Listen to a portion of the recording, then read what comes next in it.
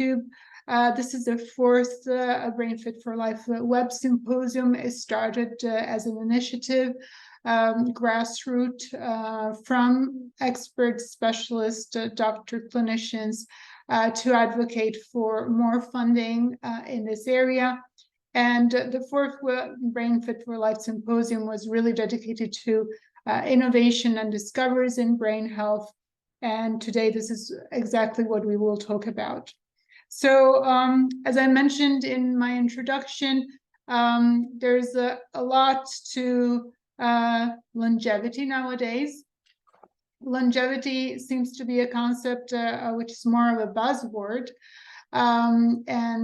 However, longevity is only worthwhile if we do have effectively capability to live a high quality of life. Indeed, there has been, based on the global health statistics, an increase in lifespan about 6 to 7 years, but this doesn't really match the quality of life. And so I'm questioning whether all this investment that is being done in the longevity research, that with the buzz come the bucks, is really looking intensively to brain health.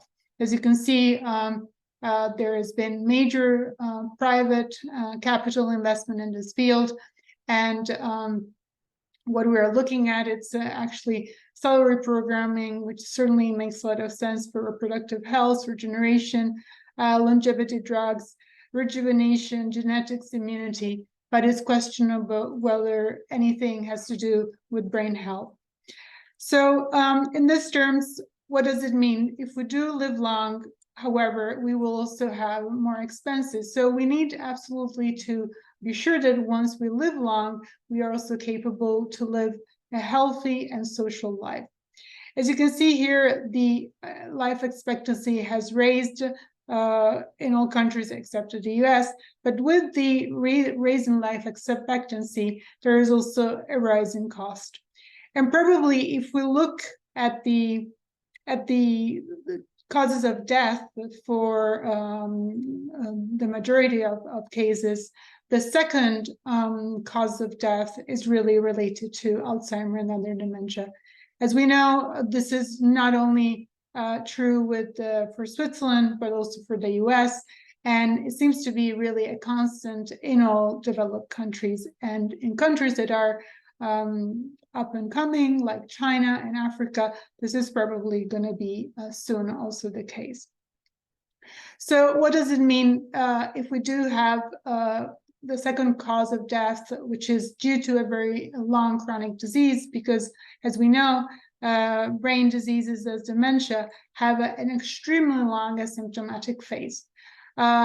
The phase in which mechanisms are ongoing is more than 20 years. And this 20 years, maybe some of those mechanisms can be reversible, but we're not able to detect them. So we really need to put a lot of emphasis on those modifiable factors in a phase where we cannot detect them, or at least ourselves in the subjective matter cannot detect it. And we need technology to help us in identifying those traits or those risk factors that can be modifiable, it can be employed in order to reverse and prevent the disease progression.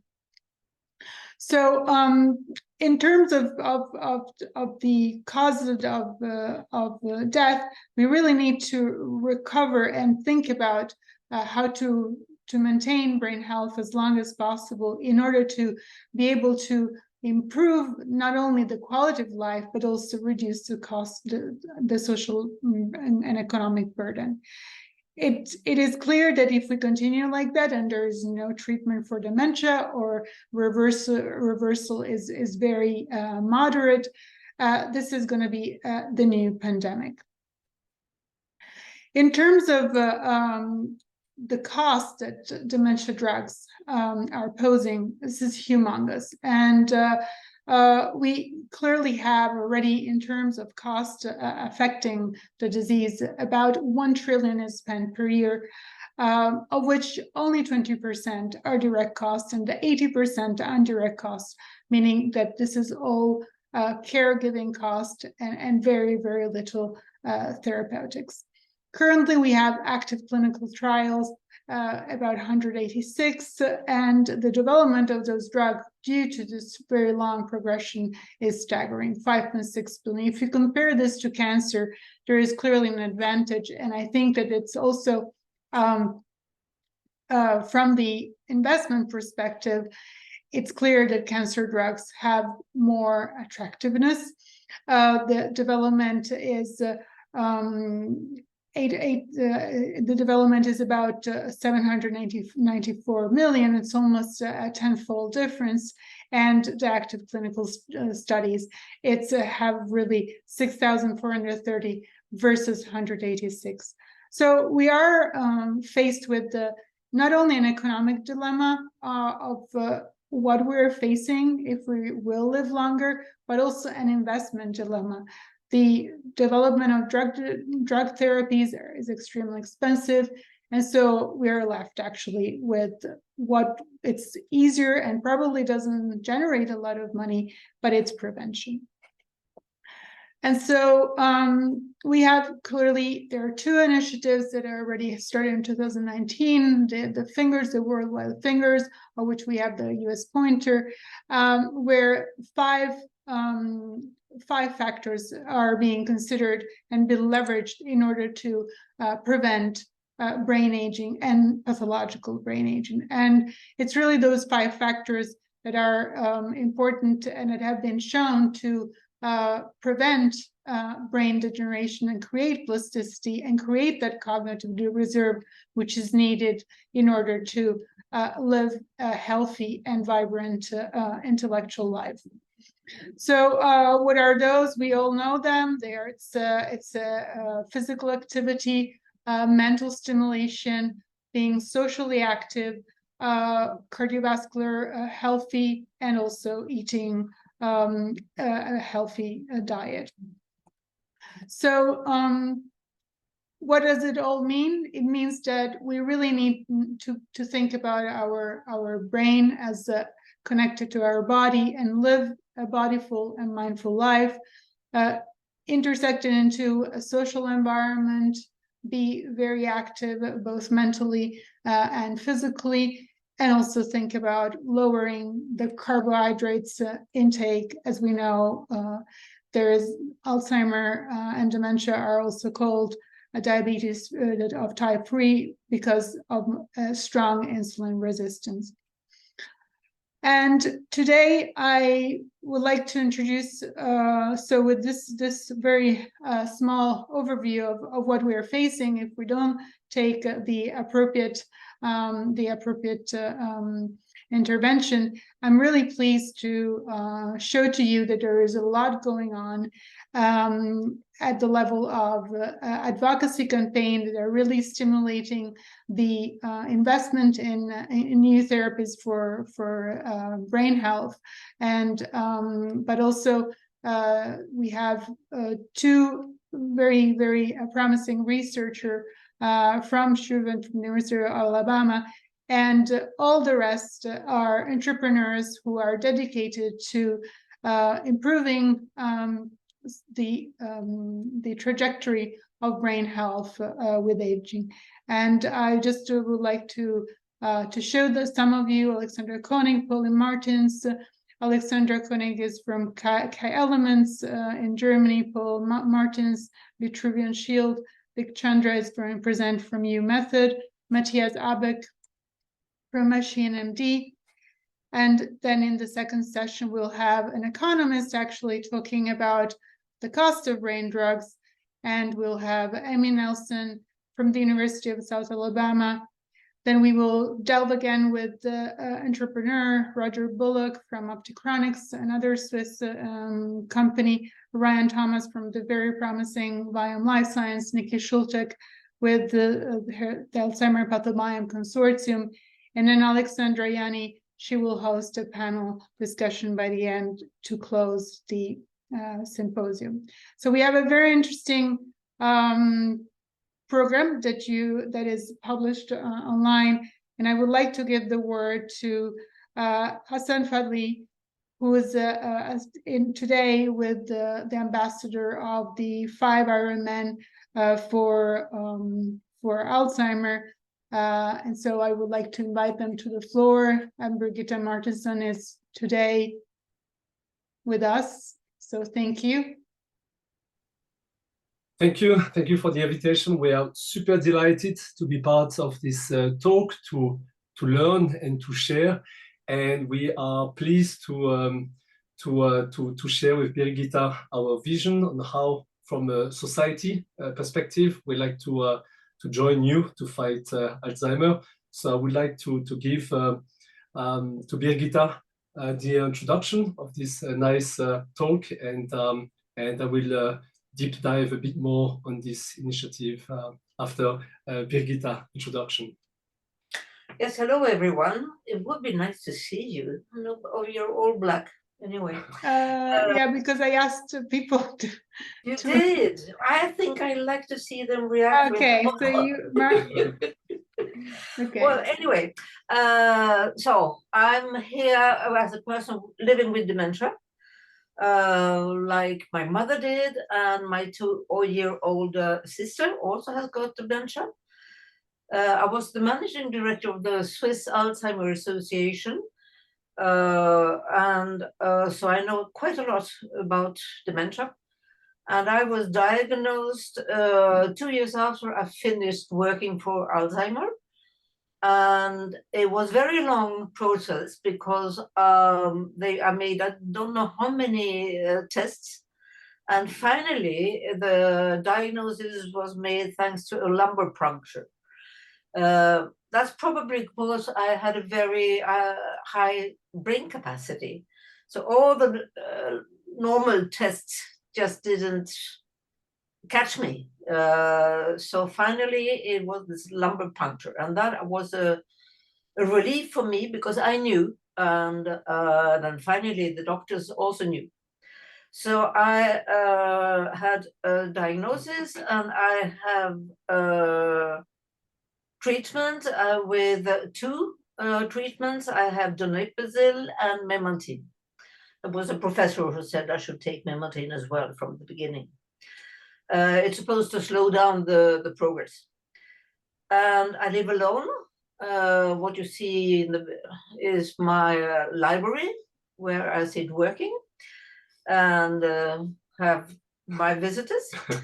And it's in the upper floor and a 6-room apartment, and I share the garden with my neighbors.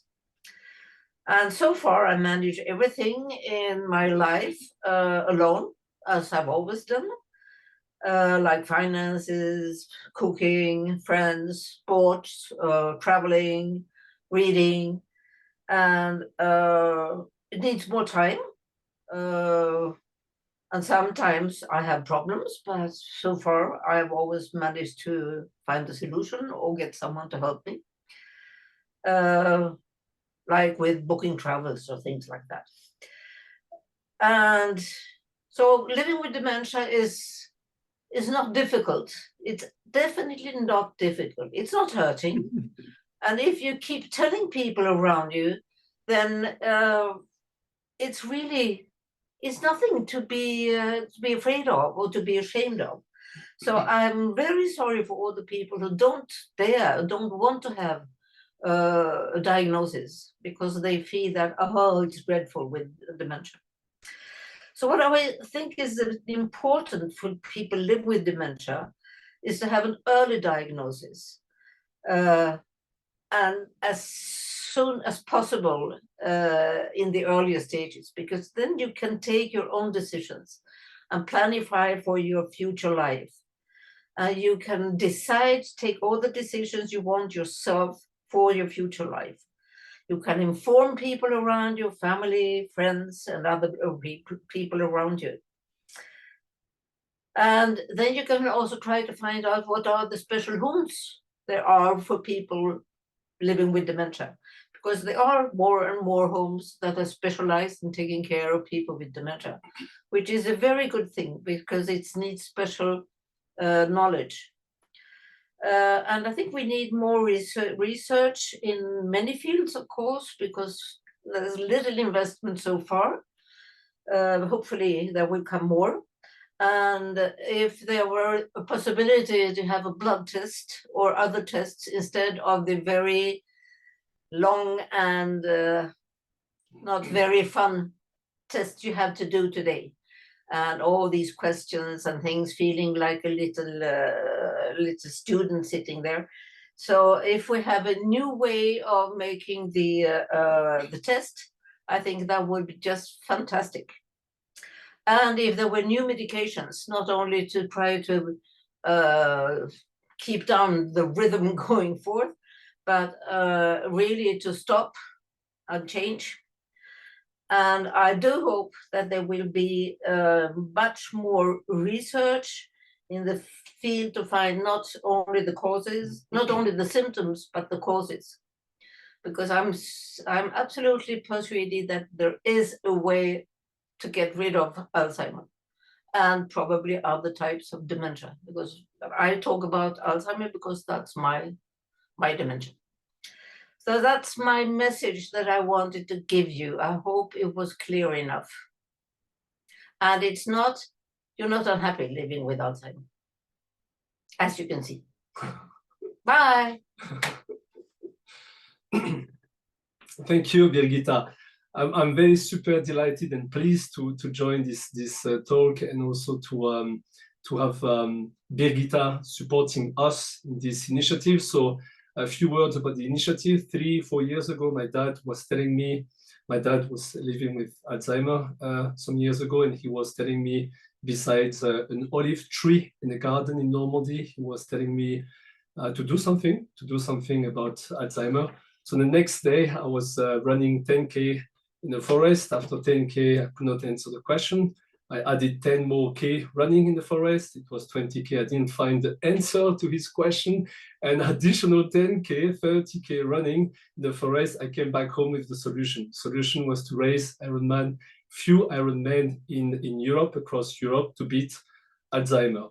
So this is the vision, the mission, 2 objectives. The first one is to raise public awareness and prevention about Alzheimer. So telling the people and meeting up the people along the 5 races in North, Central, and South Europe.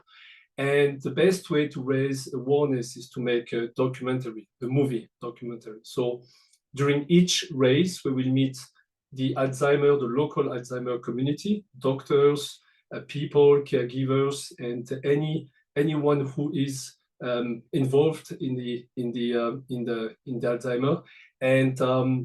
And of course, we will push the limit by crossing the finish line during each of these Ironman race. And this is the first mission, raising awareness and prevention. So we're meeting up also with the young team. We are meeting young team to raise what you have presented, Lavinia, in the first one of the first slides about the diet, the healthy life, about being stimulated, cognitive and physical exercise, obviously, with this Ironman.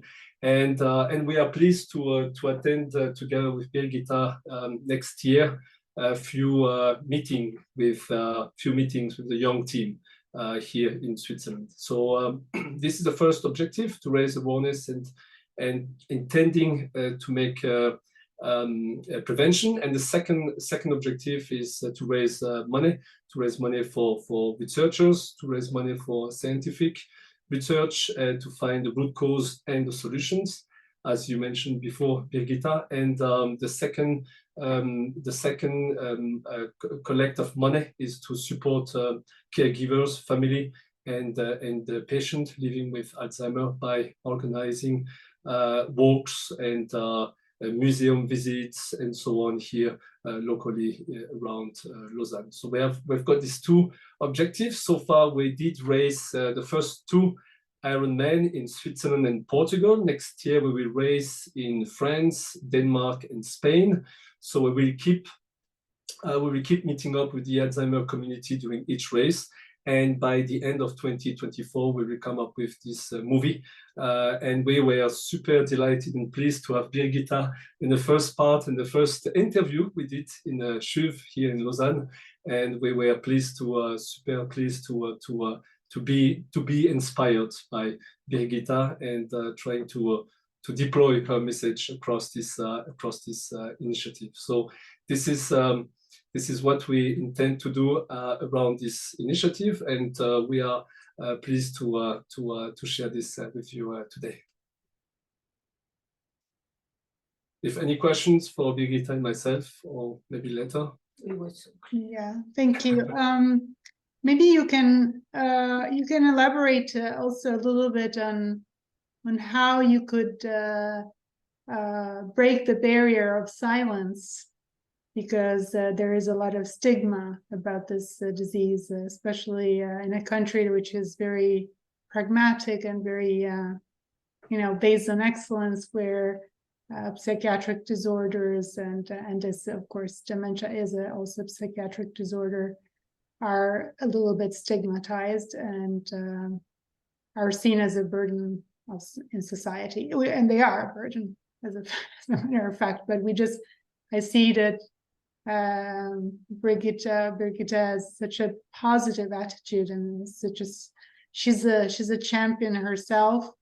But I would like you to tell us if you did find any barrier, and maybe you didn't find any barrier. How was your first feeling?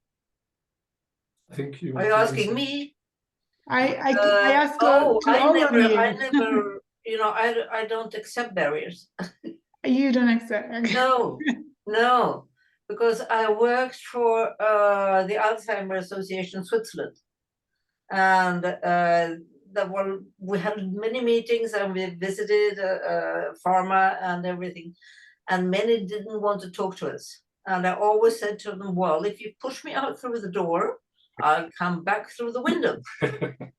So I'm not the person to hesitate. I dare to speak. I always did. And so much more when I know how useful it is, what I have to say today is perhaps the most useful I've ever had to say in my life. Because I know how many people don't dare to tell people that they have dementia. And I think that all over the world, Alzheimer's associations and doctors and the family members should try to make the person, not hide away the person, but make them want to talk about what they're living.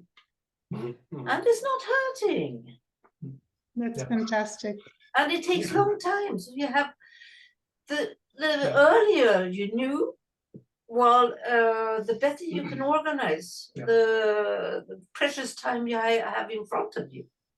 Well, your courage is incredible. I think it's really just to add, maybe from the perspective when I started this initiative, yes, it was a clear taboo about dementia, and it was the first mission to break the window, basically, and to talk as much as possible about this reality. As the statistics you presented, Lavinia, earlier, it's a clear reality, and we did face barrier. We did face barrier to collect to meet sponsorship, partnership from society, from different market sectors. We got difficulties to basically get people to support this initiative. Sexy. It's not sexy. It's not sexy. Yeah, it's not sexy. Right, yeah. So it was clearly some barrier. It was tough. It is still tough today.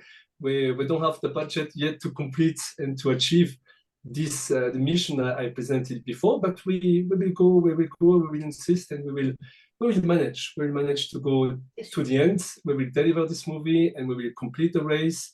And I think if we can make a very tiny step, then it will be a victory. Besides this taboo and all these barriers. Yeah. Well, fantastic. Thank you so much. And I think Manfred Rosas has a question. Yeah, to Birgitta. Birgitta, great to see you. He didn't have a lot of time to chat at Lausanne, Lausanne 10, but great to see you. Question, and to see how positive you are. Of course, I think we all know that each Alzheimer's disease or dementia can be different. Question to you, are you following a specific diet? Are you following the ketogenic diet? Is that something that helps you? No, I have not. I go on eating as I've always have, but I eat very, a lot of fish, a lot of vegetable, and I go on drinking my wine, which is, I'm sure, the best thing I can do. No, but I keep physically very active. This morning I went to the fitness and made my exercises. So no, I go on living as I did before, and I sleep dreadfully well, almost too well, because I really have to shake myself to get to wake up. No, no, nothing special, but I know I'm happy compared to other people, probably because I know so much about what dementia is.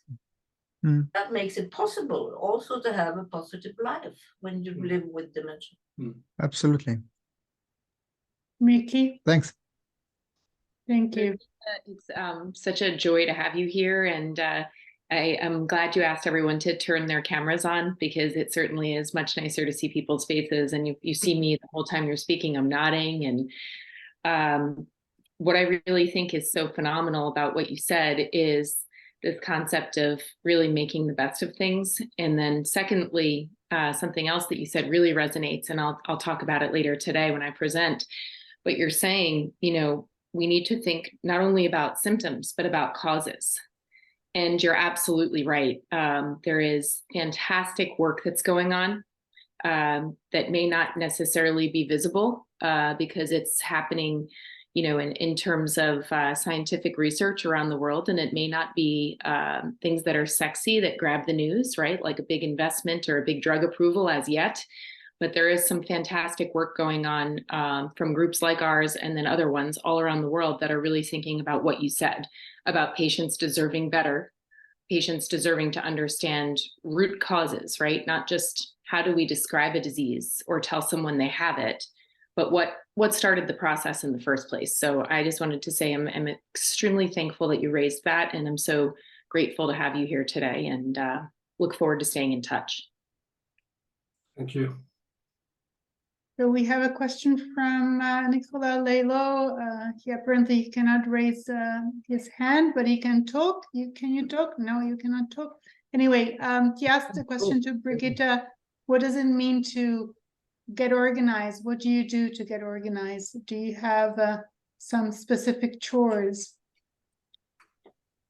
Well, I suppose I write down what I want to do and have to do, and I stick to what I've always done. I always manage my life on myself. So, so far, I don't think I feel that I may be forgetting things that I should be doing. So I'll come back in a couple of years. I will tell you how I went on. Yeah, I keep writing down more things. That's for sure. But that's about all I can say that I do, especially. Is that an answer? No. I think it is. So if you can hear me, it's because you said the earliest you know, the more you can organize. So I was just wondering about the organization, and yeah, I think it's a it's an action. Because I'm convinced that, perhaps I'm wrong, but I'm convinced that people want to decide for themselves how they're going to live in the future. And that's what I mean. The earlier you have a diagnosis, the better you can take your decisions when you know exactly what you are deciding. And you can also do things that you want to do when the time is there. like traveling, like reading, like doing a lot of things. You can learn whatever. So don't stop living. It's a sign to tell you, go on and do now what you want to do before it's too late. You could say that, anyone could say that to oneself. But when you know that you have Alzheimer and that is going to drop down slowly, then it's even more a reason for taking the decision, okay, I'll do it now. Like giving money to my nephews and nieces, and they are very happy and they can tell me, and that's lovely. Oh, that's Don't have fantastic. to wait for my death. I think that we will discuss, you gave us so many points where we can touch upon during the panel discussion. I've taken down some.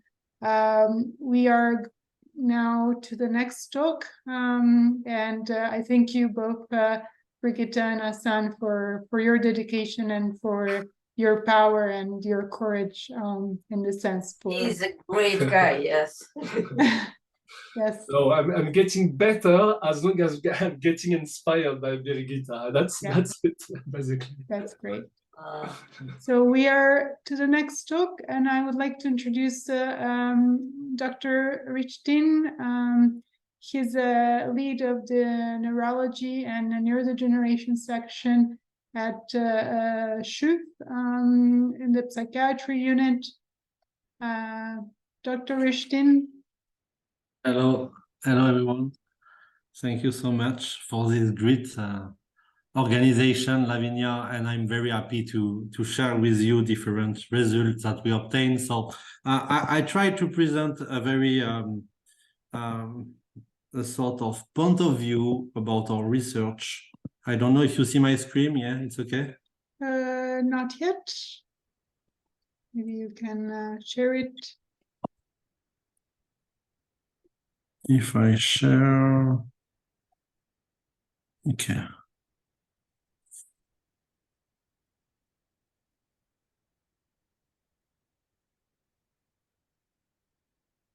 Is it okay? Mm-hmm. If you can put it in, perfect. Perfect. Okay, so thank you so much. So I'm very happy to discuss with you today, and I try to talk about brain-derived extracellular vesicle in the context of dementia and tauopathy. And I try to explain how we use different approaches to understand, but also for improve the diagnosis of these different diseases.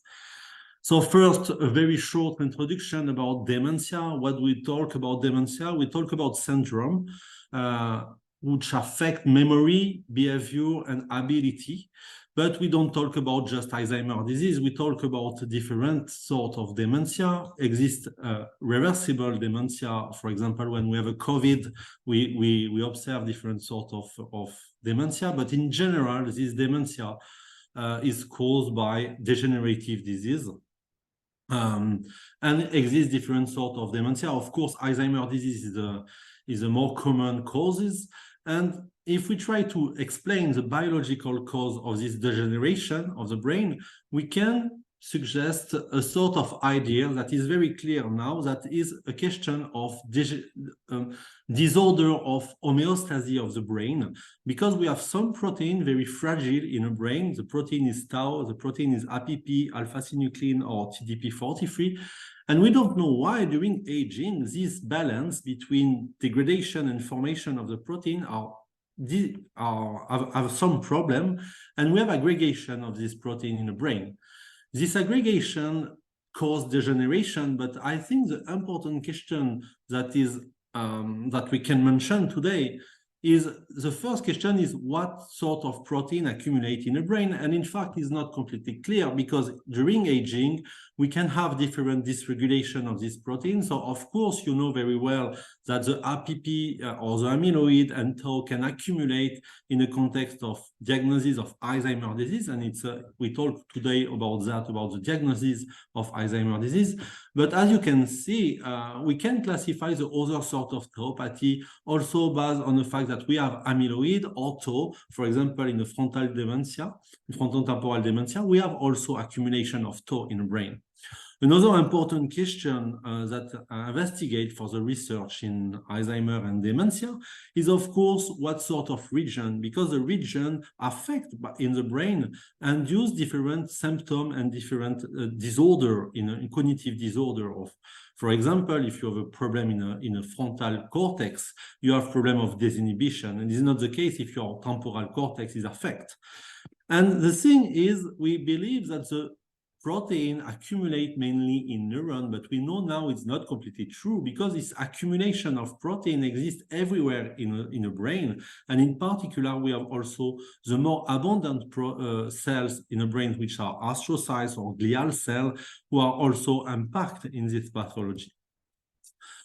A very important point also to mention today is the time and the progression of this pathology. It's a very, very low pathology, and some persons believe that the pathology started very long time before the first symptom of the pathology. And it's a very complex situation because to diagnose early this pathology is very complex.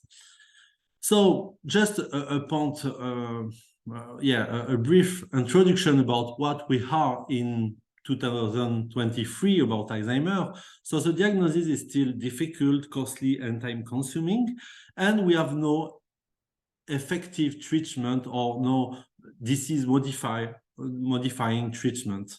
But we can consider that the page or the story changed very recently because the criteria of diagnostic change and recently, we can consider more the biological aspect of the biology that is different before, but also in US, we have also the first disease-modifying treatment for the amyloid.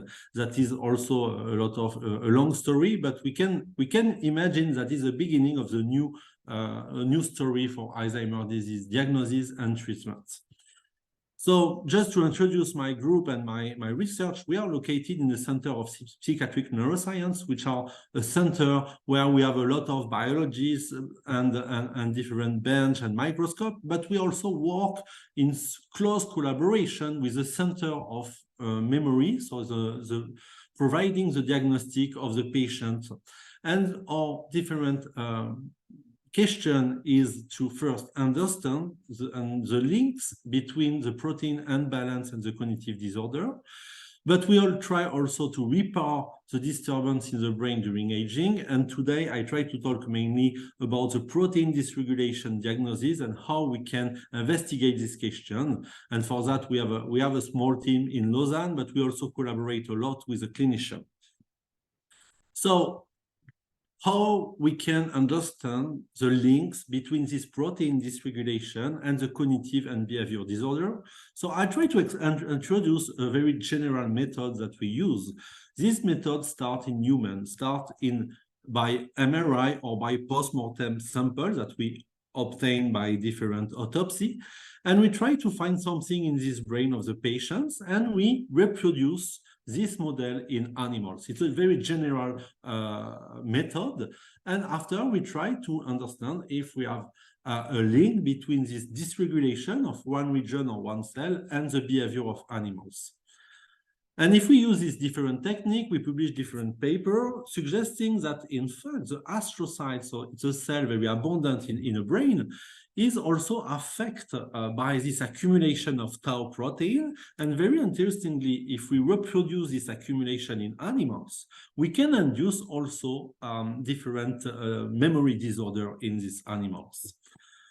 Another recent publication where we use a brain of patients with different sorts of tauopathies, so Pick's disease, PSP, or Alzheimer's disease, and we isolate in this brain a sort of the vesicle the extracellular vesicle, secreted by the brain. So in this brain, every cell can secrete different material, and in this different sort of material, we have extracellular vesicle. If we inject this vesicle in a brain of animals, you can reproduce the different pathology in the animal. And it's the first time that we reproduce the different pattern of expression of disease.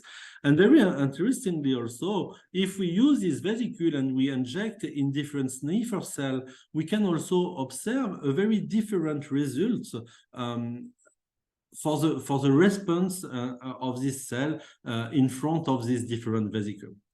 Okay, it's just a brief introduction about our research, but it's just to introduce the question of diagnosis.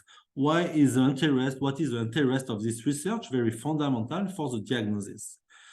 So just to explain the diagnosis, and it's very important to confront the AD research and the AD diagnosis that is completely toward opposite, but very connected. Why I say that? I say that because in AD research, we have approximately 250,000 publications to explain that we can restore the pathology, that we understand the pathology in animals model. And all these publications focus on the development of different drugs. And as you can see here, you have the different topic of the drugs, the development, which are just the topic of the AD research since the century. And in the other side, you have the diagnosis. The diagnostic is a long and winding road where we have different steps, but it's a very long process because the pathology, so the first description of the pathology is in 1910, but the first criteria of diagnosis is in 1884. Where we describe for the first time the different sort of diagnosis only by autopsy and biopsy of the patients. So of course, this diagnosis change, but take a lot of time, 27 years to have an update of this diagnosis in 2011, where we have at this stage a new description of the pathology. We talk of preclinical MCI and AD, so only 10 years ago. And very recently, we have also a new criteria for the diagnosis, and we talk about A for when you have amyloid, T when you have tau, and N when you have degeneration. So based on that, of course, we can classify the different patients, but it's always complex because sometimes you have patients where we have a symptom for the Alzheimer disease at the clinical level, but you have no all biomarker. So it's a process complex, it's a process long and implicated different steps of the diagnosis.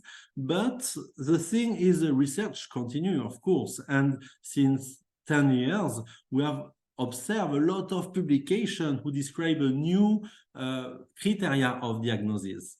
And during approximately 5 years, we observe a lot of publications who describe new letters as inflammation, neurodegeneration, vascular, alpha-synuclein, and a lot of publications propose to include these different later in the diagnosis.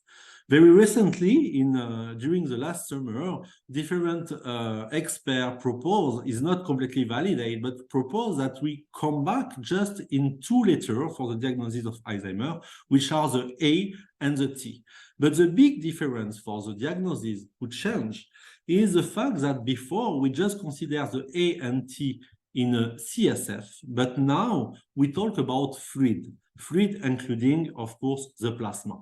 Because the research in a plasma, we can find a lot of papers who propose that we can dose these different proteins, amyloid and tau, but also other proteins like neurofilament or neurogranulin directly in a plasma.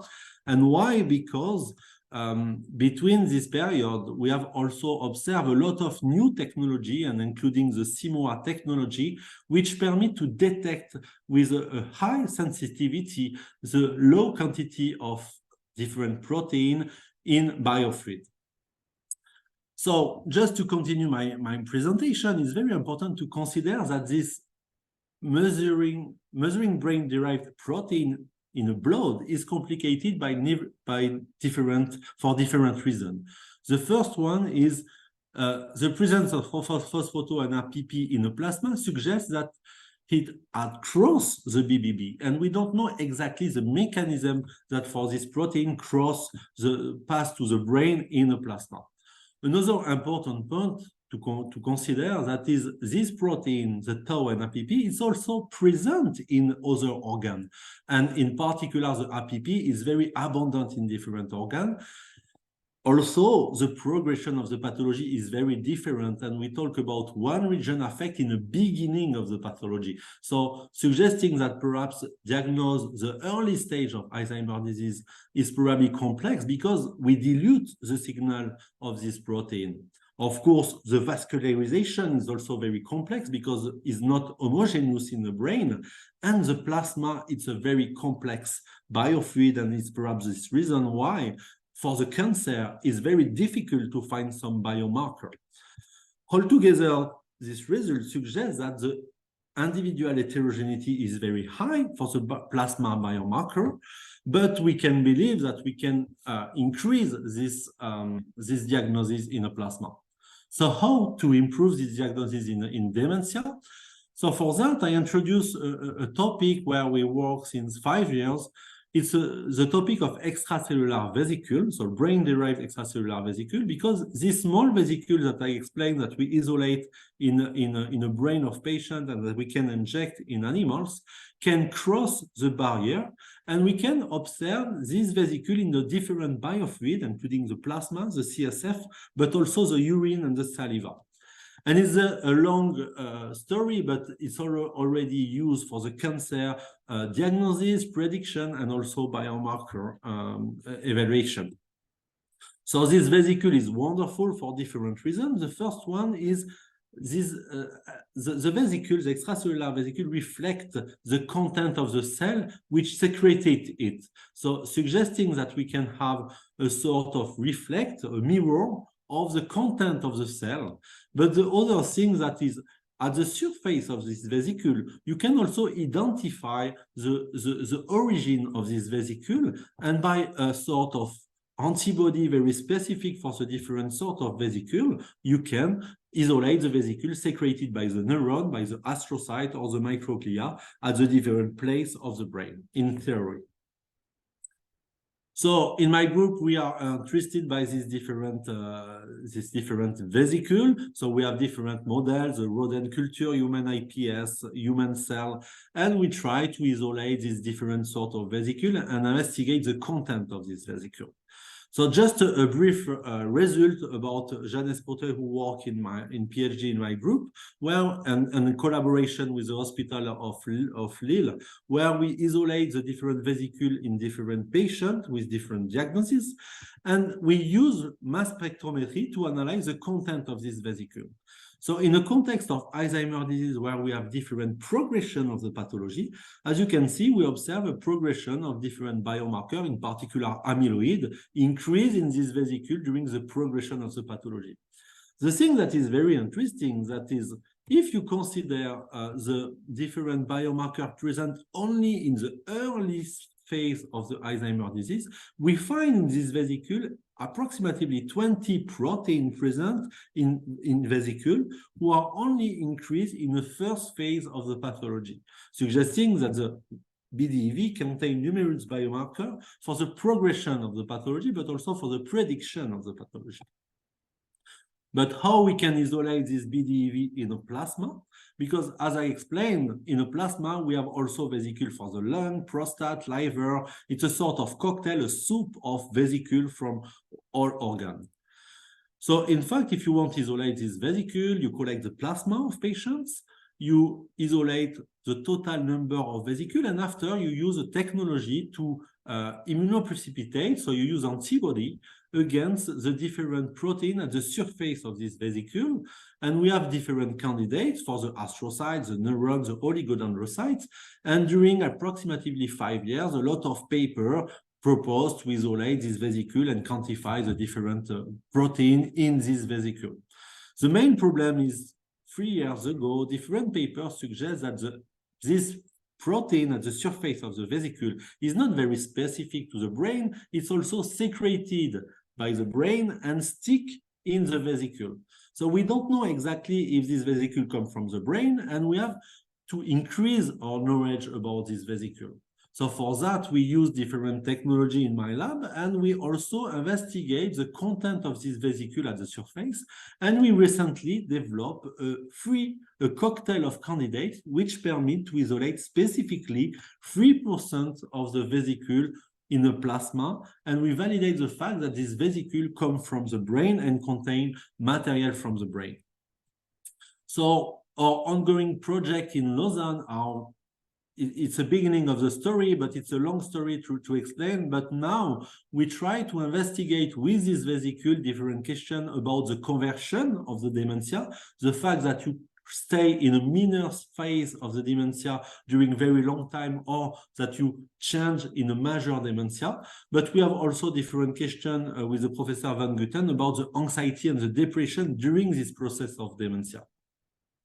But what is the future? And just to finish, because we talk about innovation, what is the future of the dementia and diagnosis? And to explain the future of the diagnosis, I won't talk about and talk about saliva, because as you know, we have different biofluid in our body. Of course, the blood is very known for Alzheimer's disease, but we have also the saliva, and the saliva is the least invasive biofluid, and it's very practical for different reasons.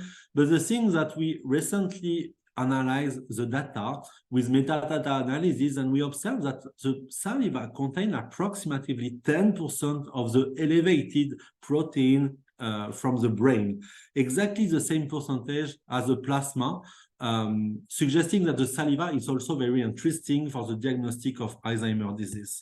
And we are not alone to think about that, because different publications recently suggest that the phosphoto and the amyloid are also increased or decreased in the saliva of patients, suggesting that we can use the saliva for the diagnosis.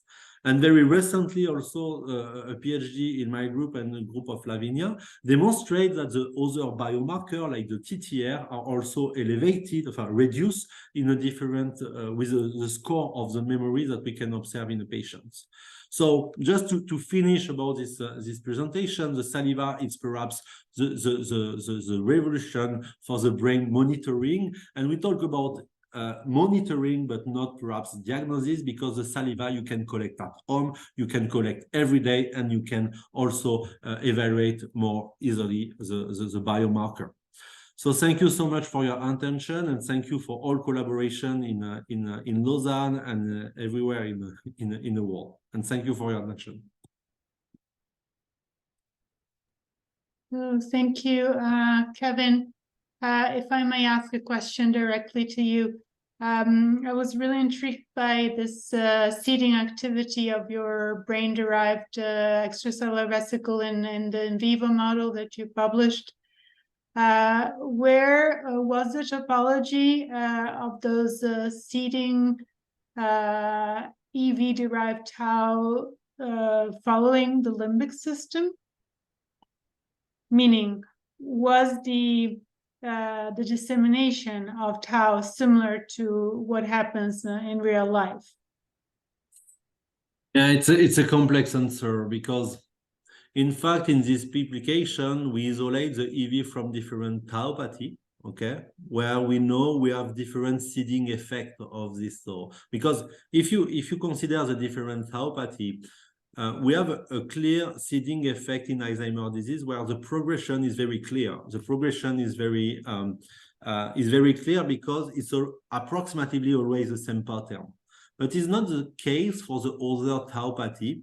For example, the PSP, where we have a lot of heterogeneity of the progression of this pathology, and it's more anarchic progression in PSP.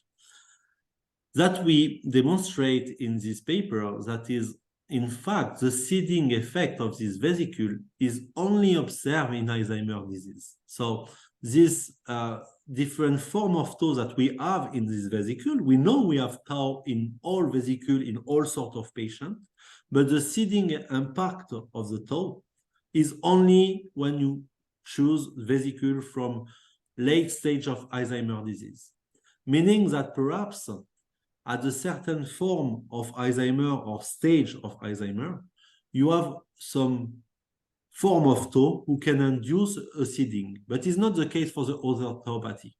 And you know, different publications suggest that also we talk about tau protein for different tauopathy, but we know that this tau protein is not the same. The conformation of the tau aggregate is completely different if we talk about FTD compared to Alzheimer. So it's perhaps the reason why we are confused about the fact that if we try to diagnose a tauopathy with a biomarker developed for Alzheimer, it's always difficult to see something because we develop biomarker, PET, tau, etc. for Alzheimer's disease mainly. If you try to use for the frontotemporal dementia, it's very complex to have a clear pattern. Or so it's so I think the question is complex, but yeah. Okay, so if you were able to extract the brain-derived EV from blood, and then they would have in the cellular, in the dish seeding activity, you would be able to say this is it's a very good question, and we have also this idea to test, but the big question is, could you isolate enough vesicule in the plasma for this sort of experiments? Because for seeding assay, the quantity of material that we use from the human brain is huge compared to the quantity. So perhaps if we have a liter and liter of plasma or saliva, we can imagine this assay, this seeding assay. But yeah, I don't know if we can have enough material for that. Sure. Okay, thank you, Kevin. It's wonderful. And we'll see each other later. I'm introducing Aleksandra Jani from Chi Elements, really promising startup or SME located in Germany, in Saarbrücken, if I'm not mistaken. Was working on speech biomarker, very, very different, but apparently has a wonderful algorithm that can pick up the changes early on speech to diagnose cognitive impairment. So thank you, Aleksandra. The floor is yours. We cannot hear you. I'm asking you to unmute.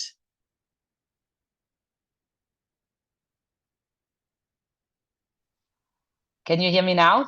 Perfect. Yes. Do you see my slides as well?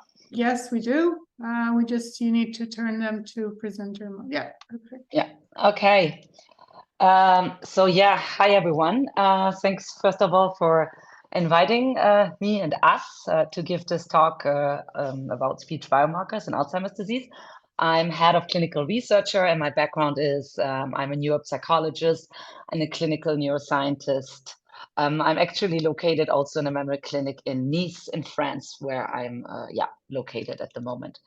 So I guess you might have seen those sort of figures that kind of show that neurodegenerative diseases such as Alzheimer's are, evolving over very long lengths of time, over 10 to 20 years. So you can see that even in preclinical phases where no apparent symptoms are present yet, things are changing in the brain, and it's evolving drastically with time. But you will say that if you want to prevent or if you want to intervene, really at that stage now in Alzheimer's research, that we know that we have to really tap into this early stages where I think maybe not necessarily just memory functions are impaired, but other probably more subtle cognitive changes are appearing.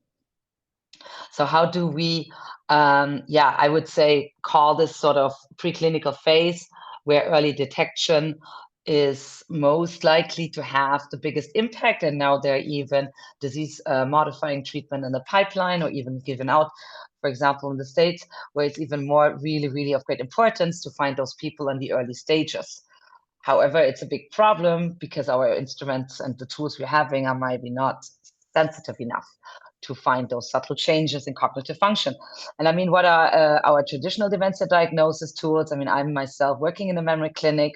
You have, you go on with a very light screener, first of all, like an MMSE, done often by a GP, or a family doctor. If he does it, it's not even safe. And then you move on to specialized tests, usually done by a neuropsychologist like me in a specific clinic. And then you go on to like more invasive testing, like brain imaging, PET, or MRI, and also you do CSF, spinal fluid tests, and blood tests also. So the early detection at now really happens in GP's office with the MMSE, or then later on. That's all we have at this stage. But as I say, when you remember the figure I showed earlier, I really would argue that the tools we're having right now in clinic are not necessarily sensitive enough. The MMSE is over 30, 40 years old, and not at all, I would say, up to date anymore. So here we come with the idea to use digital measures, since we are all day around our phone and sensors. So why not use this to detect those early symptoms? And I would say, how about using speech? So our company is a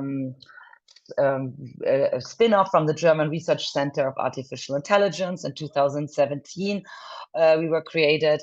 And yeah, we strongly believe that speech is a window to brain health, and it can allow us to capture a lot of different changes and deficits due to different, I would say, problems on different levels in the whole process of speech production. I mean, speech is a very complex human function, and it involves a number of organs and also body parts.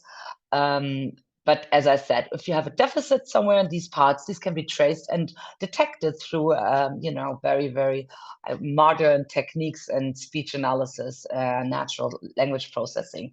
As you say, it would start always very often with the brain, where you want to produce a sentence. You have content in mind that will then also be determined your sentiment and the control of the sound. You go also through the lungs, which provides airflow to provide voice. Then there are the vocal cords that shape the sound of what you're saying, and obviously at the end also the facial muscles that modulate sound. So you can easily imagine that with all those organs and steps, there may be some diseases that are affected. And why do we believe so strongly in voice? I mean, those are the three, I would say, big arguments I can put on the table here. We can definitely measure new things.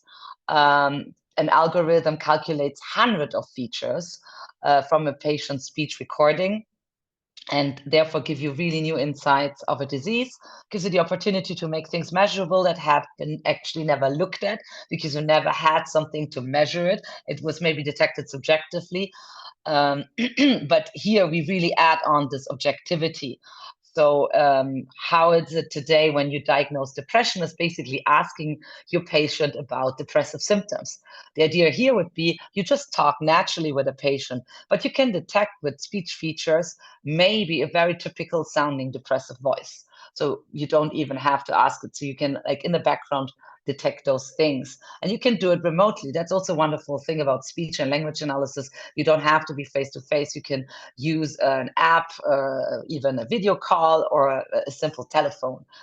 So patients don't have to travel necessarily to clinics. Remote patients can participate in trials and in research studies. So there are endless possibilities to really include patients from all over the world in research around speech.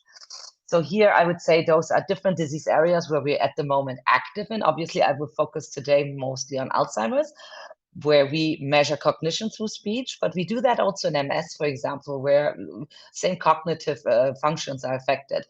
Motor functions like very present in ALS or Parkinson, we're trying to measure. We have also projects in COPD and asthma, as well as in psychiatry, where we try to detect, I would say, emotional affective states through speech, which is important in depression, schizophrenia, but also many other diseases. How does our speech biomarker pipeline work? We have a protocol that we usually define always with a clinical partner together, because it always depends on our target. If you want to measure cognition, obviously, we're using cognitive tasks that are mainly always speech-based and record them. If you want to find out about effective emotional state, we rather would go for free and open natural speech. That is much more, I would say, likely to give emotional insight. And then, here, this is an example. We're doing verbal fluency and a verbal learning test. Also, we add some free speech. This is our protocol. We collect speech through a front end. As I said, that can be an app, that can be a phone, that can be also in clinic. We have many studies where people are just recorded in clinic. The sensor is a simple microphone where the raw input comes in. We automatically cut and prepare the audio files. For certain analysis, it has to be transcribed. For this, you can use automatic transcription or manual transcription. And then you have feature extraction, so either acoustic or also semantic features. Then we calculate a biomarker. I give you more example, a concrete example how we do that now for cognition. And then, basically it's a ready-to-use speech biomarker, either with a cutoff that can inform about certain stages, or, we can also try to predict a disease stage like MCI, etc.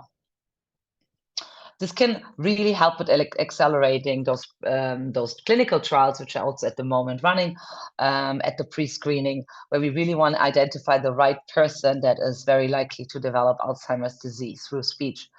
So here you see a little bit what we are extracting. That's a little overview. Like I said, I'm talking about hundreds of features, but you can basically divide it in 2 layers. There's one point really to look at what people were saying. As I said, then it's really important to have a transcript. And then on the transcript, you run analysis for linguistic features, such as word frequency. Is it frequent word use or not? Syntax, the complexity of your syntax. But you also can look at semantic features, like language coherence or sentiment. That is if you are using a lot of positive and negative words within your thing.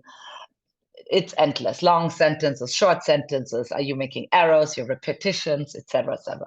But you can also look down there on the layer of features that describe how people are talk. That's really basically voice or waveforms. We call that acoustic features. That's like your pitch variability, how fast you're speaking, your fundamental frequency, the tone of your voice, etc., etc. If you're a jitter or shitter, if you have a strong voice, if you have a voice that breaks apart, etc., etc. Like I said, the task is very important. You have to pick. You can go from high to low cognitive load. Like I said, for emotional detection, I would definitely not make it a cognitive test. But if you want to measure cognition, we definitely want to induce some cognitive load or cognitive effort in the task, because otherwise it's too easy and just let somebody speak about their day to detect early signs of Alzheimer's. We found out is definitely not hard enough. So it's good to stick to some like norm tests that are usually already done, but then maybe extract additional features from the speech recordings. So you have picture description, for example, verbal fluency. I will talk about this as one of our tasks. We worked a lot on word list, etc., etc. Like I said, we have 2 front ends. We worked a lot at the beginning at studies where patients were recorded in clinic, but then moved on when the COVID happened. A lot of studies stopped, but we had our phone-based assessment already set up, and that was so convenient because that was one of the only studies that could continue to run because it was phone-based, and nobody thought at this initially at the beginning that something like COVID would happen. But we have also an app, so there is also now the possibility to do a self-administered recording protocol. There are definitely different possibilities we offer according also to the study design and also what the patient group is. If patients are too, I would say, not tech savvy, we would not go for an app, but more like the phone. Or like I said, it can also always be the simple recording in the clinic. We are active right now in 6 languages out of the box, but we are also now working on extending this into other languages. But on the left, you see all the language we are right now running studies and working in. And those, again, are the different domains we are tackling in. And I would definitely focus now on the cognition part, because that's, I would say, the most important for Alzheimer's disease. So what we did here is we're measuring cognition through recording of two very important, I would say very, very common cognitive tests you do in clinics, the semantic verbal fluency and the verbal learning test. Semantic verbal fluency is tell me as many animals you can think of in 1 minute, or an item that belongs to one category. So instead of just counting the amount of animals correctly said, what is usually done, we can look at the clustering and switching of the words, semantically related, and the production strategy in general through the temporal aspects. How fast am I saying words together? Then you do a break. Often it's when you look for another semantic category. And on the verbal learning test, that's a very simple, test where you have 16 or 10 or 15 words heard, and you have to remember them. And then you have 3 recall sessions where you always 3 to 4 recalls, and then a delayed recall where you have to learn usually over time those words. So you can look at learning slopes, you can look at the arrows, and also the primacy and recency effects you have in those tests. All those things you don't really usually do in the classical scoring scenario. So here, for example, you have a visualization of a semantic verbal fluency task. The person was saying cat, mouse, dog, rat, beaver. And then you can see like there's a break, and usually that's where a new semantic cluster opens. That's an executive functioning, I would say, moment. So instead of, again, just having one score, we have the whole transcript. You can see the temporal information. You can see, so those clustering and switching, we call that when cat, dog, mouse is one cluster. Obviously, they're kind of semantically related. And then up there, you have also the automatic measure of word frequency. So that is if this is a word that is very highly frequent in one given language, like cat and dog, highly frequent compared to leopard or cheetah, for example. Yeah, so instead of just one score, again, you get many more scores. So in total now, we all combine that into one composite score, and that composite score is based on 85 features from both tasks. So 55 come from the semantic verbal fluency and 30 from the verbal learning test. So you have one composite score now, or you can also break it down into 3 subdomain scores of cognition, mainly executive functioning. As I said, there's this clustering and switching that is very highly executive. And then you have also memory component, obviously, in there, and then processing speed. But all temporal aspects, how fast am I answering to those tests, is related to processing speed. So this has been anchored with other measures. I'll show you that later. But that's how we came up with this speech biomarker for cognition. So again, you can see it now. Up there, there's a global score that can be broken down into 3 subdomain scores, which has been anchored by other tests that we looked at in, like some of the trail making, for example, it's a processing speed test. We're highly correlating with our features that are related to how fast you're saying things, as I said. Then you have the executive features that were also correlated with STROOP, that's an executive function test, and the same for the memory part. And so I would say that sums up, instead of doing an hour and a half or 2 hour long neuropsych assessment, you do something that is around 10, I would say now we're around 10-minute phone-based automated assessment, so which could be very nicely done upfront as frontline screening before people come into the clinic. Not saying that the long assessment is not necessarily important to be done at one point, but maybe this can be done upfront before the person comes in. So here are some validation data. I show we have 3 cohorts in where we, really validated the speech biomarker. A Dutch cohort, an age 70, it's a birth cohort in Sweden, and SPEAK was a study in the UK. So we have also 3 languages here, and different patient groups as well. And you can see on the left side now the distribution of the speech biomarker score in the Dutch cohort. The Dutch cohort was really, we had subjective memory complainers, MCI, and not that many severe, but it was a longitudinal study that is ongoing here. And compared to MMSE, which is a global cognitive test, and the CDR sum of boxes, which is another, I would say, assessment tool, you can see that our distribution is very nicely kind of showing some I mean, there's always a bit overlap, but you see also the overlap a lot in the other two tools. But I would say we're kind of quite satisfied with this result. It shows that we can a little bit, I mean, I show other figures after, distinguish between those groups just based on the speech biomarkers. Here, even better. This is the age 70 cohort with over, I think, 600 participants in there. And it's a birth cohort. So most of those people are healthy and normal. There are not that many with cognitive decline. So you understand completely why there's a lot of overlap in MSE and CDR because the groups are very similar, but we should see on the left side in our speech biomarker a much, I would say, stronger differentiation. So to say we might be more sensitive with our speech biomarker to distinguish between healthy controls and MCI patients. Here again, another visualization between those three groups in the Dutch cohort again, just based on the speech biomarker. And here we correlated with other anchor measures like the MoCA, which I consider is a bit of a better test than the MMSE. It's not that good either, but anyways, we found a decent correlation here. But even also better, the PAC5 is really a measurement that is used in clinical trials.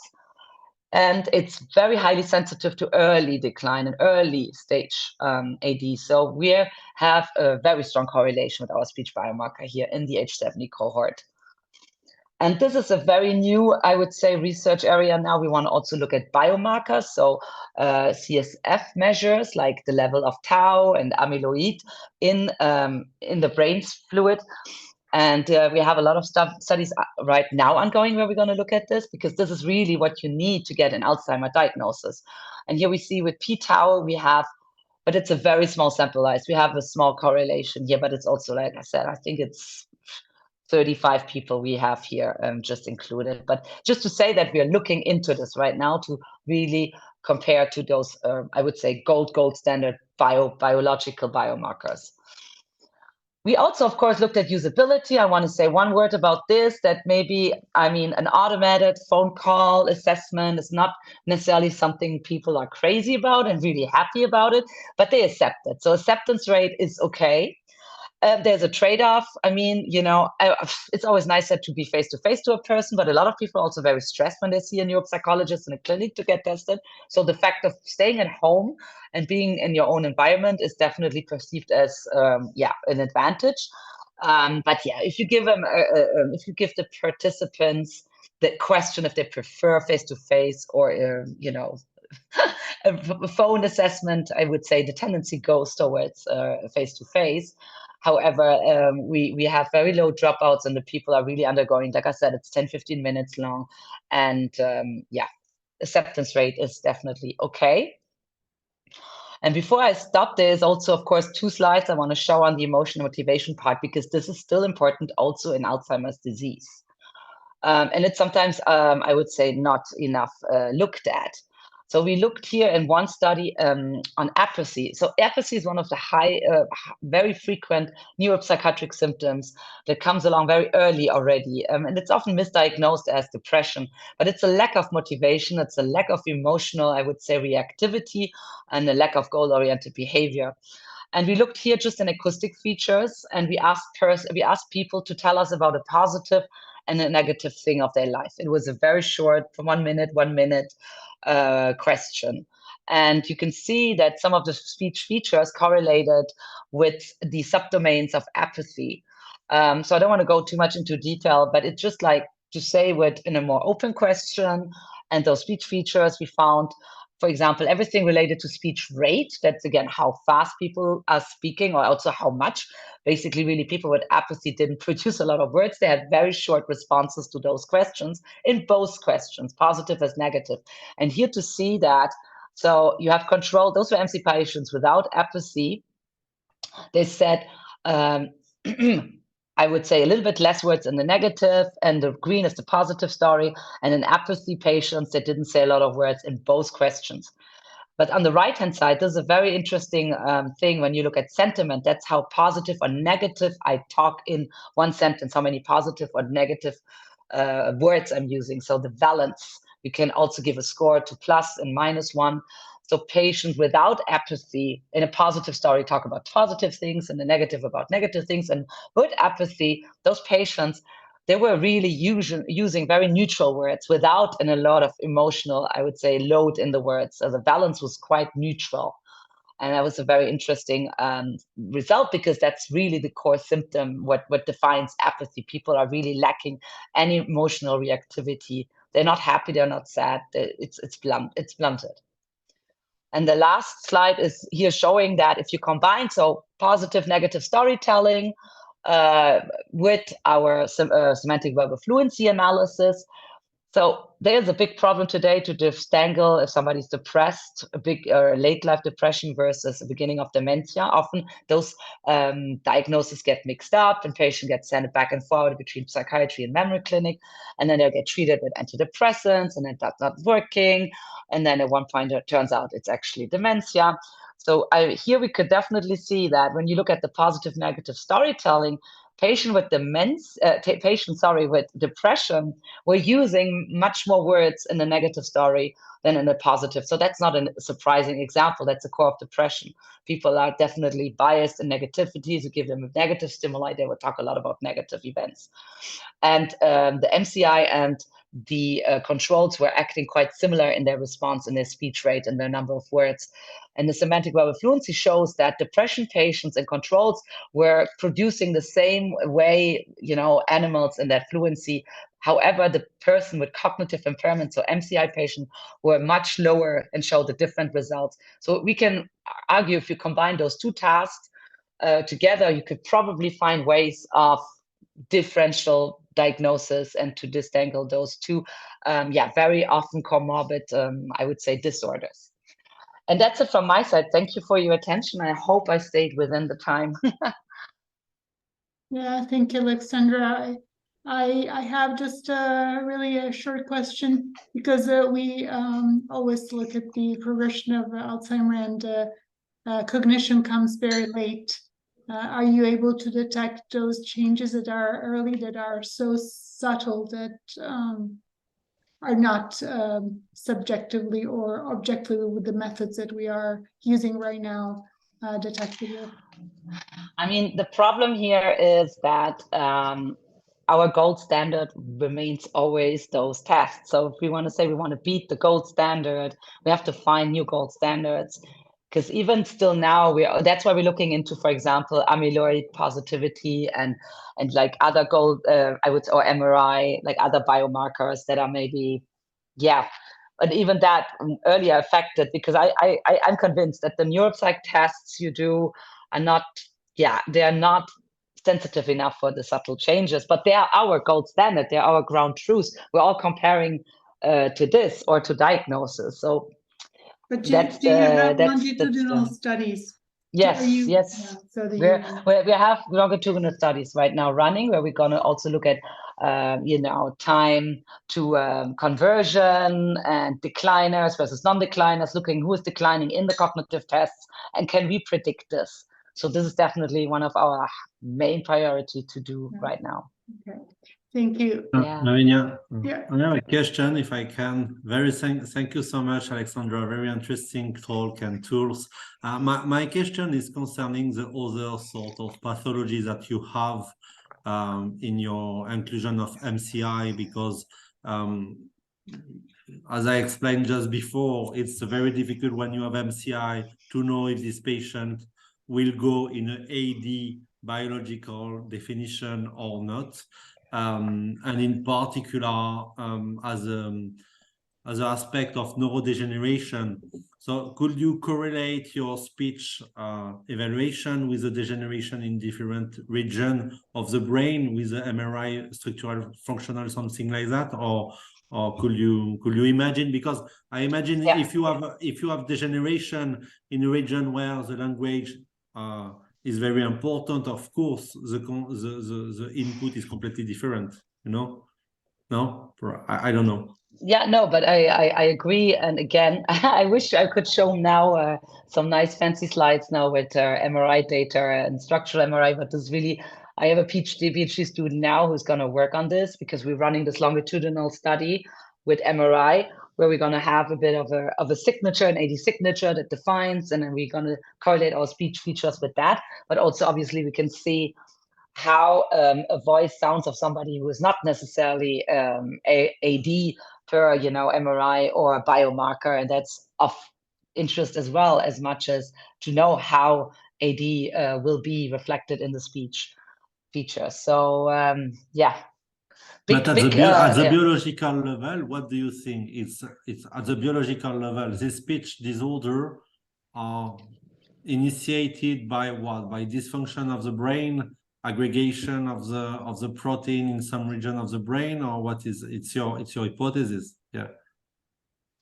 Yeah, I mean, okay. I would definitely say that it's of cognitive nature. It's the whole concept behind cognitive testing. Just that I think we push it a bit further. We go into more fine-grained analysis and variables that you can extract from a cognitive task being recorded. But yeah, I would say. I'm sorry, we're really have to respect the time. Thank you. I'm sure that thank you. More people can write to you. Yes, exactly. Everybody can reach out. Would be my pleasure. Okay. Thank you all. So much. Bye. I am sorry. Also, I got to go. I have to pick up my son. Bye. It's fantastic. Yeah. So we move to the next talk from Paulo Martins of Vitruvian Health, clinical trial management with their DAS platform, and they are located in Lausanne. Hi everyone, can you hear me? Hello everyone, can you hear me? Yes, yes. Very well. Okay, thanks. This is an honor to be here today among all these specialists. So I'm the founder and CEO of Vitruvian Shield. We are based in Biopol in Lausanne, Epalange, and also since May in Portugal. We develop a e-health platform or digital health platform as a service for medical research, and we partner with Analog Devices and Microsoft Azure.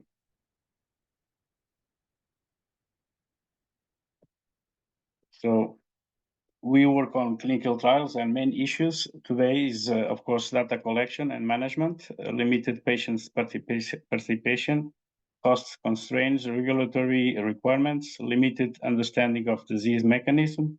70% of potential participants live more than 2 hours away from a study center.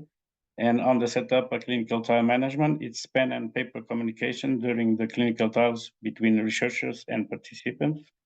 And it requires several different tools that are too complicated for new doctors and researchers to learn all of them. So Vitruvian Shield is all in one platform. If we check the historic of clinical trials, we see that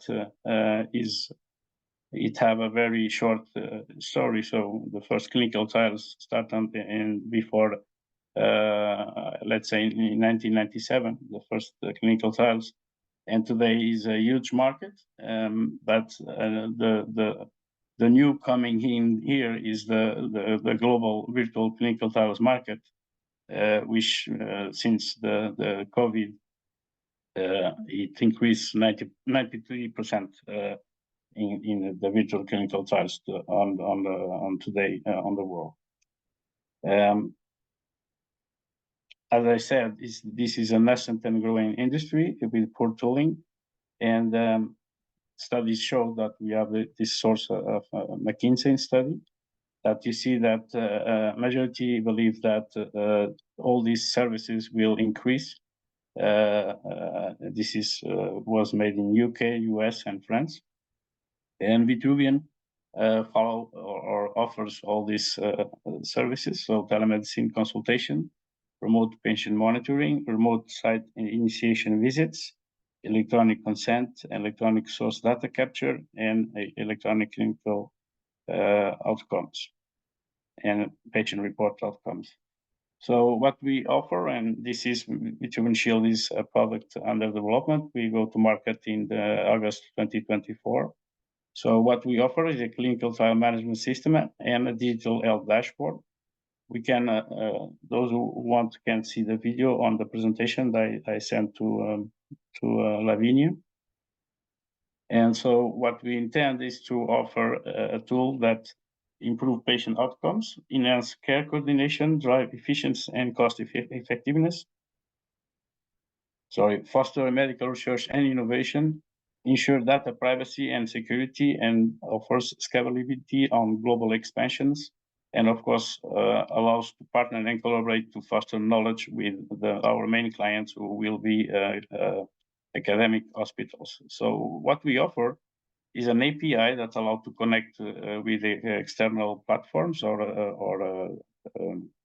databases, a web app, a mobile app, and the whole connected with a smartwatch fully developed by Analog Devices, which is our hardware partner. So we want to offer the best tool to cover the almost entire spectrum of clinical trials, since the fully decentralized to fully centralized. Of course, depending on pathologies, we cannot cover all the spectrum. But we want to, in a few words, we want to digitalize all the process that we have today for a clinical trial, and put give the possibility to make clinical trials with people at home, especially with elderly people and chronic population. And as you can see, our main objective or use cases is remote patient monitoring, decentralized clinical trials, and chronic disease data collection. We want to help or to offer the tool to develop and implement AI models. And our main partners, our main clients, first clients, will be worldwide university hospitals. And that is the best way to connect them, and to also work with new hardware that they also develop on different startups, on different medtech centers that we also are on and connecting now. So our customer segments, you can see here which ones are. And of course, what we want is to connect worldwide prestigious university hospitals and research institutions. And we have a specific and unique business model to do that.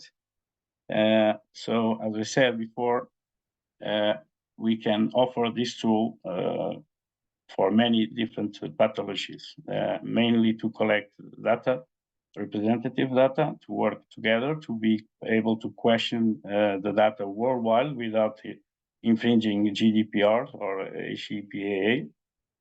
And especially when the academic institutions have developed AI models, we implement on the next version, and we pay royalties to this academic institution. So it's a win-win partnership that we intend to create. And of course, this is about TOT and hardware and hardware, yes.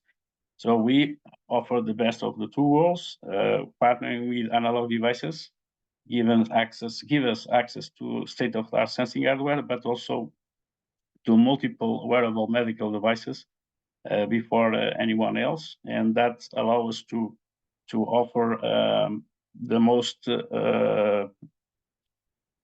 optimal data collection with different devices that we will implement on the next months and years.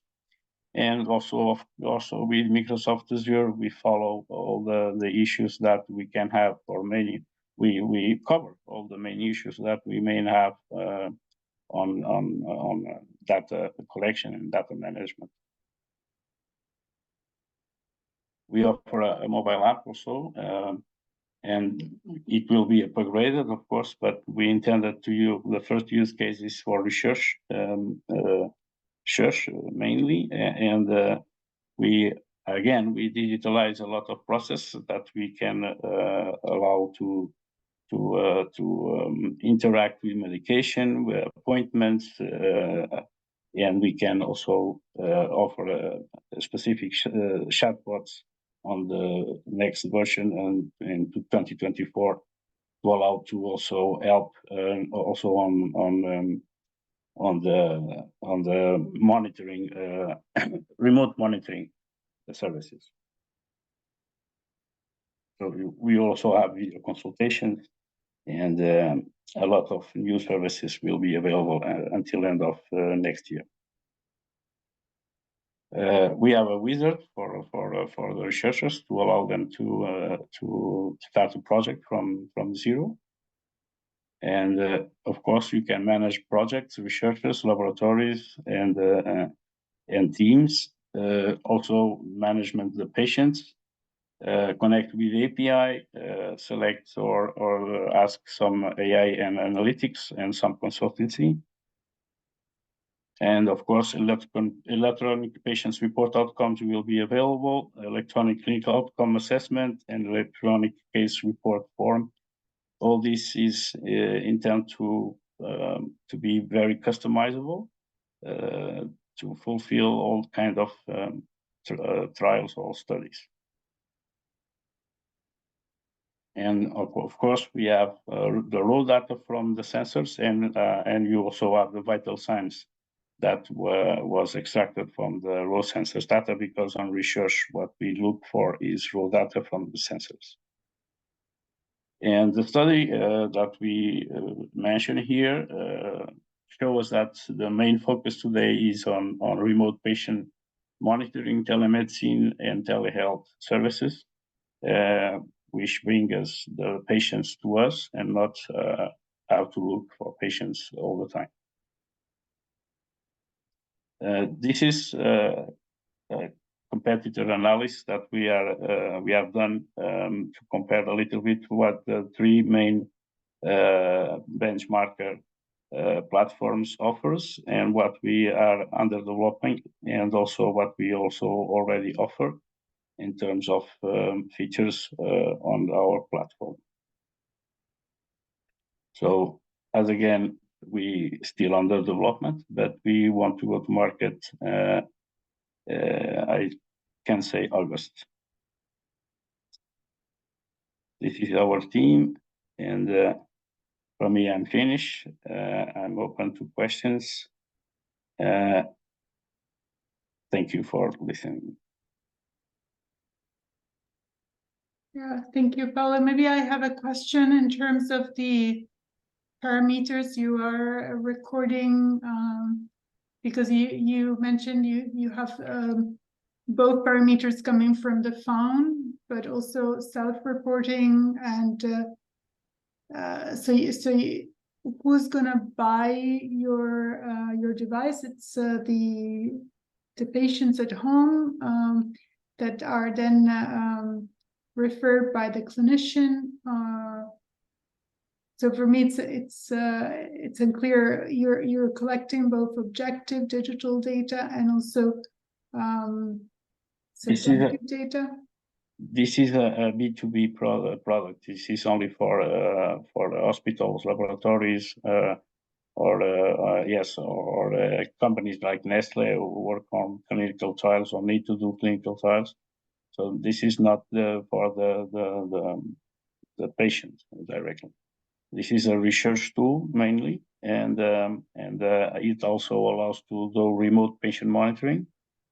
So this is what who gonna use it first is academic, university hospitals and laboratories and companies like Nestle and others that need to collect data and do clinical trials. Okay. And for neural, our first pathology that we're collecting data is epilepsy, because we have electrodermal activity. And the idea is to add new other devices and do clinical trials or decentralized clinical trials with different devices worldwide, that we can input more data, especially for focalized epileptic seizures or another type of very difficult seizures or events that are very hard to detect. So the idea is to collect more and more data and use this data and allow to a university worldwide to question this data without having access to this data also. I see. So from what I understand, you also tailor the metrics that you're collecting depending on the type of pathology that is basically addressed during the clinical trial. Well, we have 5 sensors. So we have electrocardiogram for spot measurements or for spot ECG measurements. We have a photoplethysmogram with 4 LEDs. So it is what we have on any Apple Watch or Garmin watch is optical sensors. But the difference is that we have 4 different LEDs with frequencies measurements until 500 measurements per second. And an Apple Watch is 50 measurements per second, just to give you an idea. And we have electrodermal activity, we have an accelerometer, we have a thermistor, and with a PPG, we have 2 photodiodes. That means that we can collect both twice or 4 times more optical signs than any other device in the world. But the idea is to input more medical devices and others that are still under development, and use the platform also to test them and to collect data that can be useful. Also, our API allows to connect with existing platforms so that the hospitals have their platform. If they can input or want to input more data on their platform, they just have to connect with our API and do that. I see. So from what I understand, you also sell currently the hardware, the watch. No, our product is the platform, is the software. The device is fully developed by Analog Devices, which is our partner. And this is what we want is to continue with Analog Devices and also to embrace new wearable devices that are going to the market, but only medical devices, not gadgets, because gadgets you have a lot in the market. So, and the idea is to also able to add other tools to also add the RIM, and other types of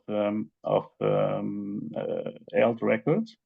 But right now we are focused on the epilepsy, the first disease that we are focused on, but not only because the idea is to offer the tool to with not only the tool but also the study and the European financial or funds application to do that, and we can do that for different more than thousands of universities that we can contact at the same time and offer the tool, the package.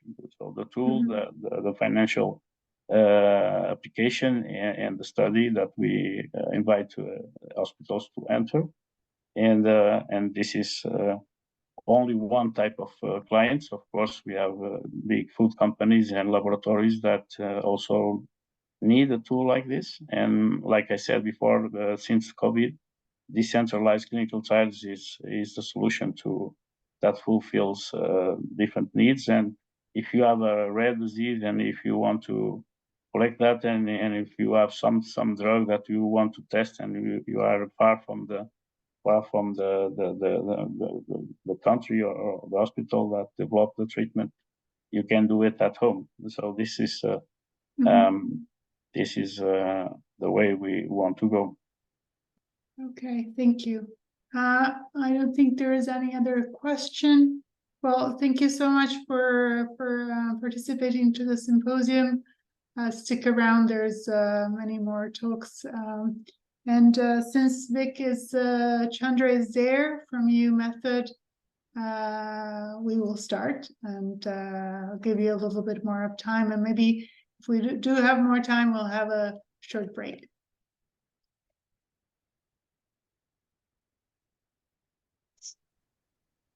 All right, Lavinia, thank you so much. And thank you so much for the opportunity to participate in your event today.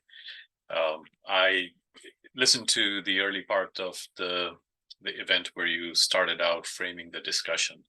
And I think you laid out the reality of the status of cognitive decline and its care very well.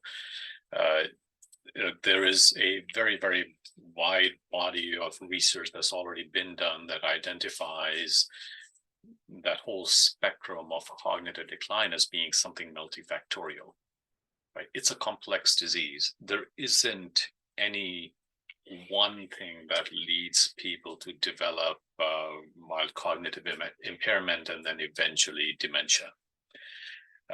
And the world of research that's out there, there's thousands upon thousands of papers, lots and lots of books, and obviously there are lots of practitioners, providers, doctors, whatever terms appropriate. They recognize that the cognitive decline and eventual development of dementia isn't something that happens in a week. It's a 15, 20-year process where multiple treatable causes over time eventually lead to an individual becoming symptomatic. And frankly, by the time an individual is symptomatic, it's a bit late. Neurodegeneration has progressed to a point where the brain is no longer able to adapt to that level of neurodegeneration. So it's become extremely, extremely important to identify these treatable causes, catch them early, ideally in patients that are pre-symptomatic, and be able to address them simultaneously. So the knowledge to do so is already out there. But the reality is that it simply doesn't get practice in the clinic. Patients simply don't receive the care that they need so that the treatable causes can be addressed. On this chart, I just show some of the treatable causes that we look at UMethod, and I'll take you through what we do here at UMethod. But we look at significantly more causes than this, and we exist to help the patients get the necessary care for all of their treatable causes simultaneously.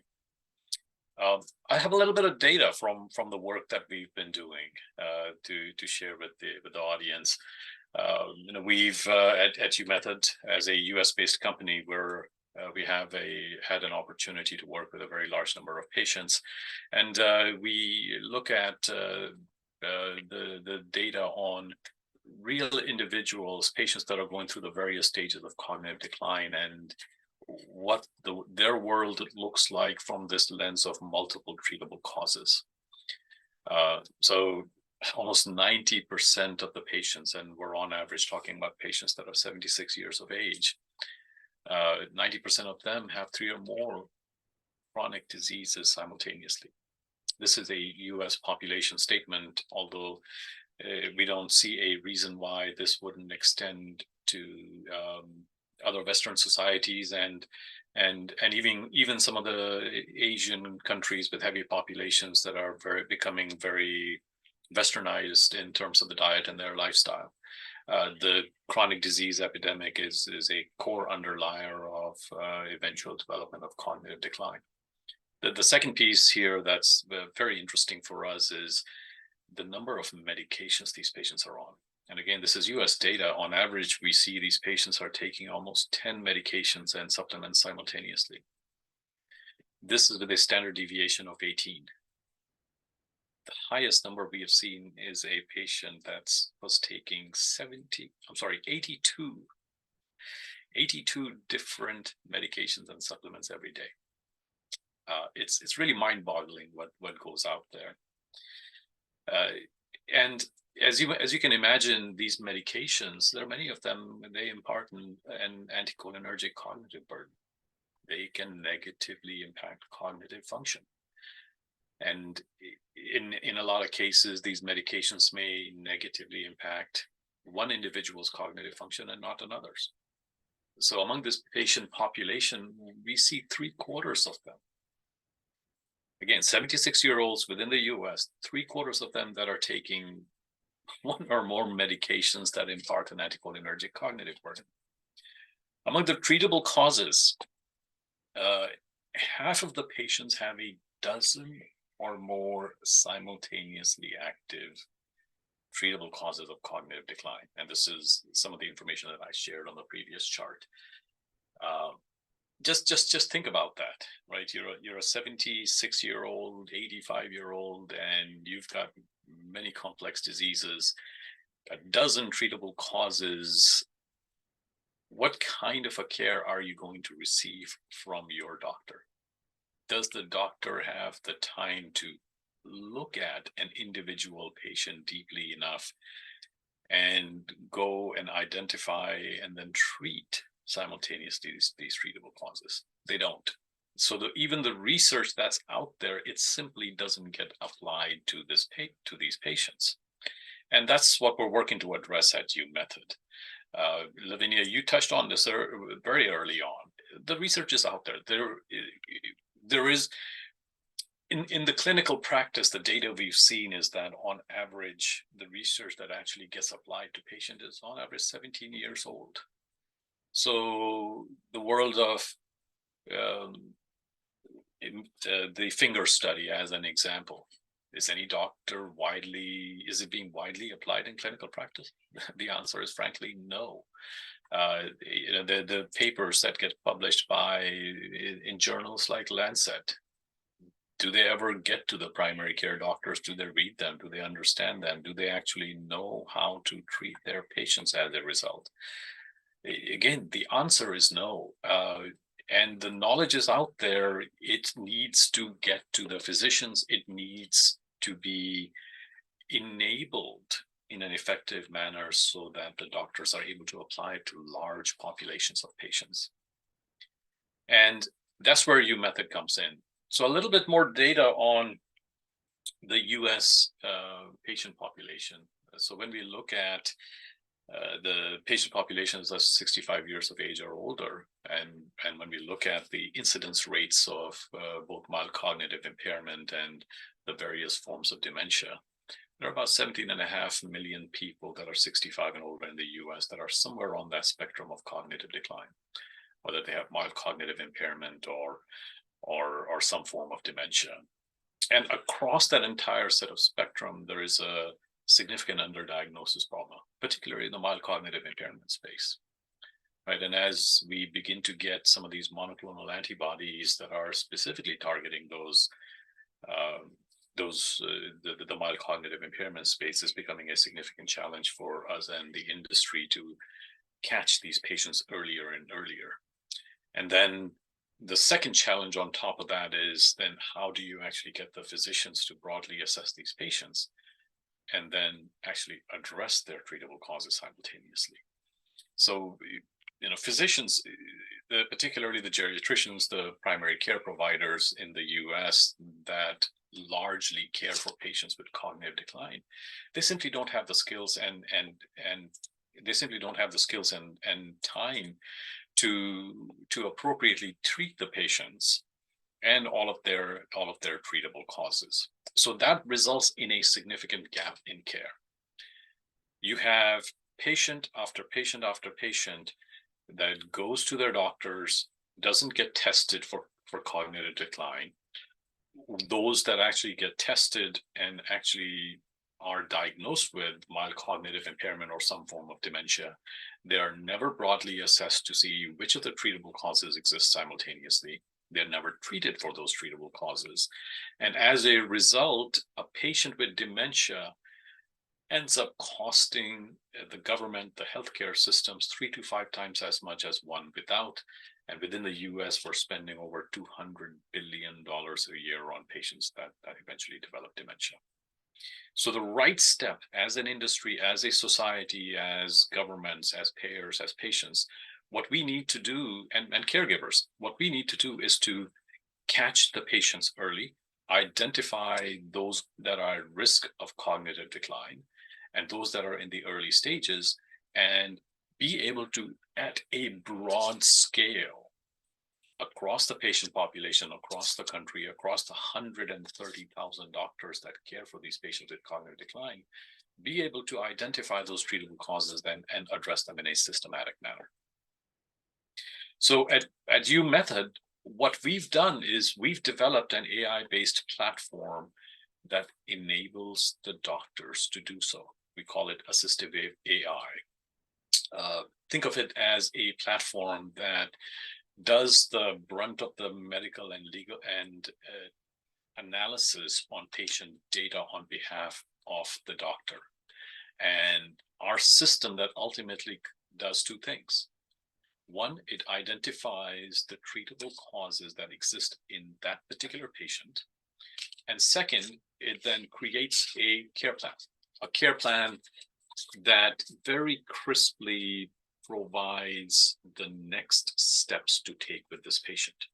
And a care plan would include everything from additional diagnostics to run, medications to add, medications to stop, medications to change, what their supplements and nutritional gaps that they must address, what their lifestyle and diet should look like.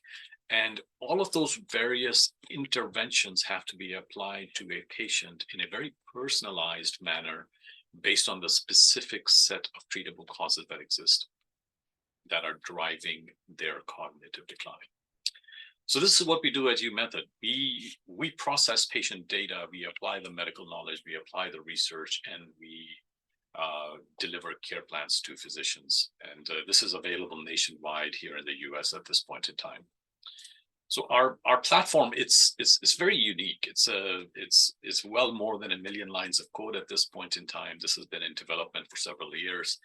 And the platform is designed to address a very diverse set of medical information on patients.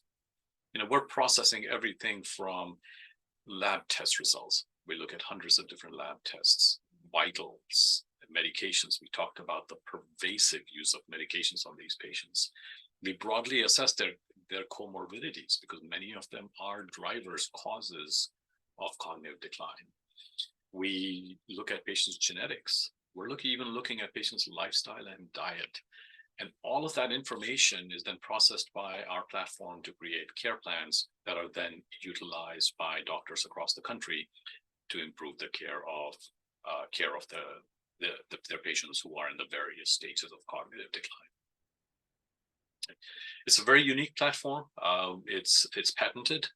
We've already received 2 patents on it. 2 more are pending, and we're continuing to file more patents as we move forward. I'll touch on one brief aspect of it, that's of the platform that's not very tied to cognitive decline, in that this is a platform for chronic diseases. So as a company, we'll be expanding to address and improve care of other chronic diseases as well. So the platform, the way it gets applied to patients that are going through cognitive decline, it's the actual product is built around a panel of blood tests. So the panel of blood tests is available through leading laboratories within the US. So companies such as Quest Diagnostics, Bath Group, and several other laboratories have this panel inside their ordering system. And the panel is designed to do 2 things. It's first helps us identify the treatable causes that are active in this particular patient.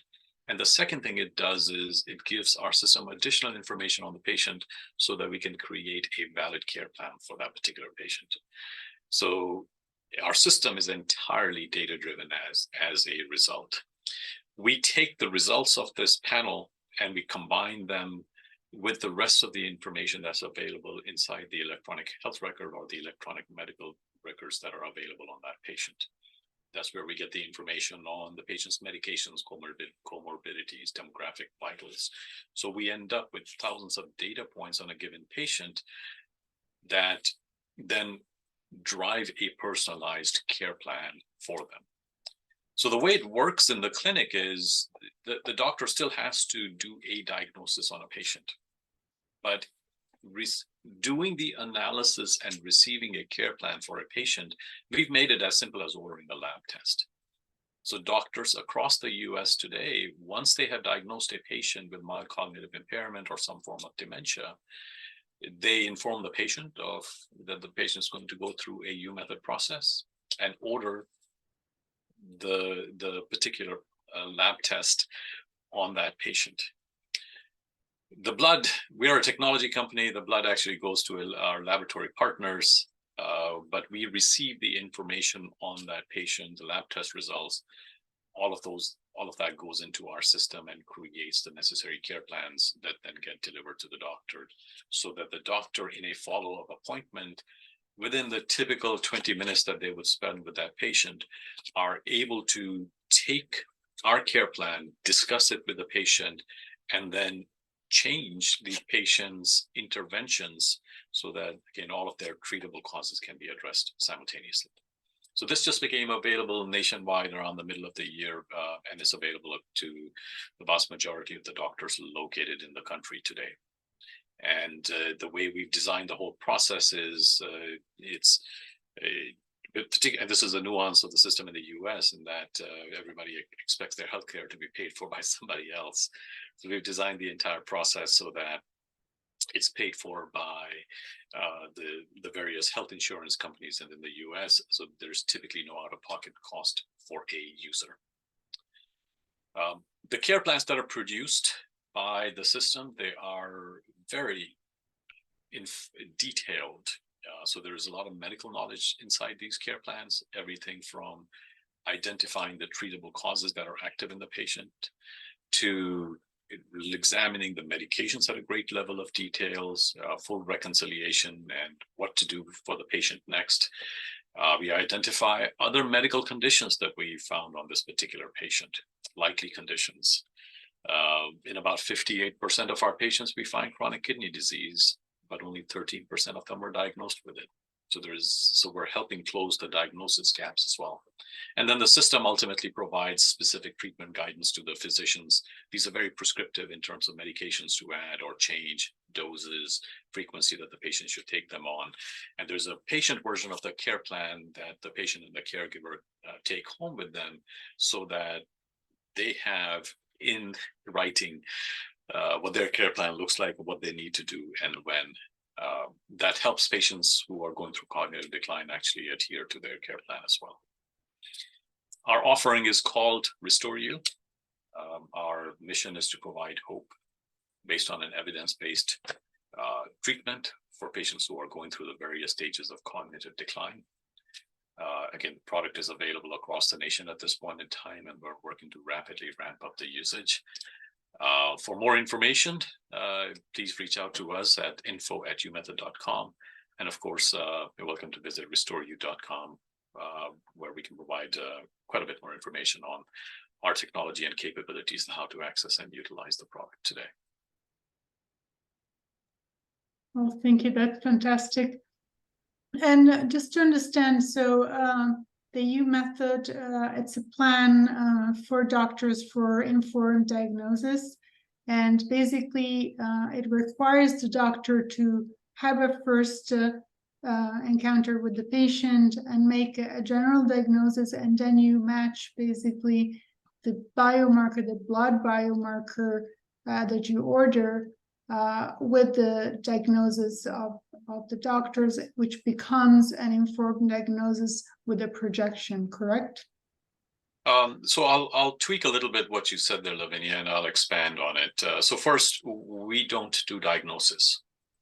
Right. Diagnosis is the domain of the physician. Okay. We are entirely in the business of providing guidance on what to do next with for that particular patient in a very personalized manner. So our real focus is on clarifying which treatable causes exist, and as a result, what intervention should be changed, what intervention should be applied to that patient. So we are, from a regulatory perspective, a decision support software that's providing information to doctors who then use it to decide the care. So you can imagine, I'll take you through a scenario.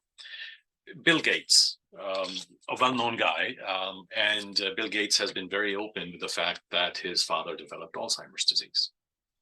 Bill Gates also has all the possible resources that an individual could want. So if Bill Gates ever developed symptoms or wanted to address his risks, he could go to large institutions like Mayo Clinic. Their teams of doctors would look at his genetics, his blood tests, and it might cost him $30,000, $50,000, but he would ultimately walk away from there with a personalized plan for what he should be doing, including everything, his prescription, supplements, lifestyle, diet, to address his treatable causes. So folks with significant resources like Bill Gates would be able to get the correct level of care today. The challenge is there are 17.5 million people in the US who need the same level of care. they cannot all go to the Mayo Clinic. But for physicians who are utilizing U method, they're able to provide the same level of analysis and care to patients within their clinic and be able to do so within the practical constraints of how medicine is practiced and at scale. So we're bringing that level of care. We're democratizing the cognitive care that the very well-resourced people can receive and making it available to every patient that's going through cognitive decline today. And this is possible just by matching the first cognitive analysis done at the doctors, at the neurologist, with the blood test that you prescribe. That's right, and as well as the rest of the information on the patient. So we're looking at all of their medications, their medical history, allergies, immunizations. So we have, as a part of our platform, a full engine that's completely automating the analysis that a team of doctors at the Mayo Clinic might perform for Bill Gates. Okay, so it's also some existing medical records that can be or may not be available, and of course this there will be compensation if there's those this data is not available, I guess. That's correct. That's correct. It's really innovative, because the root cause analysis is, I mean, we talk about diagnostics that determine one condition, but of course we completely are ignorant or oblivious of the root cause, or what is causing the condition. And that's the ultimate goal of our system, is to get to the root causes and help get those addressed in a practical manner. And you were saying that kidney conditions are frequent in those subjects who have cognitive disability. Correct. So among the thousands of patients that we've seen, about 58% of our patients actually are in some stage of chronic kidney disease, and chronic kidney disease is one of the contributors of cognitive decline. We find that it is very underdiagnosed. So among our patient population, only 13% of them are diagnosed, but when they actually go through our process, we find that 58% of them have chronic kidney disease, and they're in the various stages of it. Okay, and do you see them? Do you have the records of those individuals who then maybe address their kidney disease condition, whether there is a reversal? So the answer is yes. So the way our process works is the patient will get an updated care plan every 6 months.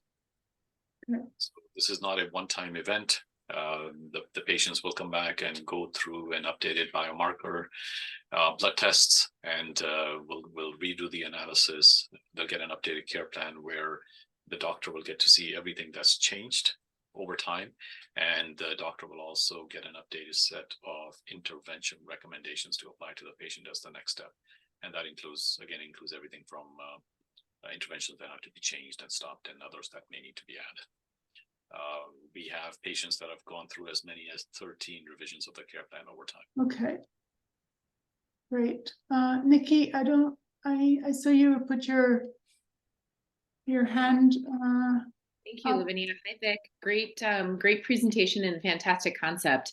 I just had a thought, so when it comes to sort of upstream drivers, things that can be adjusted at a very personalized level, like what you're discussing. Do you find there's any resistance among practicing clinicians to accept that some of these things are indeed modifiable or upstream? Because one of the things, of course, our group's focus is on how infections or infectious diseases could indeed initiate or accelerate or even perhaps cause Alzheimer's and other dementias for certain people. But the interesting thing is that, none of these sort of upstream plausible drivers have made their way into a very prominent public light. Does that make sense? So do you find there's any resistance among clinicians to actually take action on some of these upstream, you know, very plausible things that you're obviously leveraging with your technology? So Nikki, I think that's a fantastic question, and I think let's touch on the basis of why that problem even occurs, right? We live in a reductionist medical system, right? Here's how our medical system works. We'll take a class of symptoms, we'll give it a name, and then we will test molecules against that particular disease. And it works great for a class of diseases. You know, the health lifespans at this point in time compared to 100 years ago show that. But where it fails is in complex diseases that have multiple underlying causes. All the chronic diseases that consume as much as 80-90% of the healthcare spending here in the US are complex diseases. So we're doing a poor job at them with caring for patients with complex diseases, and physicians recognize that. Now, do we think that 100% of the physicians are ready to look at complex diseases as multifactorials and address them in that manner? The answer is no. But what we find is that when we're able to provide a physician with the necessary data and the necessary references, they are very open to providing the best care possible for their patients. And look, there will forever be physicians that are happy prescribing Aricept and Namenda to their patients and moving on to the next patient. But over time, as our methodologies like ours become more easily available and accessible, and when as we've already achieved, the Quest Diagnostics is the #1 laboratory in the nation. Our program is available through Quest Diagnostics. They serve 50% of the patients across the country today.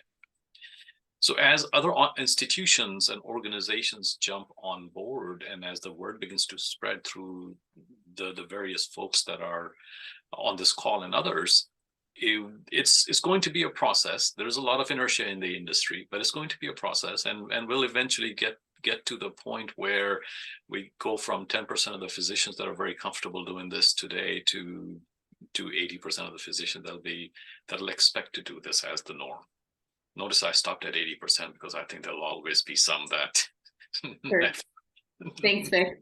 Never get beyond what they learned in a book or what ChatGPT told them. I don't know if there was any other question, but thank you so much. This is fantastic. I think that it's really revolutionary. We talk a lot about precision medicine. That never happens, but I think this is the beginning of a long story. Very much so. We're fortunate to be working on this, and it's a long journey.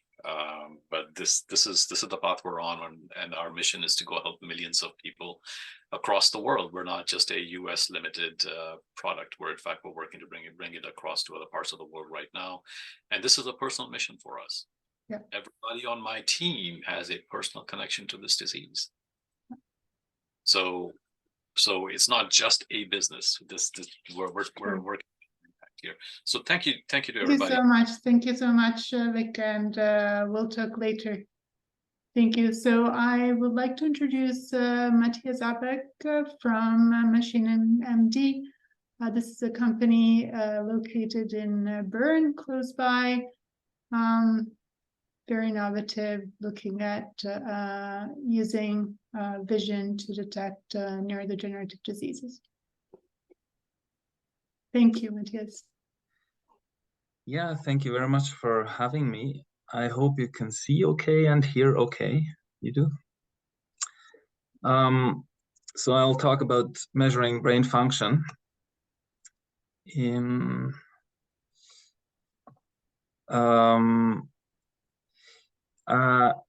I introduce myself via my conflict of interest. I have an affiliation to the University of Zurich. I'm co-founder and co-owner of 2 startup companies, MachineMD and Abovis, both of which are relevant for this talk. So be careful. I might have a financial interest in what I say. But the most part of my time I spend in ophthalmic practice. I'm an ophthalmologist and I see patients there. My subspecialty is the field of neuro-ophthalmology. And neuro-ophthalmology is about visual processing that does not happen in the eye, but more so in the brain. You may know that the image of the world is projected onto the retina. There it's transferred into an electrochemical signal. And from there, from the retina in the eye, it's transferred into the brain all the way back to the visual cortex. From there, the visual information is then redistributed through the cortex again, going down to the brainstem, and there guiding eye movements so that you get to see the things that are interesting for you in life. We separate these 2 systems into the afferent system and the efferent system. And what you can see, I think, on these slides is that the pathways that process visual information in the brain, they go across the entire brain all the way up and down to the brainstem. So it's not a surprise whenever something breaks in the brain, that can cause a loss of function. And this function can be seen at the level of the eyes because eye movements may be affected or pupil movements may be affected. So that's how I spend my day, looking at eye movements and pupil movements. That is not really an obscure science, but it is quite a long established clinical subdiscipline called neuro-ophthalmology. You can buy large books, volumes that have a long tradition of knowing how to find interesting diseases at the level of the eyes. And it's not about particularly rare diseases either. So, for example, one disease you may all know is multiple sclerosis. Roughly half of the patients manifest the disease at the level of the eyes, which may be an eye movement problem or which may be an optic nerve problem. So it is us neuro-ophthalmologists that are very often the first ones to see patients with multiple sclerosis or to establish the diagnosis. It's about the same for brain tumors, roughly half or 1/3, depending on what you count, of the brain tumors manifest at the level of the eyes. So maybe you see double or you don't see very well on one eye, and that may be the first symptom of a brain tumor. And so how is it being done today? It is a very archaic exam we really do. We use an occluder and a fixation object and a flashlight and maybe a prism bar, and we shine light into the eyes, look at the reaction of the pupil, or we move something in front of the patient and see how well the eyes move, or we use the prisms to measure the deviation of a strabismus in case one eye looks in a different direction than the other eye. This examination, me personally, took me quite some time to learn this, and I'm apparently not the only one. So there is a lack of that skill worldwide, and particularly in the US. So if you have an neuro-ophthalmic problem, as you saw, these can be serious. You have to wait 200 days up until you see a real specialist in this field, because there are not so many who are able to do this. Once you are at the ophthalmologist's office, the doctors or their associated medical technical assistants will spend a lot of time doing these examinations. One estimate is it takes about 45 minutes to examine all these cables I showed you initially. So there is a lack of access to neuro-ophthalmology, and it's time-consuming and it's difficult. So no wonder people very often get it wrong. So you have a problem in your neuro-ophthalmic network. There is a roughly 50% chance that the first doctor will get it wrong and the wrong measures are being taken. So that's my reality. And that was the motivation to create something which does this very same examination, but rather than looking with our naked eye and showing visual stimuli by hand, we tried to integrate all of this in a VR headset, which is equipped with eye trackers. So there are two high-speed cameras that film the eyes that determine where at the given moment the eye looks and how big is the pupil, and you can use this to show stimuli. So what we do is very simple. We just do what we before did manually. We integrated this into an automatic program. And this can be done by basically anybody, so it's accessible more easily, it's automatic, and it's quantitative. All the stuff we measure manually are rather qualitative. So that might sound a bit strange to you, so I brought you an example of a patient I saw a few weeks ago. He had a stroke in the midbrain, the neurologist told me, and he seems to have some eye movement problem. So you can have a look at his eyes. That's actually during the recording. And can you tell me the diagnosis right away? Well, maybe you can't. So you need to analyze these eye movements if you can see them at all. And that's what our device does. It analyzes eye movements, and it's these graphs, they may not take 15 years to learn to read them, but they may take you a couple of hours up until you understand. So I try to explain. What this apparatus measures is that this particular patient, he has a misalignment of the eyes. So the right eye looks higher up than the left eye. That's his main complaint, by the way. He has a double vision. And this misalignment is about the same in all directions of gaze. So that's one thing we can see in this patient. When we have the patient look from left to right, or from right to left, we can see that his eyes jump fast horizontally, which is then quantitatively measured here. We see that he has a fast peak velocity when the eyes move horizontally. But when he should move the eyes up or down, his eye movements are very slow. So when they go down, it's very slow. And when they go up, the eyes only move slowly. And we can see that he uses blinking as a trick to circumvent this problem. And the third thing we can see in the same patient is when there is light shining into the right eye, the pupil does not react. When we shine light into the left eye, the pupil reacts very nicely. So what do? We neuro-ophthalmologists, with this kind of information, we maybe, if we don't know by heart, take an anatomy book, and we know there is a region in the brain, this one here, called RIMLF.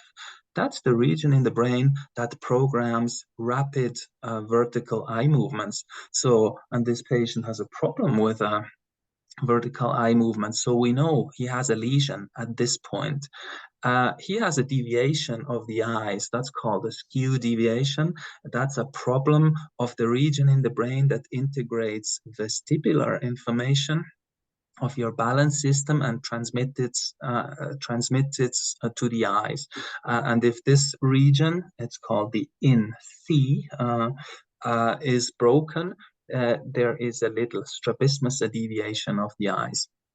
And in between these regions is also the pupillary center where the pupil movements are guided. So in fact, we can just look at these traces and we know this patient has a dorsal midbrain syndrome. So that's the kind of analysis NEOS does. It looks at eye movements, pupil movements, and tries to figure out where in the brain something is wrong. And then you may wonder, yeah, well, is this valid, this kind of examination? And luckily, there is a long scientific tradition of measuring with eye trackers, eye movements. There is literature. Yesterday I counted 12,000 publications on eye tracking that can be used for neurological diagnosis. So there is a huge knowledge base already available. The thing that's missing is a tool that can be clinically used. We also have our own data. I quickly try to show this. That is a very classical exam you see in every doctor's movie. You shine light into the left eye, shine light into the right eye, and try to figure out whether or not the pupil reacts symmetrically. When we measure this with the pupil size over time, when there is light in the right eye and light into the left eye, we can compare how big is the amplitude of this pupillary reaction. That is very important information. Whenever there is an asymmetry of the pupillary reaction, we know that the optic nerve is damaged.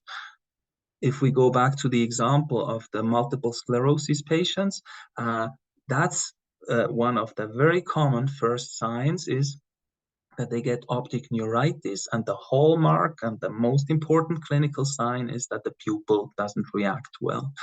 We compared the automatic eye tracker to sub-specialists, and we found that the eye tracker does equally good in terms of accuracy and sensitivity as does a clinical sub-specialist. So in fact, it does probably much better than the average doctor. So we can learn from this that the automated RAPD measure, that's one of the 8 measures this device does, is not worse than a neuro-ophthalmologist and probably much better than a regular ophthalmologist. I still have time? Oh, I can't hear you. You need to nod or shake your head. You have 4 minutes and then we have... Okay. So very briefly, so what I showed you here is that this neuro-ophthalmic exam can be done in an apparative manner. Then we wondered, yeah, well, there is a lot of other devices that examine the eye called optical coherence tomography, autorefractometers, and many others. We wondered, can we combine all these technologies to make a comprehensive eye exam? The goal of this is to make a kind of an industrial examination of the eye, because medicine today is always very personal. Whenever you have a problem, you go and see a doctor and he makes an very individual examination on you. If we do an automatic examination, we can use an industrial approach to look at patients. There is such a practice. It's called EBOVIS. It's in Zurich, and patients go there. They're not being seen by a doctor, but they're being seen by a lot of apparatuses. As doctors, we then can hit the button and we have an overview of all the findings in a particular patient, and that allows us to make a diagnosis and to formulate an impression and plan. So in terms of doctor's time, there is a massive efficiency gain in an approach like this. And that's like an experiment on how maybe eye care will develop in the future in a way that allows an efficiency gain. And an efficiency gain, we believe, is super important in medicine in the future because health costs are ever expanding. And it's never getting cheaper for very good reasons.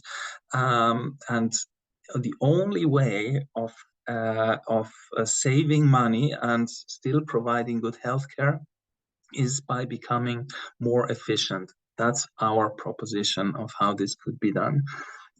This company, by the way, is very small. It's on the market.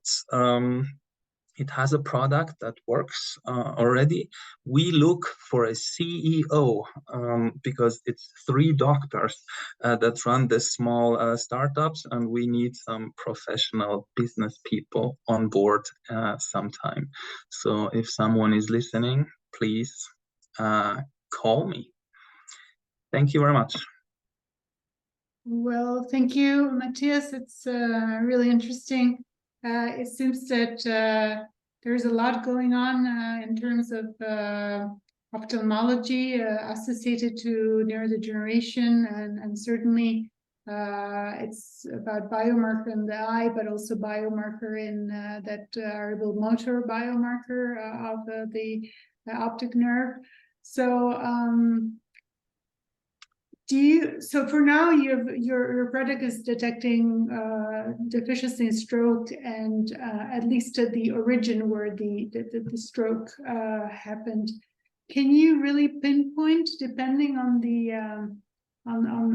deficiency, the location of the stroke? Is it so precise? Yes, it is. And the reason why we can is because that's my business anyways, and has been for the last 20 years, to look at these examinations and to find out where has a stroke happened or an inflammation happened. You mentioned biomarkers. So our device is very, very conservative. It just does what skilled neuro-ophthalmologists do anyways.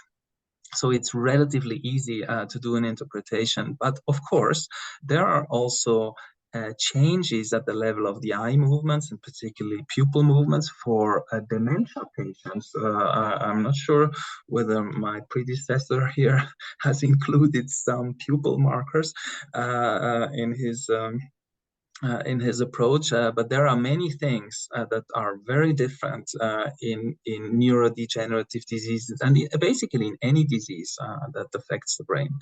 But the predictive value often is poor or has not been well demonstrated. So it's not that we can have a look at the eye movements and we know for sure that this patient has dementia. We are not there yet. But these studies are on their way, and in some diseases, probably we will be able to make the diagnosis at the level of the eyes. And in others, like Alzheimer's dementia, I'm a bit skeptical whether it is us who make the diagnosis. Well, the disease, I mean, the pathophysiology is very diffused in terms of the amyloid deposition and maybe the visual system. I mean, at least in the motor segment, probably there is much more to do.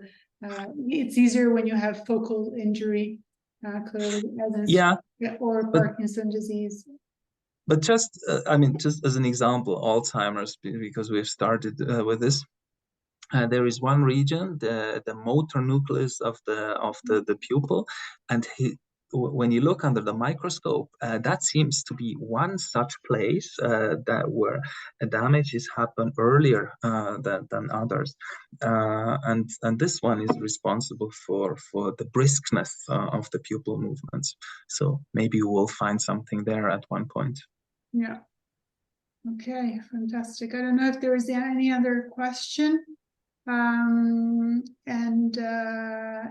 Yeah, Manfred, 2 minutes. Yeah, quick question. Great talk. Thanks a lot. Has at Lausanne, the Alzheimer conference that takes part every year for 10 years now, there's a distinct focus on diagnostics as well. And this year and also last year, there were several companies I think from the US who were also focusing on eye diagnostic, but more on the retina. Is your system as well including the retina, or is it more the whole functionality? Mhm. Well, there is a long tradition. One example you mentioned there, that the eye is a window into the brain. You hear that all over the Yes, place. And when people talk about that, they usually mean the retina. But just so to make it clear, I have never ever heard or seen a patient that has had a diagnosis of any neurodegenerative disease at the level of the retina. So it's science fiction still. And so is it for the eyes. So no, we are really focusing on eye movements and pupil movements. And we try to be very conservative. We try to, or we do predict the diseases where we know that it works. And I would be very, very careful to make big claims on Alzheimer's. So I don't want that you understand we're diagnosing Alzheimer's at the level of the eyes. Really, that's not what we do. We find neuroophthalmic diseases, the diseases we know that affect the eye, and maybe sometime in the future we can contribute to, but possibly it will be a mixture of retina, eye movements, and speech, and hand movements, and gait. There are many things where you can recognize, or many areas where you can try to find such a disease. And second question regarding, apparently you created a company and you want to sell what you have created. How do the costs compare to your 45 minutes of analysis of the setting up the diagnosis? How much is the machine then compared to the time you spend as a doctor? That depends, of course, on the market, but there is, so we are licensed in Switzerland, England, and we just now start the US, and for the rest of the world, we'll have to wait a little. In Switzerland, I know best, there it's very easy to make to earn money with this device, because the time you save and what you can charge the health insurance is very, very favorable in Switzerland. But that's a bit different in different areas. Okay. Okay. And I'm not a good person to ask this question. There are business people in this company that know much better. Okay, perfect. I think if there's any question related to reimbursement or anything, we will probably ask you. So we go to the next talk, and it's the plenary lecture from Dr. Duan Schultes from Vital Transformation. I hope I'm on time, because he has a very tight schedule, and so Dwayne, all right. Yeah, thank you very much. And I thank you for the promotion. I'm not a doctor. I'm just an equal MBA and a number cruncher and an economist. Okay. But I appreciate the vote of confidence here. Thanks, everyone. My name is Dwayne Schultes. I'm the CEO of Vital Transformation. We're a health economic consultancy. We also do strategy work for a lot of companies. I'm going to bring up a PowerPoint here. Please let me know if you can see it or not. Is my PowerPoint showing? Yeah. That's great. Thank you. So I'm going to walk through some of the work we've done. As many of you may be aware, Biogen and Eisai are under what's called a national coverage determination by CMS, Medicare Services in the United States. We did a lot of work on the impact of the national coverage determination for Biogen in 2022. We've also done a lot of work on the Inflation Reduction Act, and I'm going to talk specifically on some of these regulations and how they're impacting and what we project will occur regarding some of the future for R&D and how these are going to impact the economic situation for neurological diseases broadly, as well as Alzheimer's research specifically. So again, what we've done is we've looked at a research cohort of 551 clinical developments going back to 1993.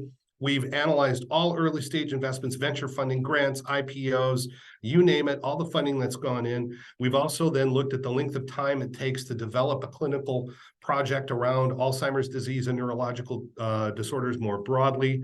And then we modeled the impact of CMS's Center for Medicaid Services decision, which will functionally act like a delay in providing market access. So we've done all this for the current portfolio of clinical trials. This was submitted to the CTAD conference. We had a presentation in San Francisco last year. I'm happy to provide the poster. And I'll be taking questions as we go through. If anyone has any questions, please feel free. So what's going on with neurology? Well, if you look at the high watermark for neurological research globally, believe it or not, it was 2009. And you can see here that in 2009, there were actually, if you look at the top 10, 15 companies that were active at that time in that portfolio, you had roughly 267 active clinical developments. Now, we'll look what happened between 2009 and 2014. You had a more than halving of all clinical developments that were going on. There's an enormous amount of economic pressure, and you've seen an exodus of firms working in neurological disorders.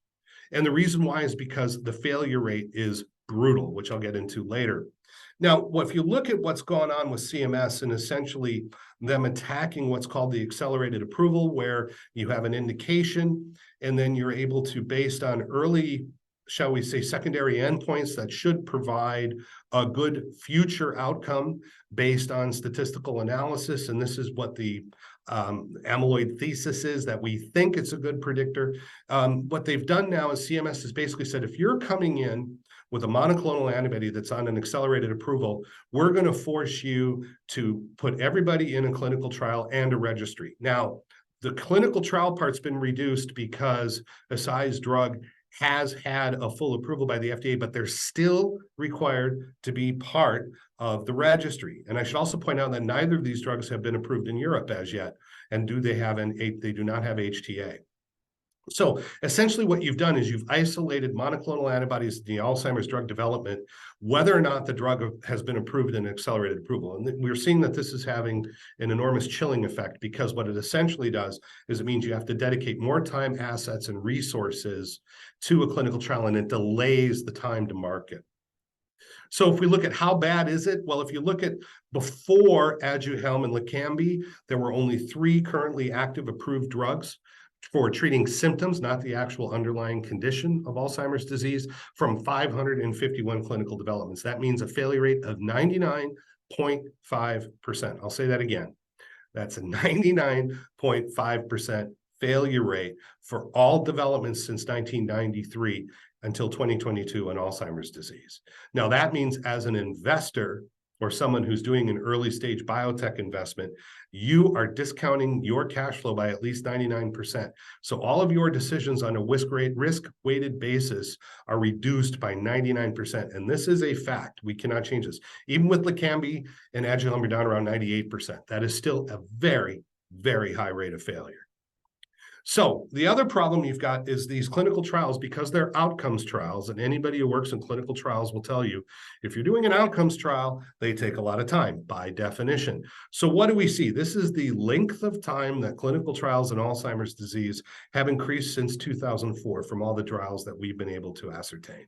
So what do we see? That turns out to a 4% year-on-year change in time.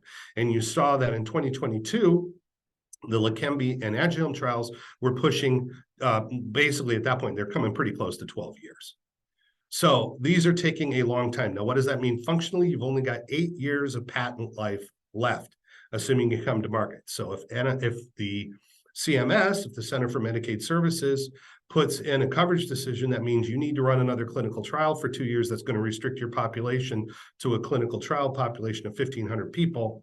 That means you're functionally going to be in the market for, let's say you're able to run that trial in 2 or 3 years. That means you're only going to have 5 years of patent life left. That's the fundamental problem with this equation. Essentially, you're reducing the time for companies to be able to be in the market by putting in this coverage decision. This is taking a long time, and let's not kid ourselves, these trials cost billions of dollars because they took thousands of patients. Both of these trials for Aduhelm and Leqembi had over 2,000 patients each. So if we look at specifically, we've seen what's happened to neurology broadly, the neurological pipeline regarding development since 2009. There's been a halving. We see the same thing here specifically in Alzheimer's disease. We go back to 2009 to 2022. We've seen more than a halving of all clinical developments that have occurred in Alzheimer's disease, even with the moderate, well, what some would say the qualified success of Aduhelm and Leqembi being approved. We don't see an enormous amount of uptake in the space. We still see that this has been radically suppressed because of the risk ratio of trying to do this and the national coverage determination. We don't see a big increase that's occurred when these drugs went to phase 3 and then went to registration with FDA. We haven't seen an uptick in 2022 and 2021 in clinical developments being undergone for Alzheimer's disease. Again, people just don't want to touch it. The risks are too high and the benefit is too speculative. So I'm not going to go through this. This is the modeling strategy, what we did. I'll happily provide the slides afterwards. This is also available on our website under the work we did for Biogen. Just basically, to cut to the chase, we looked at every single development that was undergoing at the time. We then modeled this based on what we thought was a cost of about $100,000 per person per year, which has since turned out to be fairly accurate. Quite accurate, actually. And then we modeled the amount of people that would need to be involved in a clinical trial based on the actual data, 55, 200, and 1,800 for phase 1 and 2 and 3, respectively. We then modeled a delay in subjects that were required to no longer be available based on the fact that you need to be involved in a clinical trial.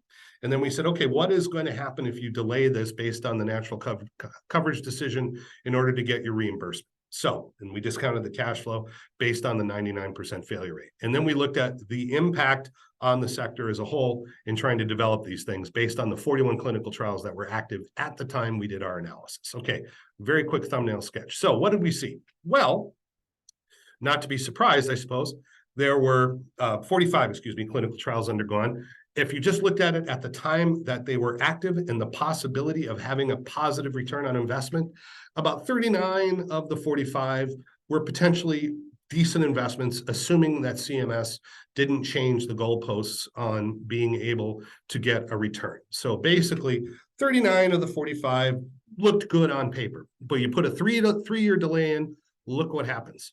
Just based on, because of the time to market and the cost of capital, suddenly this whole thing turns south.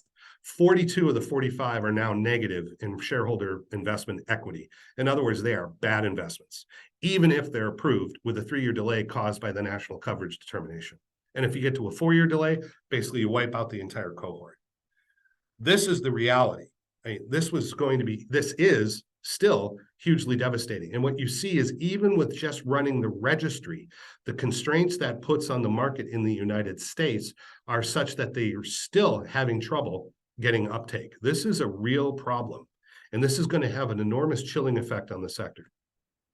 If you want to look at this as percentages, we've done this the other way. So 87% have a positive ROI today based on the current scenarios before the national coverage determination. Once you start implementing the coverage determination and put in delays, you're radically tanking an already difficult market segment in order to get a positive return on investment. You're seeing over 90%, 93% negative, with only 7% being positive with a 3-year delay.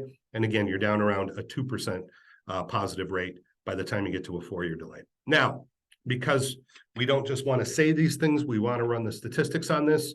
So we tested, okay, maybe this is just bad data. Maybe it's disease. Clinical trials are subject to capriciousness and bad malinvestments. let's run a decision scenario and say, okay, if the decision is implemented or not, how much of this ROI impact can be put specifically on the delay of CMS? Overwhelmingly, statistically, we're answering close to 80% of the variability of the model with a very strong p-value. The decision is the driver of these losses. It really is statistically solid. So these delays are tangible, they're meaningful, and they will have an impact on the sector. And we are seeing investors move away because of it, because it creates enormous amounts of uncertainty, and it really reduces the ability of these people to have a return on investment, given the high risk, the 99% failure rate in the sector. So if you model this out, we remember that chart back here where I showed you the trends.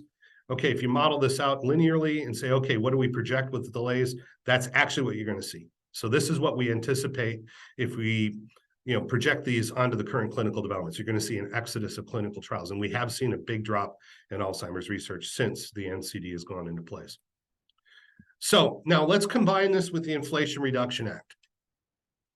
There's a big problem with the Inflation Reduction Act. The two drugs we have now, the successful drugs, Leqembi and Aduhelm, are monoclonal antibodies. They require the ability to cross the blood-brain barrier. This is often done through a lumbar puncture or through an injection. It's hard because crossing the blood-brain barrier, particularly with something as big as a monoclonal antibody, is difficult. It's the equivalent of trying to put an elephant through the eye of a needle. It's very, very hard. So there is a preference here for maybe trying to develop small molecules. And if you see some of the companies now that are having a lot of success, at least in raising money, the ones that do, they're small molecule applications, which is great. But here's the problem. This puts them directly in the crosshairs of the Inflation Reduction Act, which overwhelmingly puts a penalty in on the small molecules versus the large molecules. Why is this important? Because if we look at the origination from the 10-year period from 2006 to 2016. This is publicly available research, not proprietary research in company. This is publicly available research, mostly academic driven, where we're looking at neurological disorders. What do you see? The top line is biologics. The bottom line is small molecules, new molecular entities. Overwhelmingly, this is a small molecule space. We see zero biologics in neurology that were publicly funded in this space. Zero. This is not our data. This is a peer-reviewed study. What does this mean? The Inflation Reduction Act that puts an enormous penalty on small molecules is going to overwhelmingly impact and have a demonstrable impact, deleterious impact on future neuroscience research using small molecules. How do we know this? Well, because a survey was done by Steve Potts, who's a CEO specialized in cancer development and small molecule development. He's surveyed all of the venture capitalists and a lot of the folks working in the space, and they have found that over 85% of venture capitalists are moving away from small molecules. Biotech executives is 70%. Overall, you're seeing 75% of people avoiding small molecules. This is particularly acute in an area such as neurology, where the overwhelming need is the small molecules that cross the blood-brain barrier. If you don't want to take my word for it, this is Paras Sharma, who's a very good venture capitalist in Toronto. We regularly track an analysis he publishes for certain people who subscribe to his service. He's seen an enormous drop of 9% in neurology compared to cardiovascular disease. Why is that? Cardiovascular disease is generally in the 40s. It's outside of the IRA population, above 65, the Medicare age population. So neurology, oncology, these are areas that are going to be impacted by the IRA because they're dominated often by small molecule research. So we're seeing an enormous pull away from those assets. So in conclusion, the high failure rate, a delay of three or more years in neurology caused by the national coverage determination of CMS, specifically for Alzheimer's disease, is going to be untenable. It's going to cause investors to walk away. The decision to overturn accelerated approvals is very bad, creates an enormous amount of uncertainty because the smaller indications, the orphan drugs, the highly speculative new treatments that require novel mechanisms of action, it basically goes after the most novel science. And ironically, right now, NIH has focused a tremendous amount of research on orphan drugs and small targeted therapies that would overwhelmingly use the accelerated approval. It's a double barrel shot into the US innovation ecosystem. It's terrible. It creates material risk to ROI, return on investment calculations for investors. It increases the risk for small molecules and neurology in particular, and it puts the entire US government strategy to create incentives for the prescription drug benefit that was passed in 2004, puts all of that aside. And the use of accelerated approval is vital to promote the viability of particularly orphan drugs and targeted therapies, as well as things like neurology that use novel mechanisms of action. And if you want to see the study, you can grab it from our website. And with that, I'm happy to take any questions for the last 5 minutes. I hope that's okay. It's a lot of material. I did my best. Yeah. Oh wow, Dwayne. Is there you took all the hope? No, I think it needs really some innovation and coming out of this, and it's really difficult. So what do you think? You think that prevention is now has the way to go? My concern is that we're putting so many disincentives right now into working on therapeutic areas where the government in the US has the ability to control revenue. So I think anything that puts a Medicare age population in play is going to be very difficult. Obviously, 85% of the Alzheimer's population is over 65. So I think the reality here is trying to do a solution that involves reimbursement under Medicare or Medicaid is going to be extremely challenging. Now, we do know that there's an enormous link, and particularly it's anybody who was at CTAD, the conference last December, what having an effective monoclonal antibody, a monoclonal therapy in the market, what it does now is we can now ascertain and isolate responders and non-responders. So we're seeing pickup related to, for example, diabetic receptors, insulin receptors in the brain. There seems to be a huge correlation there. So we are looking at other mechanisms, potential mechanisms of action. The problem is, how are you going to start putting in these combo therapies if we're disincentivizing research in the area? Now, when you see insulin receptor, that immediately screams diabetes and cardiovascular disease. Do you potentially see an interplay now with some of the anti-obesity drugs? Perhaps, and time will tell. So it may be that we end up looking for solutions for Alzheimer's by then doing something in parallel with the anti-obesity treatments coming out of Lilly and Novo Nordisk. I don't know, but given the insulin receptors, the correlation that we're seeing with the insulin receptors related to responders and non-responders with the treatment pathway for Leqembi, maybe that's a possibility, and that gets you out of the over 65 population that allows you to maybe preventatively treat earlier. So that's a potential vector. Now, will that work? I don't know. This is speculative. I'm just looking at data. So time will tell. Surely it's has been always a very difficult field, also especially very volatile, but now it's seems to be a dead end for investors. I mean, there's just not, it's just not a good place to be, to put your money. No, and part of the reason why I'm in DC, we just released our study on margin rights and patents, and the Biden administration this morning announced that they're going to start clawing back pricing on any drug that has a government interest statement. In other words, where the NIH has contributed intellectual property. So we're just creating more uncertainty. It's unbelievable. So it's going to get more challenging, not less, sadly. Mm-hmm. Any other questions? Any hard questions? Any pictures? Anyone? I think everyone is a little bit shocked. And but this is why we asked you to give us this talk.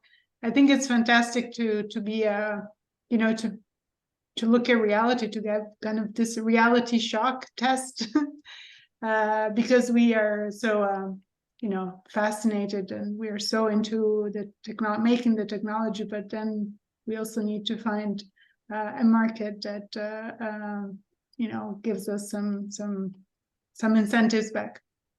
Well, we predicted in 2022, if the national coverage determination from CMS wasn't rescinded, that Aduhelm would probably not necessarily be pulled off the market, but would receive commercial support. That actually has occurred. So Biogen has stopped supporting Aduhelm. And unfortunately, the Leqembi sales, you're not seeing, it's having some uptake, but not as much as one would expect given the population. So if CMS's decision was to try and restrict access, they've succeeded profoundly. Mm-hmm. But in the course of doing so, it's going to have a huge chilling effect on the sector. Manfred has his hand raised. Yeah, when you uttered the word prevention, I had the same thing on my mind. I think we need to work all together in this direction. We cannot wait for a solution for problems that we have partially created ourselves. We need to start earlier. And at the last conference of the Alzheimer conference in Lausanne, it was there was made a distinction between preventative vaccines and therapeutic vaccines. Maybe here there is a way to approach this. And as we learned earlier today as well, 10, 20 years earlier, we need the right diagnostics. But I think prevention is the way to go. You evoked diabetes, and as you may have heard, certainly the term that Alzheimer is diabetes type 3, for the reasons probably you just evoked and mentioned. We have more than 400 million people with diabetes worldwide, and the number is rising. We have and diabetes type 2 is largely a preventable disease. We could prevent it if we would do the right steps. A little bit like what we do with in Alzheimer's with the worldwide finger approach, where we have a multifactorial approach to learn to live with Alzheimer or to prevent the progression of it. So here I would say we need to go for prevention. I think that's the only way to save our healthcare systems. Yeah, I mean, obviously the cost of part of the reason why CMS put the coverage decision in, despite the fact the demonstrable evidence and efficacy of Leqembi, which, the reality is a 1/3 reduction in cognitive, decline in that cohort is huge. That's better than most cancer trials. So, I mean, the evidence was unequivocal that was prevented the FDA, and the decision was unanimous for approval. It had nothing to do with the efficacy. It had everything to do with the cost, period. Now, this goes against, I have to say, this goes against the regulatory mandate of CMS. This violates their charter, technically. So I would not be surprised if we do see litigation. Now, Eisai has taken a very relaxed approach. They've been very quiet, very sotto voce, unlike Biogen. They've tried to be nicely. Now, it's not worked for them, unfortunately. So eventually, now there's other therapeutics coming. As I've mentioned, there's a couple companies, smaller companies that have small molecule approaches, which are intriguing, which will avoid some of the area problems potentially. But the reality is they're going to be facing the same NCDs, national coverage determination, that CMS is. Does this go to litigation saying that CMS is overstepping its bounds, as has much of the Biden administration across many of their legislative packages? And they've lost many, many cases in the US. Some of them, they've lost more federal cases for violations of constitutionality than any administration since, I think, 1948 or something like that. It's crazy. So I wouldn't be surprised if you see a litigation approach. I just don't think Eisai is going to want to do that. It may be somebody else.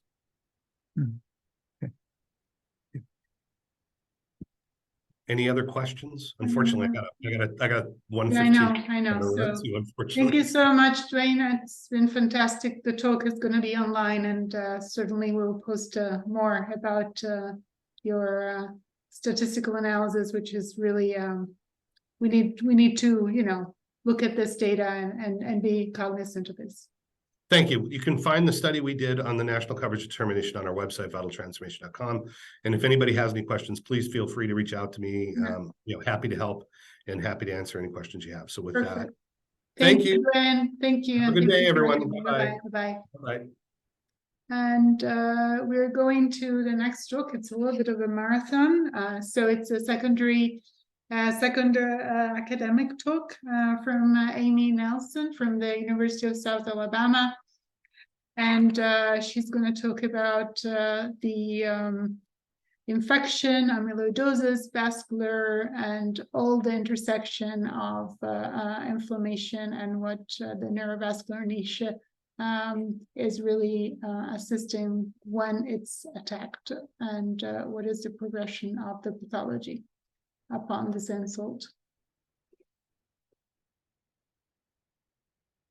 Can you see my slides and hear me okay? Yeah. So thanks, Lavinia, for inviting me to talk today. So it's kind of a big shift from the last talk or so, and more about an interest in identifying root causes of Alzheimer's disease. Specifically, I have an interest in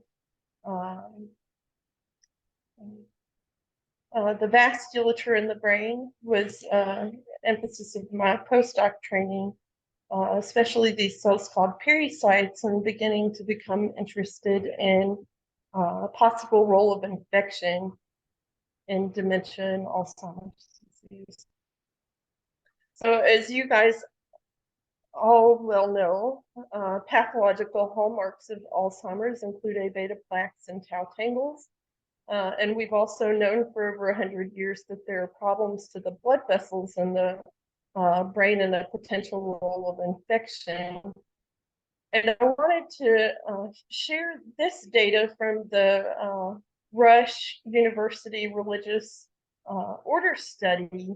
So if you assess pathologically brains of individuals who have died from a probable diagnosis of Alzheimer's disease and look at their brain and see what pathologies you find there, there's only a tiny sliver of people that are AD only or have A beta plaques and tau tangles. The majority of the brains have mixed pathologies, and a lot of them include a vascular component.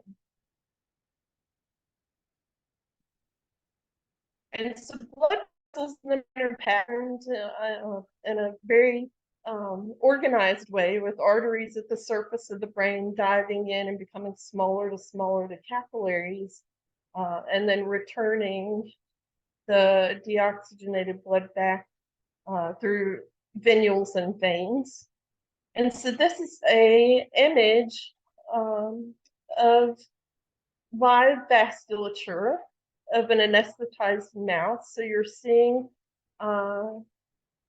big vessels on the surface, and the things flying through in kind of a black color or red blood cells that aren't taking up a dye in the brain vasculature. And so if you see this vessel in the box is a capillary, at the capillary level, the red blood cells flow through one at the time. And capillaries are supported by these cells, pericytes, that you can see in pink there, that we're quite interested in my lab and our research. So here's another beautiful image of a pericyte and a genetic mouse in pink. And those cells really wrap around and support blood vessels in the brain that are labeled here in white. And these cells have a lot of functions in supporting blood vessels, and they are also integral in a lot of dysfunctions that occur in Alzheimer's disease, but other neurodegenerative diseases as well. Pretty much every neurodegenerative disease. So if there's, pericytes normally function to maintain blood-brain barrier integrity, and if they, or if there's a loss of pericytes, then you'll often find blood-brain barrier breakdown. They're also involved in angiogenesis, phagocytosis, so they're known to uptake things like A beta and tau. They regulate cerebral blood flow, and they are contractile cells, so that's a lot of the work that I've published over the years. They have an ability to have a neuroinflammatory response and produce cytokines. And they also have multipotent stem cell activity, where they've been demonstrated, at least in culture, to be able to turn into microglia or neurons and potentially other kinds of cells in the brain. So kind of interesting cell type. As far as vascular dysfunction goes in Alzheimer's disease, it's thought to occur very early in preclinical or mild cognitive impairment stages, where blood-brain barrier permeability can be detected, not only in MCI, but just in normal aging. So this problem also is a double hit, so you sometimes difficult to differentiate if it's an aging problem or an Alzheimer's disease problem. And there's also the detection of microbleeds and leukocyte infiltration and things like that that occur early in the disease process. So very interested in my training in these vascular problems. And so I became an assistant professor 3 years ago and began asking questions about what causes these vascular problems. And so now I'm going to give you a little bit of a story, which is different than my typical talks, but I think it's interesting to understand why we're studying what we're doing now. And so when I first started my position, this is my department chair, Troy Stevens. Ron Balzon and Mike Lynn are also faculty at the University of South Alabama. And they are interested in, so they're all pulmonologists. Well, Troy and Ron are, and Mike is a neuroscientist now working with them, and I am as well.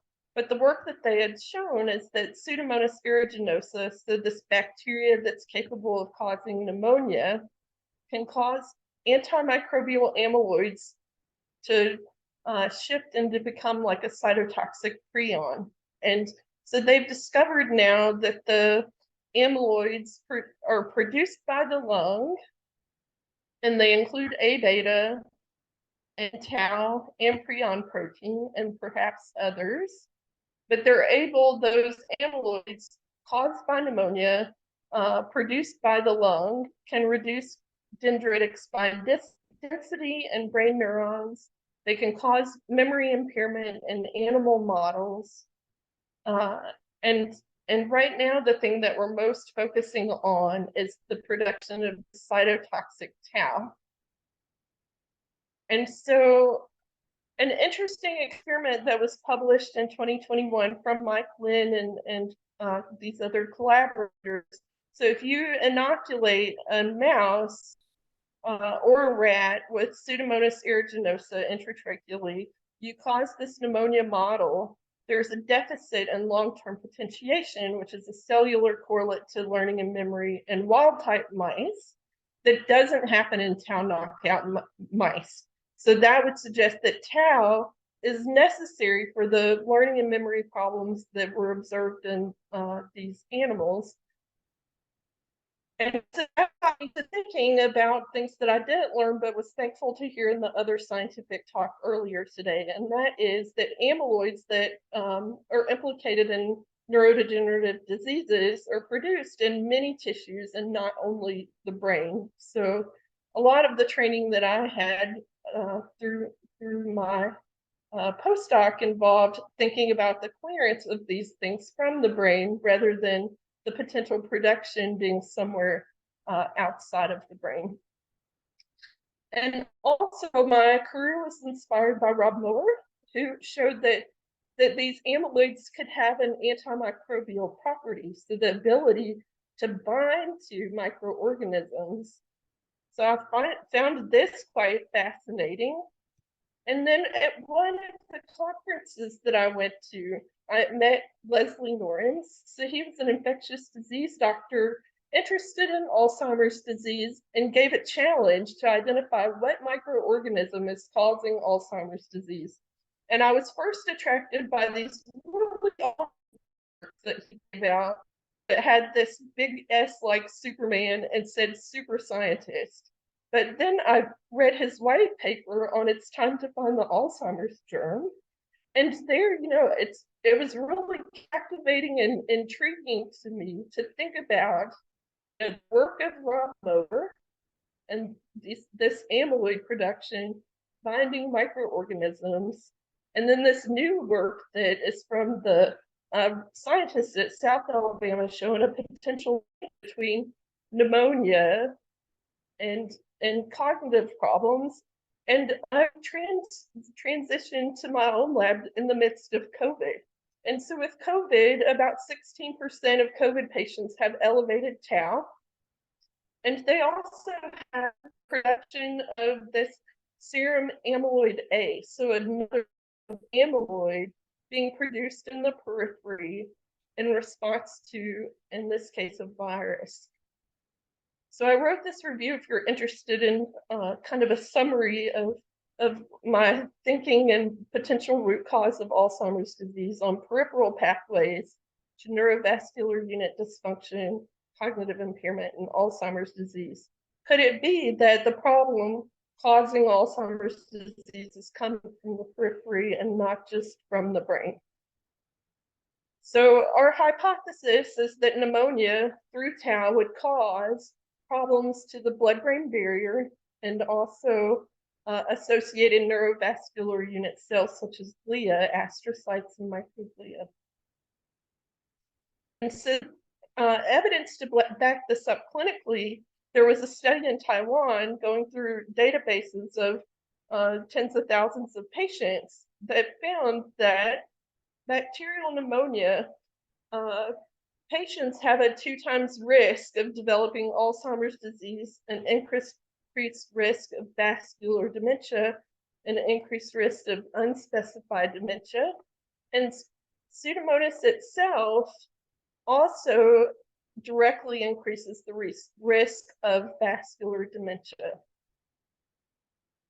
There's also a UK study showing that and many different kinds of infections can cause this. So this study looked at the total number of incident dementia diagnoses and the crude incident rate, and then quantified here on the right the fully adjusted HR. So this is the increase of risk based to 1, which is no infection.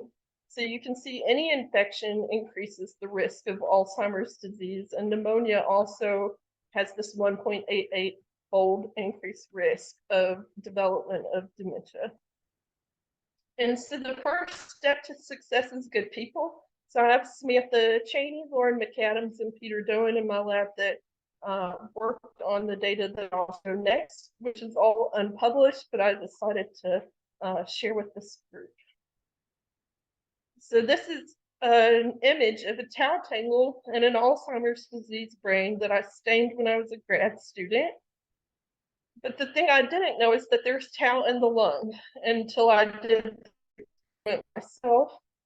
So this is image of tau in green. So where you see yellow is overlapping of tau and lectin, which is an endothelial cell marker. So you can see that there is tau in the vasculature of the lung, especially in small vessels, more so than in big vessels. And if you look at the lung endothelial cell atlas, you can see there's production of or presence of MAPT, so the gene for tau in lung endothelial cells. This I just showed you. The Lin lab has characterized which taus are in the lung. So there's 0, 1, and 2, and 4 are tau, as well as big tau being produced in the lung. And we've also done some preliminary immunohistochemistry and identified tau similarly in the human lung postmortem. So next I'll show you data from animal studies. So the same pneumonia model that I showed you, PA103 is the strain of bacterial pneumonia we're using. And so we found that bacterial pneumonia causes breakdown to the blood-brain barrier. So here I'm showing IgG, which is a blood-derived product. So if you see that in the brain, it shows that the barrier has been breached. We also observed a reduction in pericyte coverage in the brain, so these cells that are critical for supporting the blood-brain barrier. There's a presence of reactive astrocytes, so an indicator of neuroinflammation in the brain, and also microglia. So all of these things are occurring 24 hours post-infection, so very quickly. And all of these things are sustained at least until 48 hours, but we haven't done experiments for longer yet, but plan to. Similarly, the Viome lab at USF in Tampa has shown in 24 hours, they see with PA01 a little bit different strain of bacterial Pseudomonas that the blood-brain barrier is broken down due to Pseudomonas. But the thing that our lab has discovered that's very novel is the presence in accumulation of tau in response to bacterial pneumonia in the brain. So with PA103, we see an elevation of phosphorylated tau side 214 by Western blot. Also 217 is significantly elevated. Phospho 181, there's a trend in significance and increase in this tau site. And AT8 is the traditional kind of pathological staining method of phosphorylated tau in Alzheimer's disease. And we see this trend in increase in AT8 phospho-tau in the brain of these mice just 24 hours after infection. And this data that I'm showing now is actually has been repeated twice because I was a bit skeptical of it at first. But it's kind of really striking that you can find, you know, these cases where I'm pointing the arrow to that look very similar to the tau tangles that are observed in Alzheimer's disease brain. So, you know, bacterial pneumonia is able to cause these phosphorylated tau instances. Fascinatingly, it seems to reside at 48 hours post-infection. So we're really interested in this.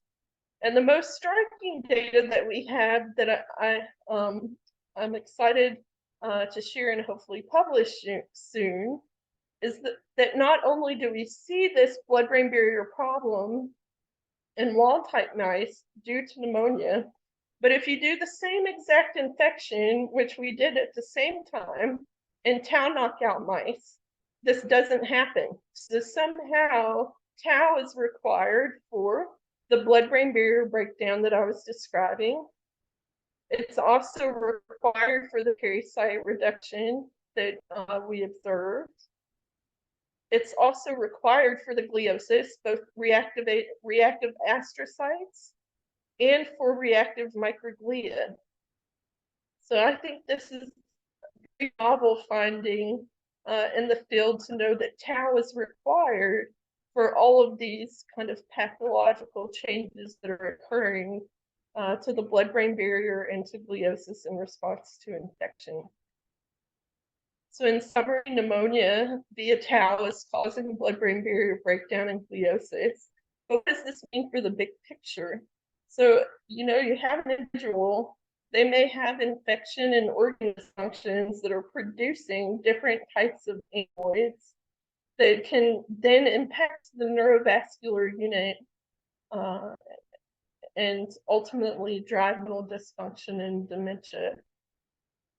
So, you know, my interest in my lab, we really care about getting to the root at what is causing Alzheimer's disease, and we're very interested in focusing on a holistic, whole body kind of approach.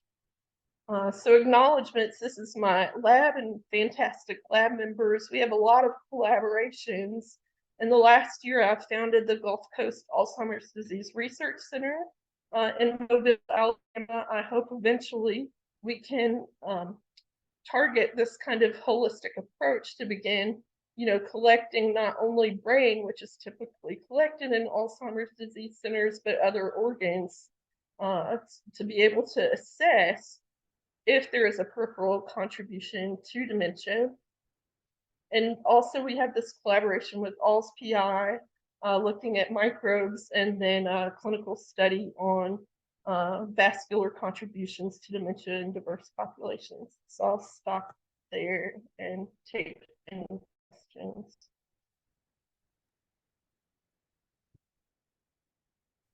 Thank you. Thank you, Amy. Fantastic talk. Just fascinating. How do you think it's the inflammation, this burst of inflammation causing tau to deposit? So in these animal models, there's not a significant change in pro-inflammatory cytokines in the plasma, so I can't use that as an explanation of the tau. So we're trying to understand what the mechanism is. But it's tau being released from the lung. it's tau being released from the lung and moving to the brain. Yep. Okay. So you would have to have have a recombinant mouse with the tau to really, because how do you know it's tau? It has a specific isoform, the one in the lung? No, some of them overlap with what's in the brain, but we've done a rescue experiment specifically to the lung endothelium. I see. But that's also interesting in terms also, there is this tropism of lung cancer to brain cancer, and it seems to, they're still looking how it happens, in terms of metastatic cancer, it seems there is a tropism, so maybe it uses the same pathways. But totally fascinating. In our model, we had a very strong tauopathy caused by a sterile infection model, but it was chronic. For you, it's really super rapid. I mean, it's incredible. It should go for the bloodstream and some preferential bloodstream, small vessel deposition. So are you doing any research with the oral microbiome, specifically endodontic and peripathogenic bacteria? We haven't yet. We have this new collaboration with Nikki Schultek and Lavinia here for this ALS PI. So really interested in which microorganisms, are doing this, which organisms exist in the Alzheimer's disease brain. Did you check the liver? So I mean, I've looked at expression, but not in response to infection. This question about did you check tau in the liver? It's something we could do, but haven't done yet. But for sure, there is tau in the liver and tau in the kidney. If you just look at this reporter line and just expression and where you can see it. Yeah, at the time when we were looking into postmortem tissue, we were seeing aggregation of amyloid and tau in the liver in Alzheimer patient. Those were advanced cases. Manfred? Amy, thanks for a fascinating presentation. Very confusing. Do we know the role of the tau in the lungs? Or so the in the liver? role is stabilization of the endothelial cells. Okay. But it can become cytotoxic in response to infection.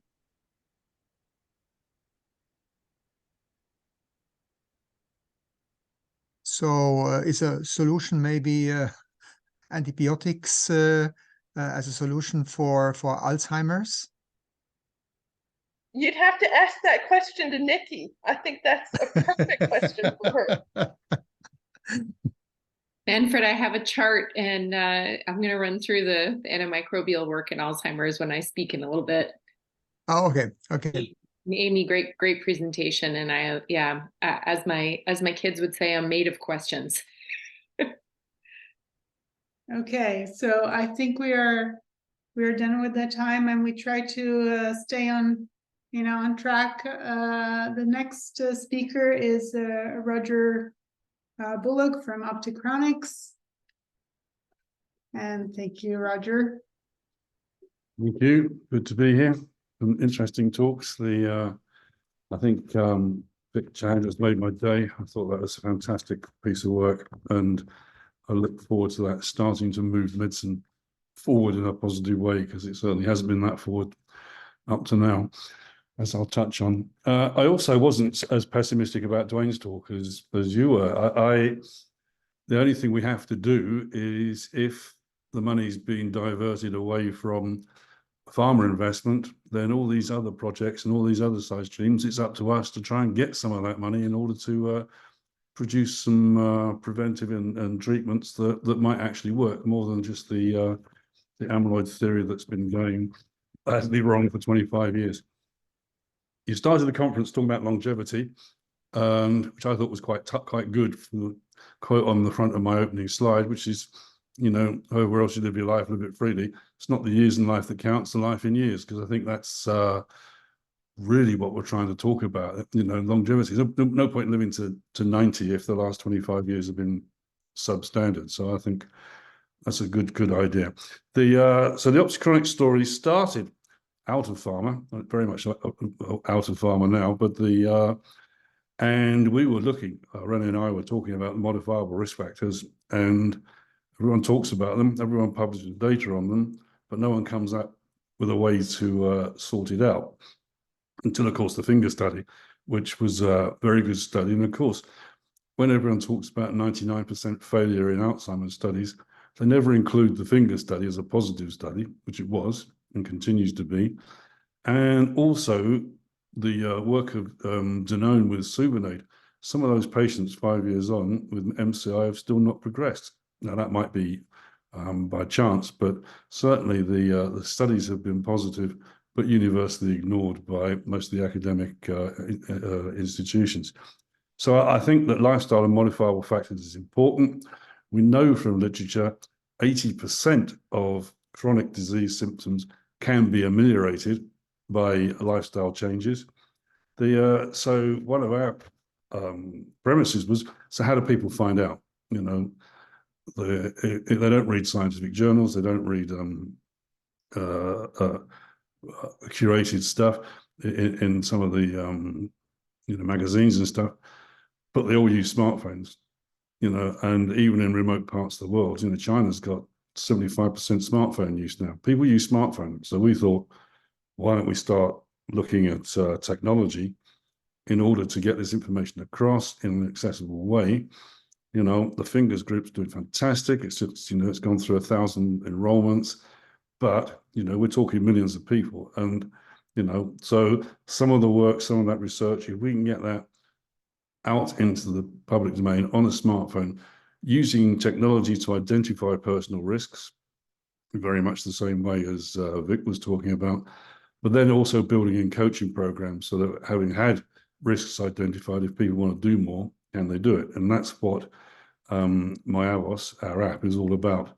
From my perspective, I'm a retired researcher. I've done many of those clinical drug trials that Dwayne talked about. But right from the time I was made a consultant, I always knew I always had to learn more. But also I felt as a specialist, what I should do is be departing enough knowledge to other people to make myself redundant. Because, you know, there's no point in me having all the knowledge if the public haven't got it. And I very much agreed with what Birgitta said at the beginning about, you know, people coming forward, people understanding, people being empowered. And also, I don't want dementia or any disease, but dementia particularly, it shouldn't be a passive relationship where you go to a doctor who tells you what you've got and what you should do. I think people should learn how to do more for themselves, and I think she's a stunning example. I also live in Portugal, so I was interested on the two projects that are having some work doing in Portugal. And I try and live up to lifestyle factors by taking my dogs for walks regularly in the sunshine and eating the right food. So, what's Optichronics about? We've heard some of this from other presenters. You know, the healthcare costs are rising, and you know, we've got this. You know, we call it healthcare, but actually, really, we've got sick care. You know, we identify and try and treat illnesses, and then Medicare and other people might come and put barriers in. But you know, there's few innovations at the moment to protect health, and most incentives reward sick care. So you know. And dementia has become a sort of fatalistic thing. You know, the health has become fatalistic. You know, in many ways, you know, the Western society stroke food industry have created a lot of problems. And then we create pills that solve those problems, diabetes being a true case in point. I mean, it's not just treatable diabetes. You can eradicate it with 8 weeks of 800 calories per day. So we're not really pushing prevention hard. And I think the question about are doctors ready for some of this earlier on, I think it's absolutely true. I mean, I think that doctors do what they've been taught, but they don't think about what they could do to help things differently.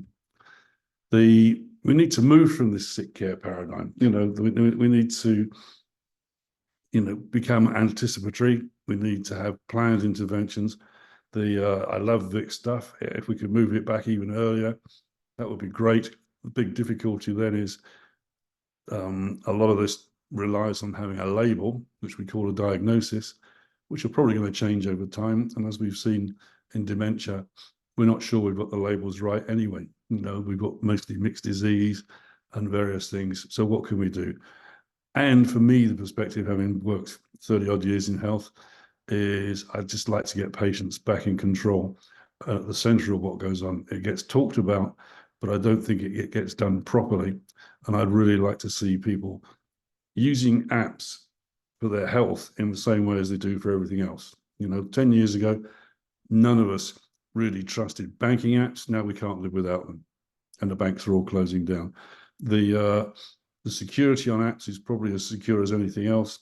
The barrier to moving into app-led healthcare, I think, is going to start collapsing fairly soon. So healthy aging, you know, we heard this already from Vik, but, you know, 59% of people may suffer from 2 or more morbidities. I mean, the American study that he quoted was more recent and even more scary. But when you look at modifiable risk factors, there are studies to show they could prevent or delay up to 40% of dementia cases, which is pretty stunning. You know, we're talking about spending trillions on pharma research and the cost of drugs. Actually, if we could prevent or delay 40% of Alzheimer's cases, we would be on a winner. We couldn't spend the savings. So, you know, we need to think about that. And the other thing is that dementia hurts other people as well. You know, the carers are probably the most valuable people around in the ecosystem of dementia, but 84% need more help and they need better information. Some get to go to teaching programs in memory clinics, but a lot of it is, you know, pretty much learned ad hoc. And I have to say, a lot of the stuff they learn for themselves is pretty useful for us to learn from them as well. Up to 70% of county caregivers have depression. So, you know, can we detect that more easily? You know, we know that families try and do the best they can and say they're all right when they're not. Are there ways we can tackle that? And we know that, partly because of the age of partners and various things, that 22% of people looking after a person with dementia may progress to MCI, and of which 10 to 15% of those will convert into Alzheimer's cases. So they're already a pre-stressed population that we could probably follow better. This is a very busy slide, which I'm not going to go through in lots of little minute detail, but it kind of sets out the stages where we're at the moment and where we might be able to try and help. So, you know, if you had a smartphone app that gave you some knowledge about yourself, rather than have a subjective memory problem, you might have an objective data on your app to go and talk about. So you've got your own personal data to go to a GP and discuss with them. The GPs sometimes say, well, I don't think you're bad enough. This would be different. This would be right. Okay, there's a change. It's a change from my own personal baseline. So you would get a referral to a memory clinic. 25% of the people waiting for a memory clinic got subjective memory loss. Therefore, they're filling up waiting lists that when they might not need to be there at the moment. And we heard from another presenter, you know, about how anything that helps increase health efficiency will help reduce the problem. Once you get to the memory clinic, if you've got mild cognitive impairment at the moment, unless you get into a research study, that's it really. It's come back in 6 months, we'll have a look, maybe come back in a year, we'll have a look. This, you know, a smartphone, if it coaches you, it can tell you some of the things that you can change. It can tell you and coach you on some of the ways to improve. So right from the time you start worrying about your memory, you can actually start doing something about it. And it's you that does it. It's your decision to do it. But it's all treatments and you know, exercise, food, whatever. It's all things that are proven in research that you can do for yourself and monitor how you're doing with it. Once you've got a diagnosis, it's real-time data collection. As I'll show you in a minute, we've got cognitive testing within the app. You can start looking at whether a drug's working or not working, which might actually reassure some of the payers when it comes to expensive drugs. So I think we can use technology to improve the current pathway. We've heard this already from Vik and others, heart disease, diabetes, dementia, they're all interrelated. If you treat them all individually, then you get results. But like an orchestra, if you start actually having a single holistic digital health platform, you might be able to do two things. One is get better outcomes. The other one is to show to people that their health is integrated, not just about the going to see the heart specialist, diabetes doctor.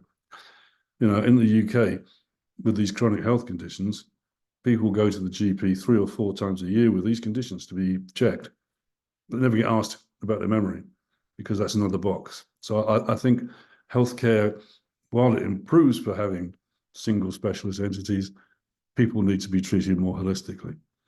So if we had an app that predicts late life dementia risk, it also includes cardiovascular risk and monitors cognitive change, which we at the moment we're targeting mild cognitive impairment, but really if it became something that you used from your mid-40s onwards, you'd have personal data to inform who you asked to see or who you wanted to see based on the 5 pillars of healthy aging, which very similar to the finger study, but includes sleep and other bits and pieces, where both patients and caregivers are supported.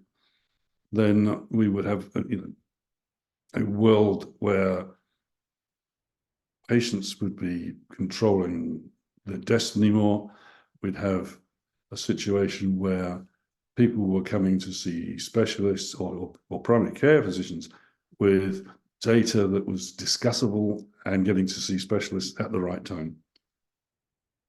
How does Myavos do this? And this is the last slide, and so we can have more discussion.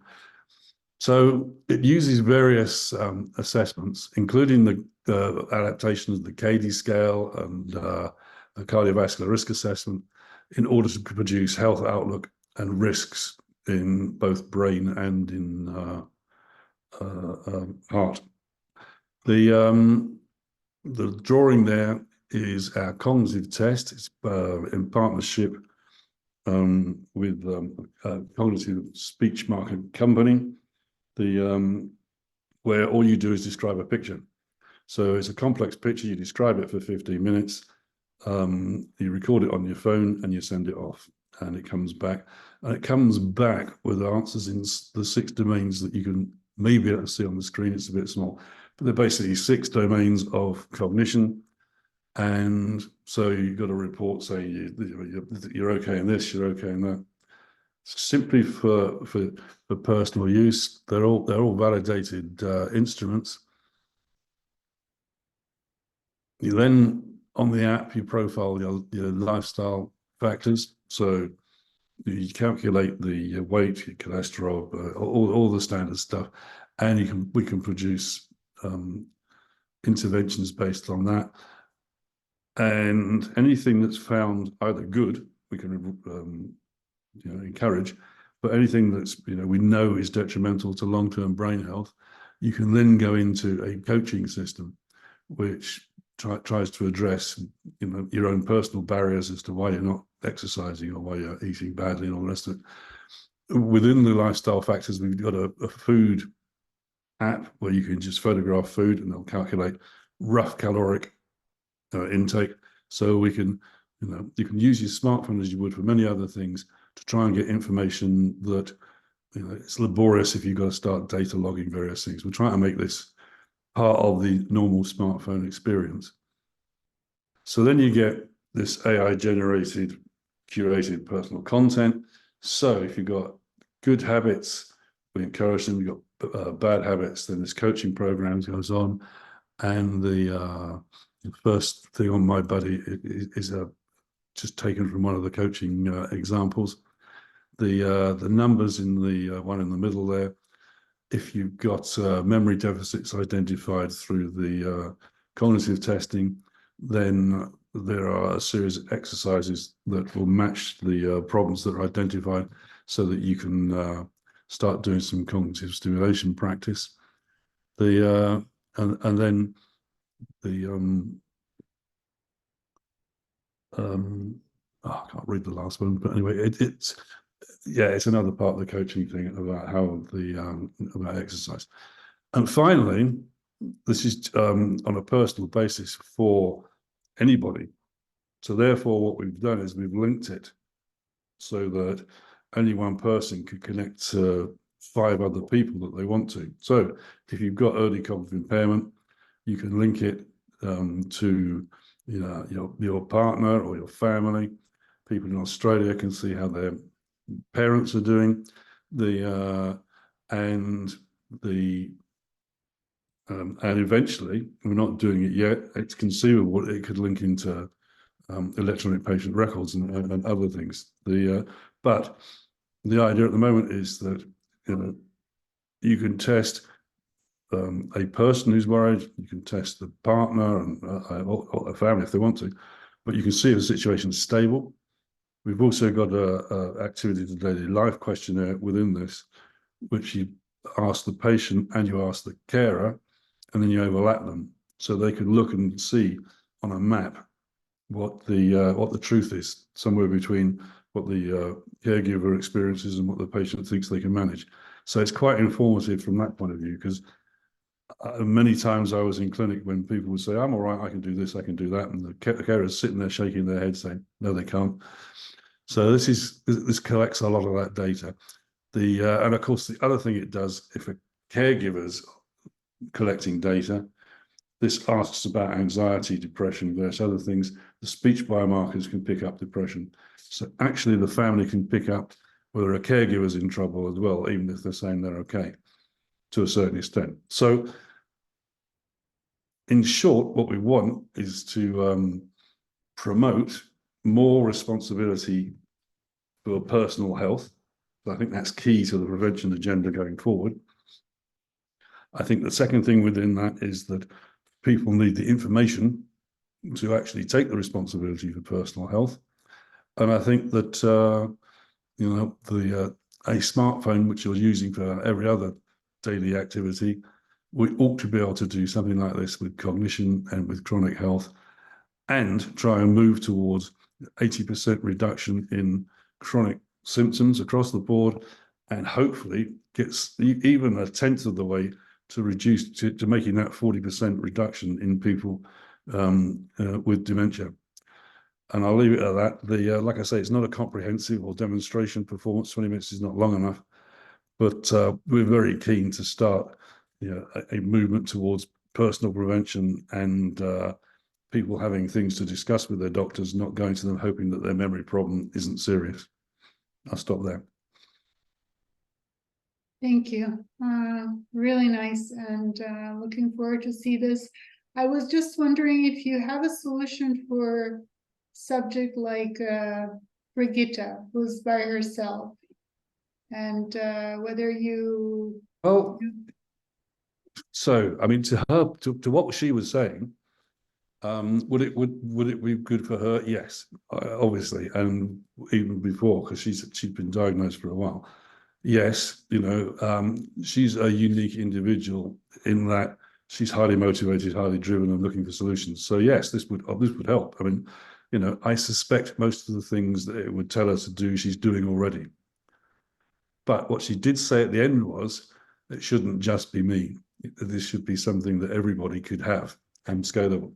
So yes, anyone that was in the position that she was in when she first thought, my memory's not as good as it should be, this would be a great place to start. And it may be, I don't know her history, I don't know how long it took her to get diagnosed, but for most people in that position, still at the moment, from having suspicion of memory loss to getting seen by a specialist can be up to 3 years. So, if after 6 months, so the definition of dementia is if you've got a permanent problem, cognitive problem after 6 months. So if after 6 months you've got data to show that you're not as good as you should be, and that hopefully in years to come would be against your personal baseline that you had before you got any problems. So if at 6 months you can show a permanent decline from your baseline, then people have to take it seriously. So if you do nothing else, you get people early diagnosis in 6 months rather than 3 to 4 years. Does that put increased demand on memory clinics? Maybe, but they've got a lot of baseline information with which to work with. Will it put up waiting lists? Well, hopefully it might streamline waiting lists, because if you take off 25% who are going to find out if there's something wrong, they haven't got anything wrong with them, then you've immediately got a 25% increase in capability for memory clinics. So, yeah, I think that, for people like her, she also made the comment, which, I'm guilty as anyone of having had very early memory clinics in the 90s. 3 hours of cognitive tests is no way to spend your afternoon. So anything that can be done that's reliable and short, and we're seeing innovative tests, innovative various things, the speech biomarker work, various things. We can cut out 3 hours. Now, I'm sorry, I apologize to all neuropsychologists who love to sit there and do 3 hours of tests, but people don't like it. If we could go do 45 minutes a month of tests, and that's a month, not every 6 months or a year, then we get a much better picture of the individual. And things like Vik's care plans, you can see if they're working in real time with a smartphone now. I think this is the future of chronic health. I don't think we should be relying on, others. Like I said in the talk, diabetes. I think in Scotland, they have brain clinics where people can go, just to walk in and they get screened. Maybe they would be interested to partner with you. I could put you in contact with Brain Health. Yeah, no, that would be very good. Yeah, and we're interested in partnering anyway. Hassan has a question, and then we have to move on. Hassan, sorry. Oh, yeah, quick question here, please. Yeah, thank you. So there's 2 words which have been basically mentioned before, is prevention and the root cause. So from the root cause, I think it was Nikki who mentioned that the root cause is that we know a couple of root causes are getting into this disease like Alzheimer or similar. And prevention is where we should focus. So the question here is, what are the bottlenecks on the health systems across the different countries to boost and support further the prevention? Because that's the best way to avoid getting into the disease. Basically, this is what you mentioned, Roger, right? I think you're right. And I think they are tied together. It's not an easy answer. It might be one that picks up more in the panel. But so if you know what a root cause is, then I guess you can prevent it. This is complex. And, some of the root causes could be, or will be, biochemical and protein reactions to harm that's done by things that we do commonly. So, diabetes, lack of exercise, various things. You can produce lots of scientific papers on, the effects of exercise on proteins within the body. So, and the Western society has fallen into this chronic problem around lack of exercise, too many carbohydrates, whatever. So I suspect the root cause is based in scientific evidence that is there, but not, because causality and association are not the same thing. So we tie ourselves up in knots. We wait until we've proven something before we do anything to prevent it. We've got lots of data on things that people have tried to do to prevent something and it's worked, but because they don't understand it, they don't then do it. Right. So my attitude now is, retired doctor and the rest of it, just do it. Don't keep asking. Don't do it. We mustn't do anything that will harm people. But most of what we do, ask people to do to try and prevent brain failure, for want of a better word. We all understand other organ failure, but most of what we don't do, we know you shouldn't eat loads of carbohydrates, but the food prices go up and we feed people rubbish. And the proof of that is, if you look at the increasing rates of cognitive impairment and dementia in the non-Western world, it's happening because they're eating Western food. Mm-hmm. You go to Bombay, you can buy a curry burger They dehydrate curry and make it into a patty and then serve it up between bread. I think we have. I know. But let's take it up with the panel. Thank you. Manfred, yeah, we should take the question for the panel. Manfred, do you have a question now, or you can? I can put it. If Roger is still on the panel, then I'm on the panel. Perfect. We are. Roger's in the panel, Hassan, and yeah, then it's okay. We move on to Ryan Thoma from Viome Life Sciences. Exactly. You were very fast. I'm sorry, I was distracted. And of course, a very promising microbiome company. There you go. The floor is yours. Thank you. Thank you so much for having me. I think this is perfect. I'm hoping maybe I can tie into the last two talks. So kind of the microbial composition and what that has to do for human health. And then also kind of personalized lifestyle recommendations and how we can impact human health. And so from Viome Life Sciences, and what we're trying to do is kind of digitize, decode human biology and prevent and reverse chronic diseases. Unfortunately, I'm probably going to take a little bit of a break from kind of the dementia focus. That's something we want to tackle at some point. We haven't quite gotten there. So I'll focus mainly on mental health, so depression and anxiety, and show you guys what we have so far, the platform that we've built, and then also know that we're always super open to collaboration. So keep that in mind. Oh, I'm sorry. Oh, there. Okay. So at Viome, what we believe is that the human body, right, is an ecosystem. So a lot of the past research, we've been just looking at these human components of human health and disease, when in actuality, it's so much more complicated, right? So there's a vast microbiome, and that includes the oral microbiome, skin microbiome, gut microbiome, and those microorganisms that are in your body, they actually contribute an insane amount to actual overall well-being. So in terms of the gene content that humans have, we encode about 23,000 genes, which means we can make about 23,000 proteins that do, a wide variety of different tasks. But the microorganisms in one person can encode for over 2 million different genes. And so the gene potential of the microbiome is absolutely enormous, meaning that there's a huge amount of different biochemical activities that those microorganisms are involved in. And thankfully now, microbiome research is really starting to gain traction. And we're seeing that a lot of those microbial interactions are actually super important for human health and disease. And so what we at Viome are doing is we're trying to create kind of more of a systems biology approach to understanding human health and disease, how humans and our microbiomes interact, to actually either promote or counteract a specific disease. And so this is just kind of an example, very high level of kind of what we're trying to do.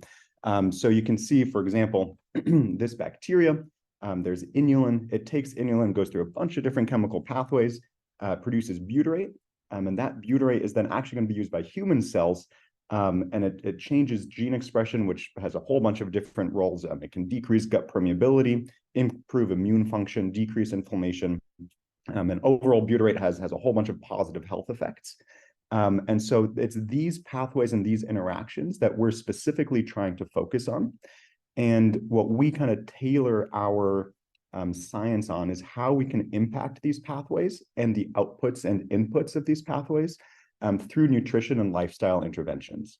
And so, for example, for this example here with inulin, artichokes are super high in inulin, right? So if we want to promote these pathways, we want to introduce foods that have these substrates for these microorganisms to convert into positive substrates, right? That are going to improve overall well-being.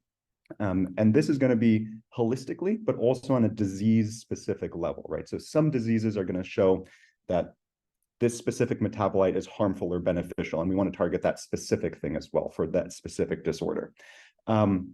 Unfortunately, it gets quite a bit more complicated because inulin can actually also be bad if you have the wrong microbiome, right? So if you have methanogenic archaea, for example, they're going to convert that into methane, and methane is going to have a whole bunch of deleterious effects, right? So you get increased inflammation, constipation, you get bowel discomfort. It's associated with obesity, IBS, and IBD, and a whole other cohort of different diseases. So it's about knowing these interactions, right? Do you have the right bacteria to create the right byproducts?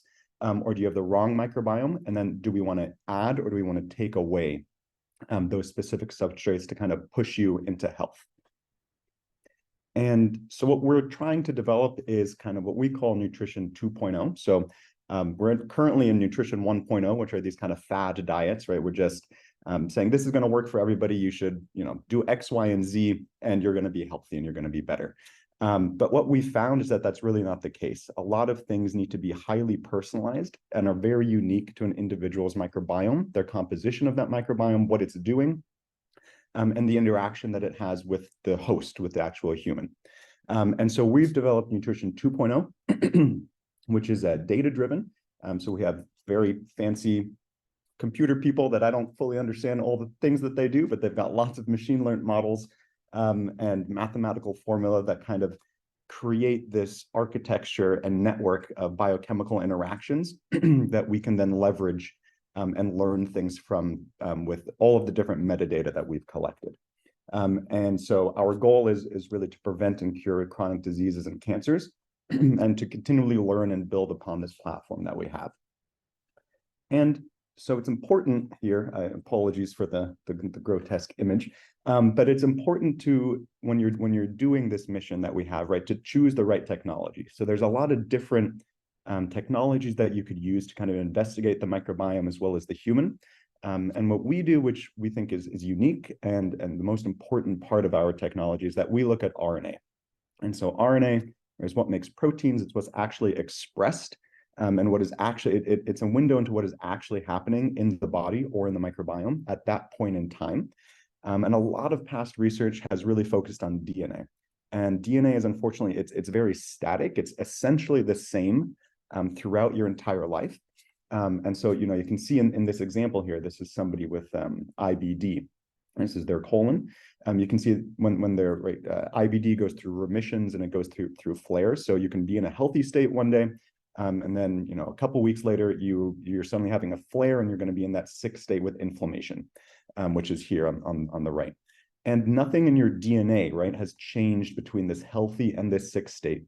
It's the gene expression that has changed. So something has pushed you into abnormal gene expression, which is causing this disease onset.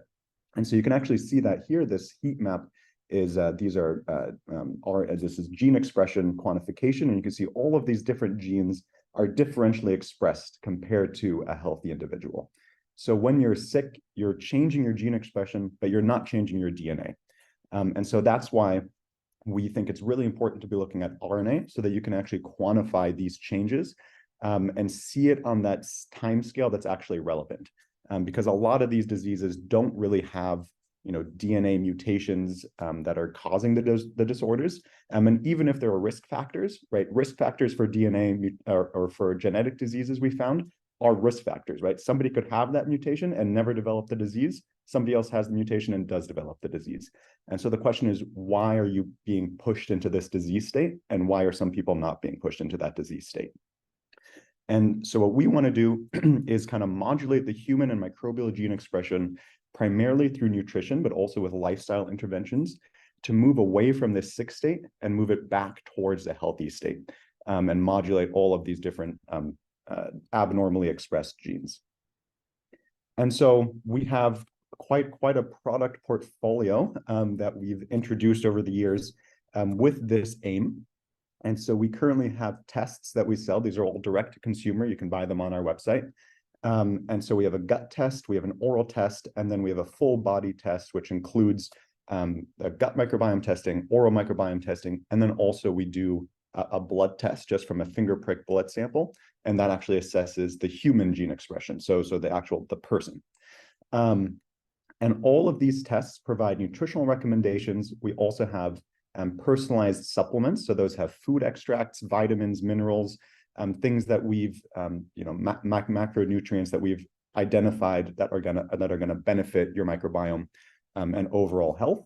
And then I'm not going to go into these for this presentation, but we've also developed a oral and throat cancer screening test. And so with just looking at the oral microbiome, we have very good accuracy in being able to detect oral and throat cancer, which is very exciting, and we're hoping to expand that to a future diagnostic portfolios as well.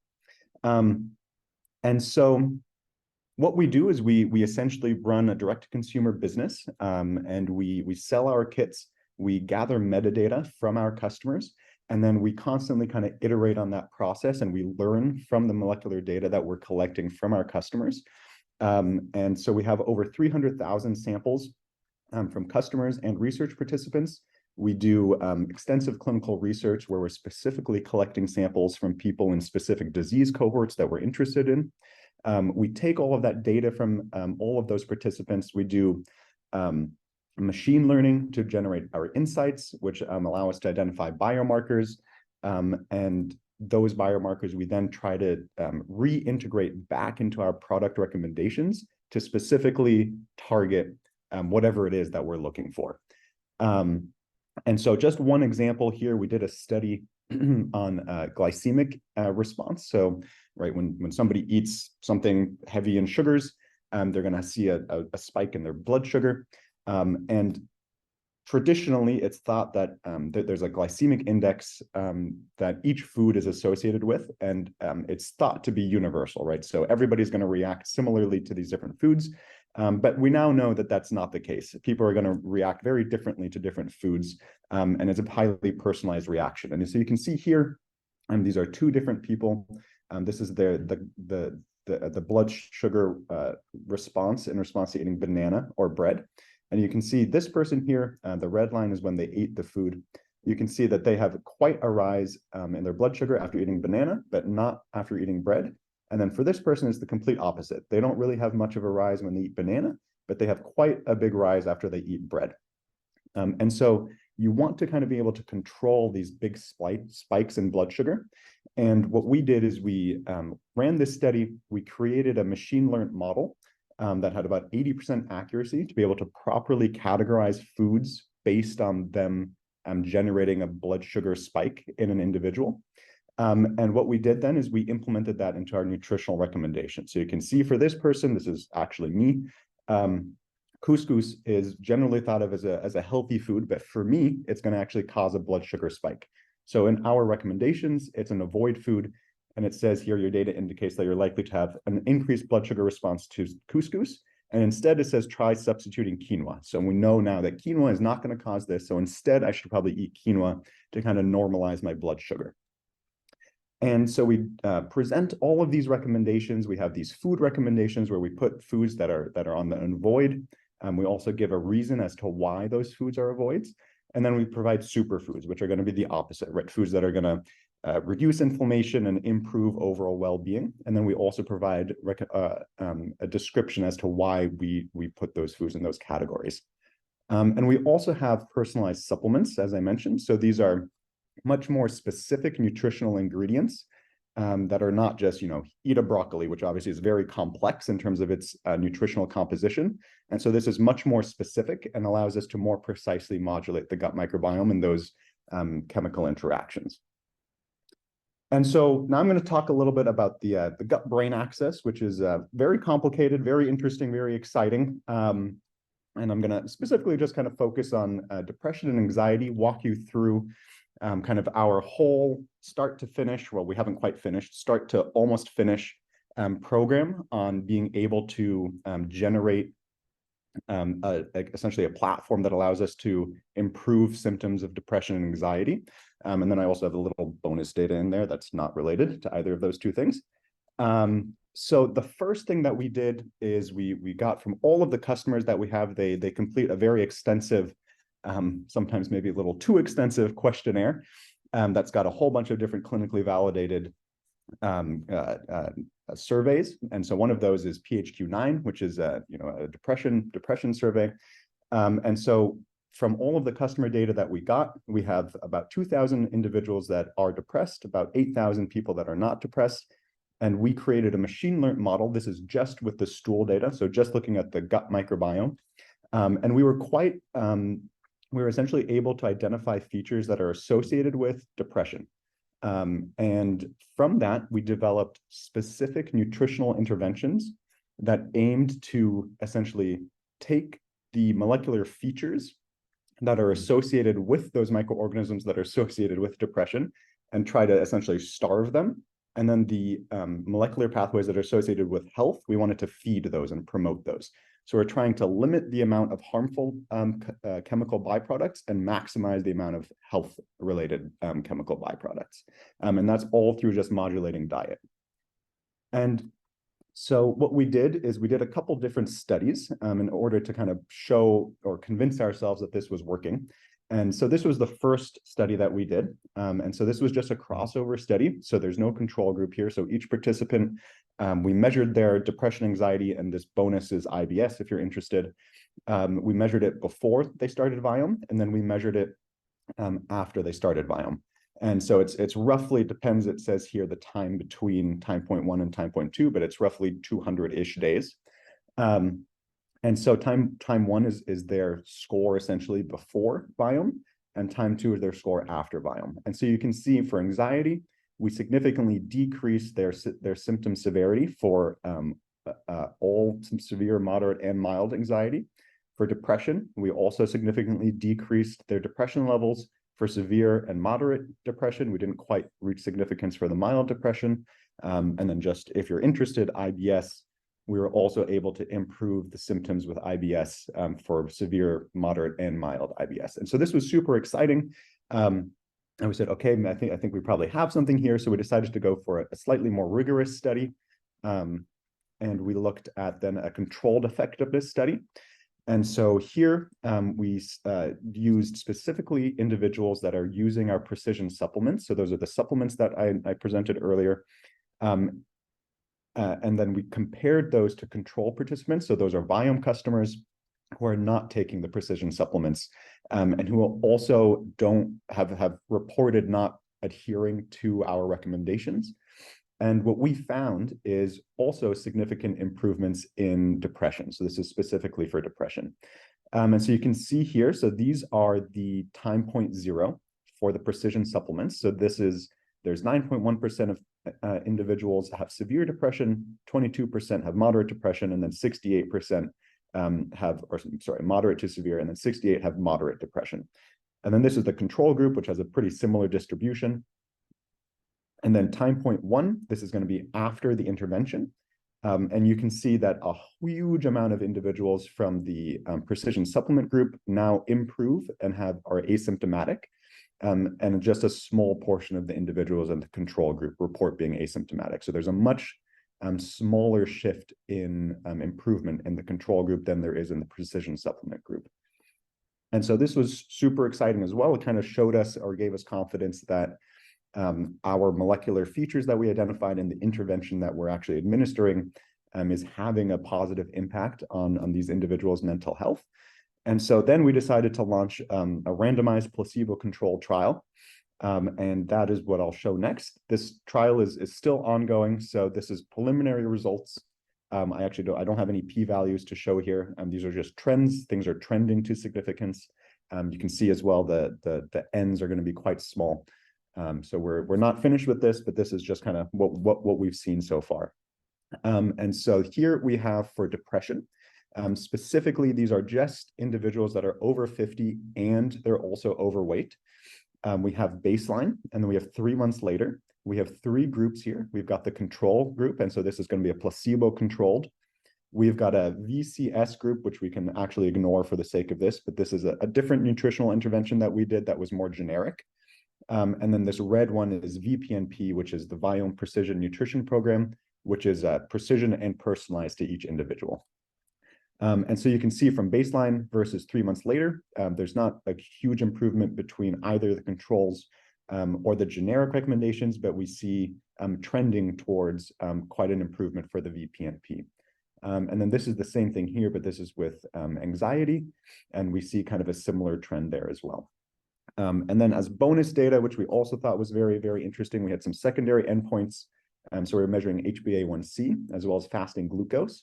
And you can see for VPNP baseline, HbA1c and fasting glucose both decreased much more so than it did in placebo. And so this is really exciting. We're hoping we're expanding this study. We're going to get more data. Hopefully we end up having some significant results here for both depression, anxiety, as well as blood sugar control. And that's pretty much all I have at the moment. We're looking to kind of improve this, expand this to a lot of different diseases. Dementia is, of course, a huge interest to us.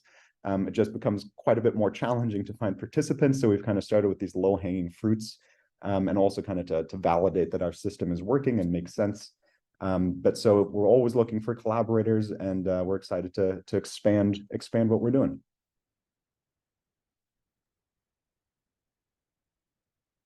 Fantastic, really interesting. I have many questions. I don't know. Hassan has a comment, and Manfred, who's coming from the field of nutrition.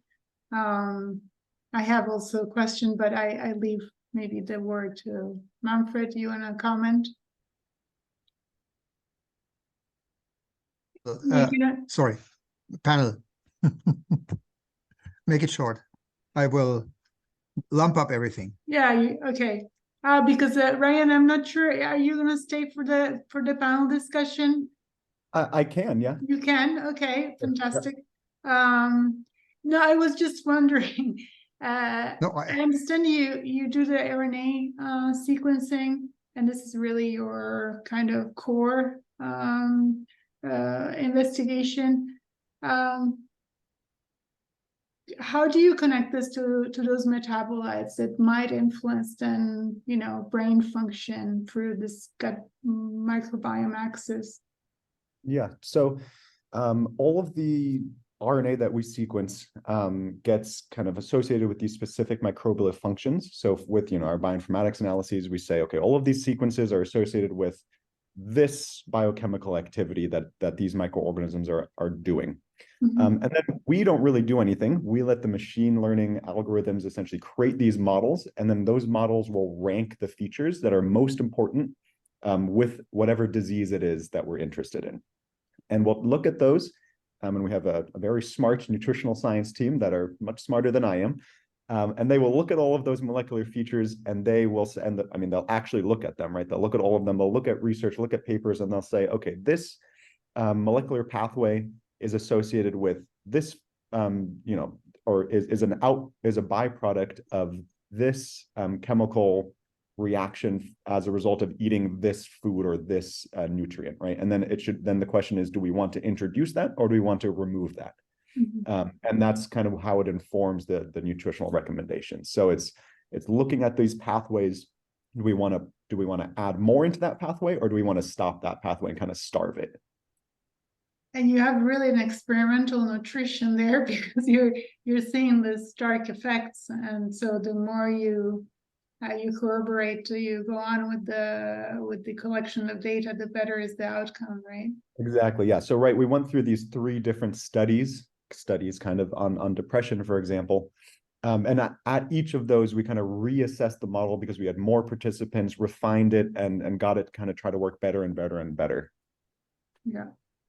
We have maybe Hassan, you want to take the conversation for later, or you want to ask a question? No, it's okay. I just made a comment about the couscous, so it's just about the couscous, yeah. And I think joke beyond the rest. Thank you for this message, and I've learned a lot, and thank you for. Maybe Hassan should get into a performance nutrition program with Viome, right? Yeah, maybe I should focus on your diet focus, and then will help me to perform even better for the next Ironmen in 2024. Thank you. That's the goal. But Hassan, I read your I read your note, and I presume you love your mother, so she should be tested. Yeah, that's right. Yeah. As you said, you wouldn't tell her, yeah. So I think you should test your mother. Yeah, that's right. That's a good point. Thank you, my friend. So we moved to Nikki Schultek from the Alzheimer and Pathobiome Initiative and Intracellular Research Group. I always miss it, but now it's the floor, and thank you for being here and for really contributing to the BrainFit4Life as an ambassador as well. Lavinia, thank you so much. It has been such a cool day, and I really have appreciated all the presentations. So thank you to everyone. And Lavinia, Thank you for hosting this event year after year and bringing in a fantastic lineup of speakers where we can all learn and hopefully expand our points of view and our frames of reference. So with that, it is my privilege to be here today to talk about bridging silos in an effort to unravel the role of infections in Alzheimer's disease. And really more particularly, today I want to focus a little bit on consensus. With that, my role is kind of interesting. I founded a global research consortium in 2017 called Intracell Research Group. And Intracell focuses on building research collaborations around the concept of microbial pathogenesis in asthma and Alzheimer's disease. And then recently, in the last year, we founded another organization, which is a collaboration with global reach, very interdisciplinary, called the Alzheimer's Pathobiome Initiative. And very pleased to say Lavinia is one of our co-founders and a fantastic contributor. But before I talk about anything related to what we're doing, I need to talk about why I'm here and why I do the work I do. So I just want to read a quote from one of my, so this quote appeared in a book. I'd never seen it before. It appeared in Siddhartha Mukherjee's Emperor of All Maladies at the front end of one of his chapters. And the book is absolutely stunning. I imagine many of the people here have read it, and it's about cancer. And in the book, he has this Susan Sontag quote, and it is that illness is the night side of life, a more onerous citizenship. Everyone who is born holds dual citizenship in the kingdom of the well and the kingdom of the sick. And although we all prefer to use only the good passport, sooner or later, each of us is obliged, at least for a spell, to identify ourselves as citizens of the other place. And this picture is actually me in 2015 during the hardest year of my life. Those are my two boys. They're 3 and 5 years old. And there aren't a lot of pictures of me from that year because when you're really chronically sick, you're missing. You're not present in your life. During that course of a year, I went from being a very healthy person other than chronic lifelong asthma, which had been previously well controlled on inhaled corticosteroids. I literally went to being severe refractory asthma, unable to breathe. I spent a period of 6 months awake every night, practically gasping for air. And I also developed during this time frame a chronic bladder pain disorder called interstitial cystitis, which was a crushing blow. It is considered to be one of the most painful and devastating disorders that a person can suffer from. People with this bladder pain disorder effectively always feel like they have a urinary tract infection, and you could visit the bathroom 70 times a day and have no relief. I suffered during this course of time. I had also developed joint pain, and then perhaps most disturbingly, neurologic symptoms that were very consistent and looked like multiple sclerosis. So during this time, it was obviously incredibly challenging. And as these different conditions sort of stacked up, I began to realize the more and more specialists I had on my team, up to about a dozen, that none of them were thinking together. None of them were thinking globally about my body as a system. What would take a young, healthy person who never, abused their body in any way, shape, or form from being healthy, able to run a half marathon, to being this sick? And each time I would posit that question to one of my specialists, whether it was a pulmonologist or a urologist, I'd say this all sort of happened at once. Is there something that could possibly underlie all of it? Why is my immune system so angry? With that, I did a Google search when I finally got so concerned that my illness would continue to progress, that I would eventually not be here to see how, my children turn out and what happens when they grow up. I did a Google search that inquired about the relationship between atypical pneumonia, which was one of my diagnoses over the course of this horrible year, and interstitial cystitis. And this Google search, I like to say, changed the whole rest of my life. So that sad part kind of is over. And I want to show you the person who I ended up finding who saved my life. So this is Charles W. Stratton. Unfortunately, the world lost him last year, but he was the director of clinical microbiology and an ID specialist, infectious disease, at Vanderbilt University Medical Center for 42 years. He was one of the smartest people I had ever met in my life, but with an uncanny ability to take what is very complex and make it simple. He had published research on a very unusual stealthy bacterium called Chlamydia pneumoniae and the relationship it may have to interstitial cystitis.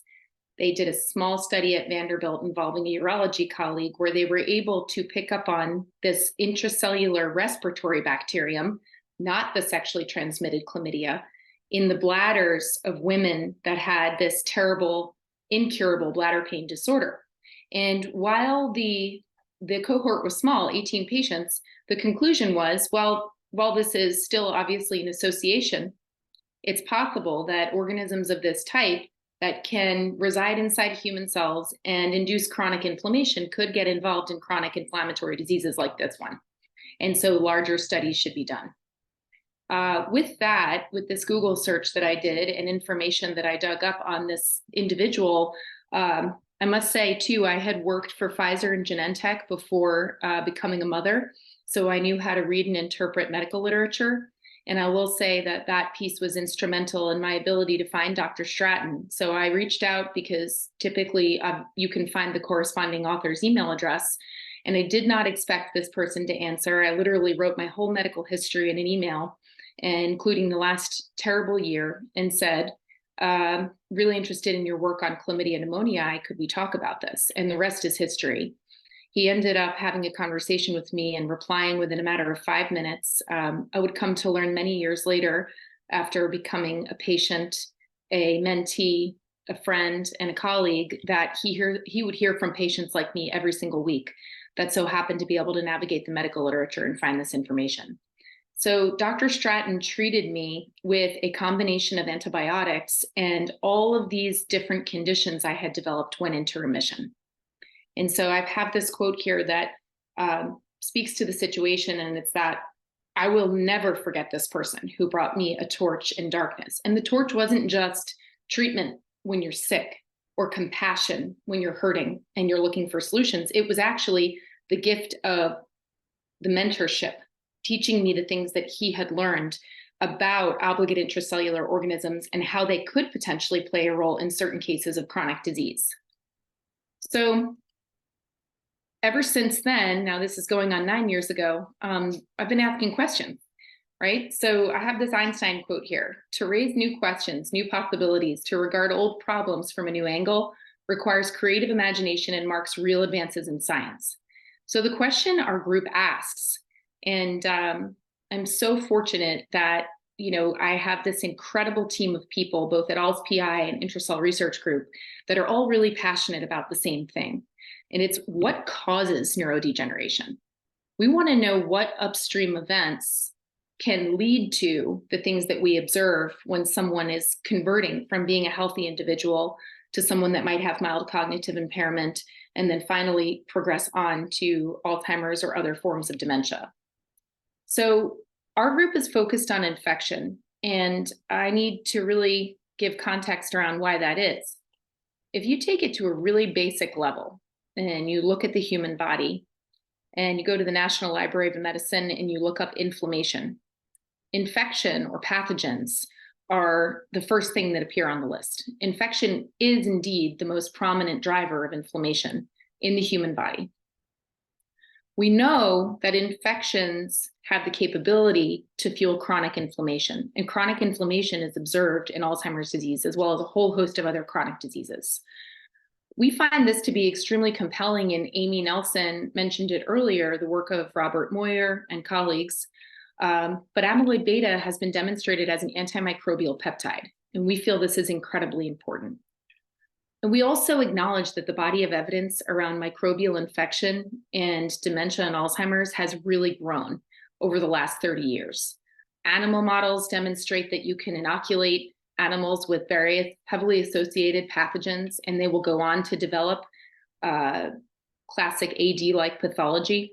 We know from large biobank studies and long epidemiological research studies that viral and bacterial illnesses in general increase the risk for developing Alzheimer's. Microbes can and do infect the brain and CNS and are actually found in abundance in postmortem Alzheimer's brain tissues compared to healthy age-matched controls.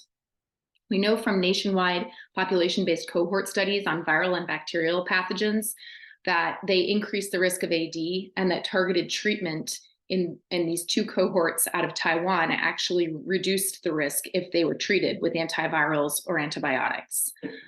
Now, of course, it's newer, but the COVID pandemic has really underscored the impact that a newer viral organism can actually have on the brain, not just in an acute sense, but long-term, with demonstration of things like brain shrinkage and atrophy, and even AD-like pathology in the brains of people that died with severe COVID. And lastly is something that I really want to focus on, and it's something called reversible dementias. So there are cases in the medical literature where infections are a primary driver of a dementia. And if they're treated with proper antimicrobial treatment, targeted treatment, they can be reversible. With that, I want to share our group's publication from June of this year in Alzheimer's and Dementia, where we effectively created a roadmap to ideally establish a consensus protocol to really interrogate the brain pathobiome in people with MCI and Alzheimer's disease.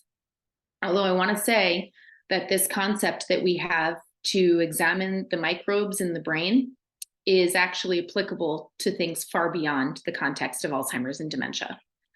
But one thing that we documented that really has yet to be captured in this manner in one place was this entity of reversible dementias.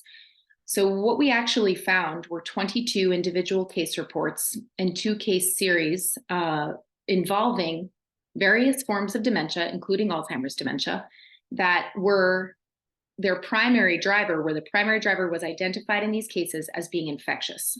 And in each case, a lumbar puncture took place, and for whatever reason, and it varied from case to case, the clinician decided to screen for microbes in the CSF. And what was really fascinating about it was how the microbial landscape really kind of mirrored the landscape that has been demonstrated in patients with chronic meningitis. And again, this gets back to sort of bridging research silos. But effectively, bacteria, viruses, fungi, parasites, and polymicrobial infections were identified. And in the majority of the cases, if the patient was treated with a targeted antimicrobial, in many cases, they were intravenous antimicrobial drugs, antibiotics, antifungal drugs, antivirals, antiparasitics, the patients actually recovered in some cases to normal memory scores, which we know is a possibility from things like neurosyphilis, neuroborreliosis, which is Lyme disease. By the way, Lyme disease is one of the chronic infections that I was diagnosed with by Dr. Stratton when I was finally assessed and tested for chronic infections. So earlier today, someone raised the issue of, okay, could we use antimicrobial drugs for Alzheimer's disease? And actually, this has been tried. There have been some antimicrobial trials in Alzheimer's. However, the results have been really inconsistent. And one thing that really is a common thread between all of the trials, with the exception of really of 2 trials, is this thought about precision. So when an infectious disease specialist is encountered with a patient that has meningitis, let's say, they are going to initiate certain antimicrobial drugs empirically. But while they're doing that, they're going to get a lumbar puncture and blood cultures and start seeing which microbes are on board. And it's well documented that infections that can impact the CNS are frequently polymicrobial. So most of the work that has been done around Alzheimer's disease takes a group of people and puts them on a regimen without this concept of precision. So this was done with rifampin, an antibiotic, and doxycycline, another antibiotic, in 2 different trials. This has been done with minocycline, a tetracycline antibiotic, currently there is a trial ongoing using valciclovir or Valtrex targeting herpes viruses in people that are seropositive to HSV1 or HSV2. This is happening up at Columbia with our collaborator, Dr. Devinand. And effectively, the thing that is really quite apparent when you look at those case reports is the need to really understand what's there before we treat. And also the susceptibility of the microbe to the treatment. We know that certain microbes are really difficult to eradicate, especially stealth organisms and particularly intracellulars. The other thing that needs to be considered, which was discussed earlier today, is the ability of the drug to get to the site of the infection, penetrate the blood-brain barrier, and remain there in a high enough concentration. So there are challenges, abundant challenges to this space as far as the relationship between microbial infection and Alzheimer's disease, or really anything that afflicts the brain. And some of that is actually inherent to studying the brain itself, right? It's very difficult because we can't get a brain sample in someone living to determine whether or not we find microbes there. But some of the challenges actually have to do with collaboration and what's needed in terms of generating a consensus in order to even decide how would we go about demonstrating what the brain microbiome is or the brain pathobiome is in someone while they're still alive and we can't access the brain. There have been really limited funding resources in this niche. Amy Nelson mentioned earlier, Dr. Leslie Norens with the Alzheimer's GermQuest. There have been some advances in the space, where a certain amount of funding has been available. The Infectious Disease Society of America has a set of grants that they give out on an annual basis now for the infectious etiology of Alzheimer's research. But largely, there's also a lack of industry involvement, and it has to do with profitability. Antimicrobial drug development is one of the arguably most struggling areas of drug development in the entire pharmaceutical industry. So there hasn't exactly been a great economic underpinning to boost this sort of workup. And then another challenge with this type of idea is how it straddles research silos, right? And even agency silos as far as funding. Is this a NIAID issue, a National Institute on Aging issue? Is it both? Whose purview is it under? And then another really big issue that we've become aware of is a lack of banked biosamples, postmortem samples that have been collected in a sterile manner where these samples would be destined for microbiome research. We're aware of contamination being an issue. But with that, there are real opportunities to advance this concept. And so, some of the opportunities are really centered around linking together in an interdisciplinary manner to collaborate with one another to really accelerate innovation. We, as a group at Alzheimer's Pathobiome Initiative, have an ecosystem where we can share information with one another. Researchers can share samples. And by sharing samples that are a very precious resource, right, that were the result of someone losing their life, we are effectively extending what we learn from those samples. And instead of one lab analyzing them with a very narrow scope, we can truly interrogate the samples at multiple different laboratories and validate the results that one lab gets using other methodologies. We also at ALZPI are using different analytical approaches on the same data sets. We, as a part of this project, aim to really generate a consensus for detecting microbes, as well as helping to create and foster sterile autopsy protocols so that this sort of barrier with contamination isn't something that persists throughout the whole field in perpetuity. But really, by coming together, we're addressing another need, which is really raising awareness and increasing the visibility of something that may lack an economic incentive, but we can promote the fundability by working together and effectively branding what we're doing and making it widely known. So we have 3 succinct steps to our project with ALZPI. Step 1 has already been completed. It was our research roadmap that I showed earlier that contained those cases of reversible dementia. And in this research roadmap, we really point out the controversies and the unmet needs as far as the puzzle pieces are concerned. What biosamples should we be using to detect microbes? What detection methods would be the best? We are using the template that has already been provided by Dr. Michael Wilson and other experts in neuroinfectious diseases and chronic meningitis to interrogate this research question on the Alzheimer's side of things. Again, bridging those silos. And we are very excited, about this roadmap step being complete. Step 2 is underway, and it is multi-laboratory pathogen detection. So our team of academic labs that's affiliated with ALZPI is interrogating postmortem samples in order to effectively come up with this, what we are calling the CDP, but the consensus detection approach.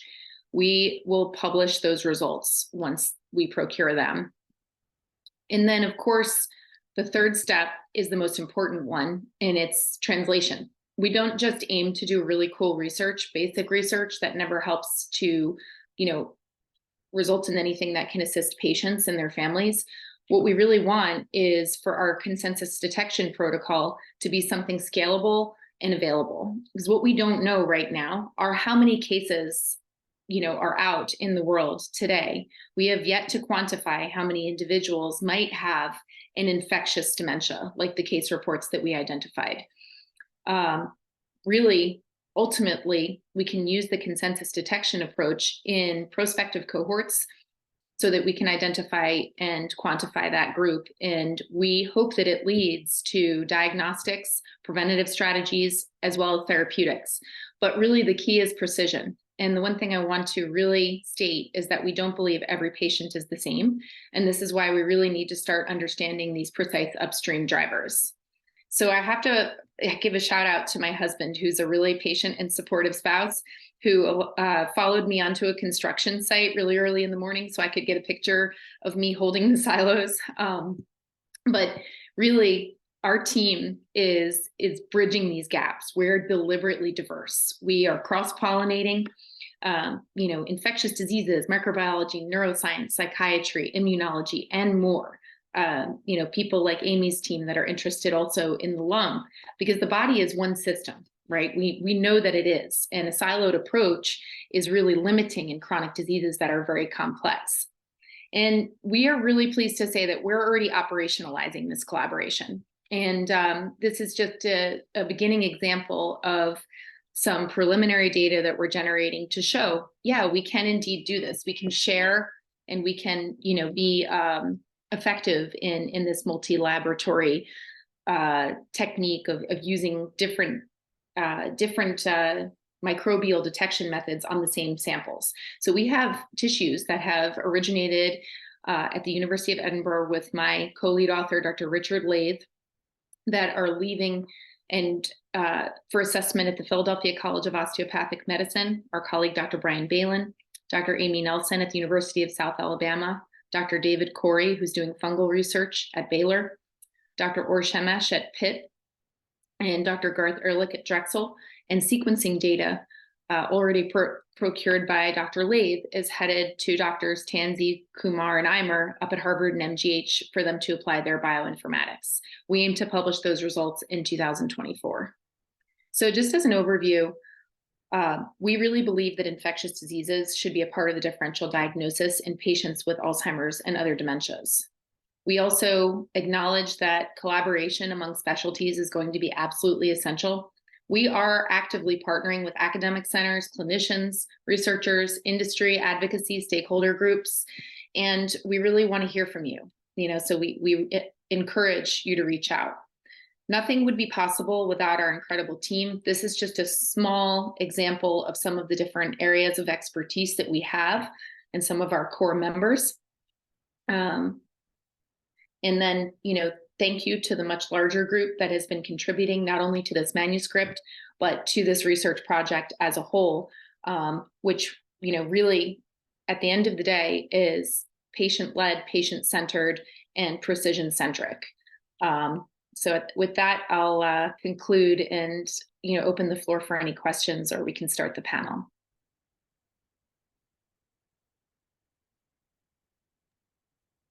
Yeah, thank you. Maybe we will transfer the question to the panel. I invite Aleksandra Jani from X-Healh Show. Yes. Hi there. So she's going to be moderating a little bit the panel, but maybe we leave it free. I think there were some questions from Manfred, maybe for Nikki.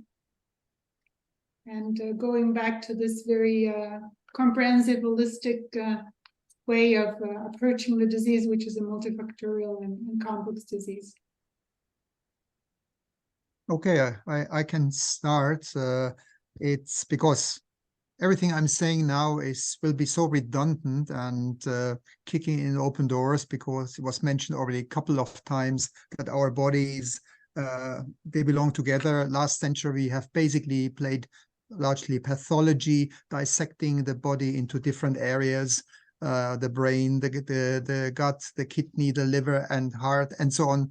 It belongs together. So that is one key area I think we need to focus on. We need to be more holistic. A bit what Roger and also I think Tom was mentioning. These are fantastic approaches and I totally believe in them. However, will they work when the mental hurdle with consumers and patients, the motivation to use them is limited to, I think, it's either the ones who know already, or the ones who are quite affluent, who don't mind to spend their money on this. But you need to have a certain awareness, and I think here it lacks, because if not, the diabetes type 2 numbers, they would not increase year after year worldwide. The Alzheimer area as well, 93% I think of the American population is metabolically insane. So that's another area. So as you probably know, and was obvious, I strongly believe in prevention. So nutrition is part of the prevention. It's not the only thing, but without nutrition, everything is nothing. So and here I think we have a big gap. What we are discussing here is basically trying to find solutions for an obsolete science. If I look, for example, and again, everything is connected. If I look at the government-supported website, when you have high levels of LDL, first of all, it doesn't explain that there are 2 types of LDL. That's one thing. And then it says you should not eat any saturated fats, total BS. You shouldn't eat cholesterol, total BS, because the body will make cholesterol, but it's the up-to-date version. And then you should take statins, where 1 out of 200 to 700 patients will only benefit from the statin. However, about 1/4 have to succumb to the side effects. So here it's obsolete science, and we repeat things, in particular in nutrition, what is wrong for 40 years, and the things get worse and worse. So how can we reach that mental part? How can we approach a holistic part? You mentioned it, Nikki, as well. I mean, you have to, and that is the patient feedback I'm getting as well, you have to become your own health manager. If not, nobody will help you. You get, and I think it was Roger who mentioned it takes years until you finally get the diagnosis, which is a starting point to do something about. So preaching to the converted, I think everybody of us here could give the same comments. What can we do? What can we do? I would like to pass the word to Aleksandra Jani. She is a very knowledgeable individual, but coming from the industry, but not a scientist by formation, and maybe she can give her perspective. She's of course very healthy, but she might have also colleagues, family, friends that are not as healthy, and that would need to embark into a prevention plan as soon as possible. So that's very nice of you, Lavinia, and thank you for the invitation. And I mean, to all of you, it's been a delight to listen to your super interesting insights. And I would not basically to like tell you anything, but I have a lot of questions for you. So I'd like to go back to Birgitta, and what she said at the beginning. So at the beginning, she said that she believes in the world without Alzheimer's, right?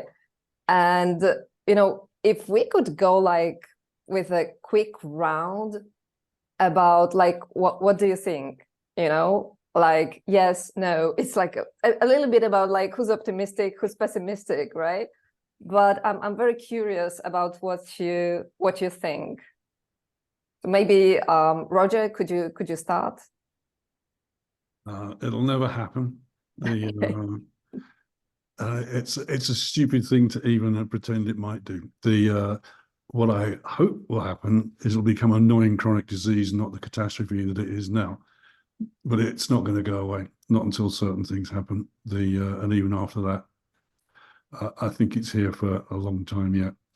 The answer to the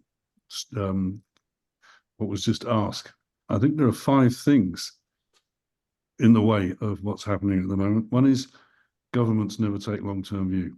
They pretend to, but they don't, because they're only interested in their next 4 years. Academia is stuck in a status quo. It's been 25 years of investigating amyloid and tau with no great result. Very little around the periphery that's trying to challenge it. It's beginning to. Never underestimate the power of the food industry. A lot of what's going wrong is in their hands. Research doesn't get through to primary care, so anything that's innovative goes round and round in circles. And lastly, as you know, we all know, people are just passive until they're ill. And you know what we're talking about is educating people to live very differently. And that's a big uphill thing without the other 4 things coming into play. Okay, thanks very much. Amy, what do you think? I would like to have a more positive tone, because I'd love to believe there's a reason for hope. For me, you know, studying this disease is personal. So my dad had early onset, died of Alzheimer's at 57. So when you're in this potentially early onset kind of familial situation, you hope that something could be done. Thank you. Nikki. Yeah, I have so I see all the sides. Like Roger, I appreciate the sort of like pragmatic look at it, right? Which is there are some significant challenges that we face to get to the point where, you know, something like a precision approach or like preventative approaches that we already know could help certain people could be implemented. And what you said about change is really true. You know, there are always significant delays to big paradigm shifts. And if you look at medical history and scientific history, that tends to be true. I think one of the longer ones was the misunderstanding over how the human circulatory system works, the cardiopulmonary exchange, which is like 1,000 years in med schools teaching the wrong thing, like 2 separate systems. And so we can be really wrong for a really long time, but then there have also been some incredible shifts that have happened. And you know, it's funny, I have my copy of Mukherjee's book open next to me because I was debating on sharing this quote during the meeting, but I'm going to share it now because it's pertinent. For any illness to rise to political prominence, it needed to be marketed just as a political campaign needed marketing. A disease needed to be transformed politically before it could be transformed scientifically. And in his book, he's talking about cancer and cancer funding and the creation of the National Cancer Institute, which is a huge machine, right? And arguably advances in cancer have taken place that have changed the trajectory, you know, with targeted immunotherapies and CAR T therapy and all these treatments that are now becoming available because of a huge amount of resources and also because of a precision approach to understanding one's unique cancer. So I tend to be optimistic that it's possible, but that we really need some bold maneuvers in order to make it happen. You know, that we have to start small too, just like I come from industry. So industry, the tactic in pharmaceuticals is carve out a patient niche. You know, you don't need to treat everyone with your medication, but is there someone that you can treat? And I guess that's the question. Like Amy raised the issue of, you know, the familial Alzheimer's, right? Or individuals that may have 2 copies of ApoE4. If it's determined that those individuals are more vulnerable to certain infectious agents or nutritional deficiencies or have certain immune characteristics that, make them more vulnerable. It's possible that, even approaches like ours, like we're not claiming that we think everyone has an infectious disease that has a case of dementia, but we know they're out there. We don't know who they are. So I think groups like ours and others that were here on this call today just have to take those small steps in the right direction.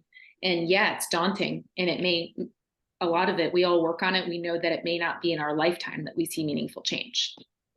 Thank you. Thank you, Nikki. Emmanuel, what do you think? I'm optimistic, but again, I'm a scientist, so you also need to be realistic. So it's a long road to do, but then I think that we can, let's say, win this fight. The good thing, as Roger said, is that we have to educate people from when they are a child. So if you really teach the good habits to a child, then you grow up with, let's say, the right information and the right steps to do, like exercise, I don't know, good health, good diet, and all the different kind of risk factor that we can fight to avoid many diseases like diabetes, which then are linked also to older age diseases like Alzheimer's. So if you can avoid one, maybe it's a good investment to avoid other diseases when you are older. So we can do something. Thank you. So now, we having this, general question in mind, like what do patients and families need? I would like to specialize them a bit to each of you. Amy, so I spoke some time ago on a podcast with Antonella Satuccione-Chatra about Sophia, an Alzheimer patient, very active. She wanted to get into any clinical trial, basically, to help find the cure for Alzheimer's, having in mind it was a genetic Alzheimer's that she had, and having in mind her two daughters, that they might inherit it as well. So, let me just ask you, and naively do so, and purposefully so, when someone, she was diagnosed at the age of 39, right? And, well, when can we expect to find the root cause of Alzheimer's? And then what do patients need, right? If you could follow up on this. If what patients need.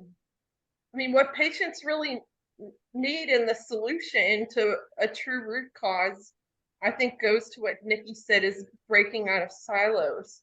To date, a lot of the Alzheimer's research has been done kind of from a very neurocentric view, and as Dr. Bullock said, has been very focused on initially A beta by the majority of the field, and then Tau slowly broke into that. But I think what's critical is, reevaluating with an open mind and with, more collaboration with unique perspectives to try to really figure it out. I don't know if it's, I am a pragmatic individual, so I don't know if it will be possible, but it's the only way to try to take a new, fresh approach that's totally out of the box, that can't be the same old, going on forever if this will be solved.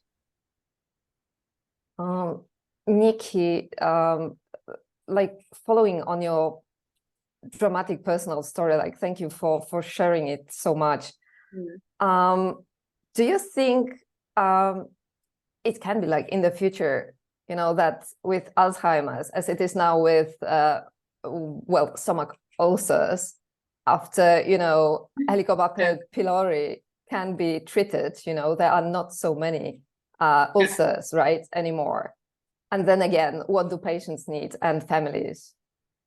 They need precision.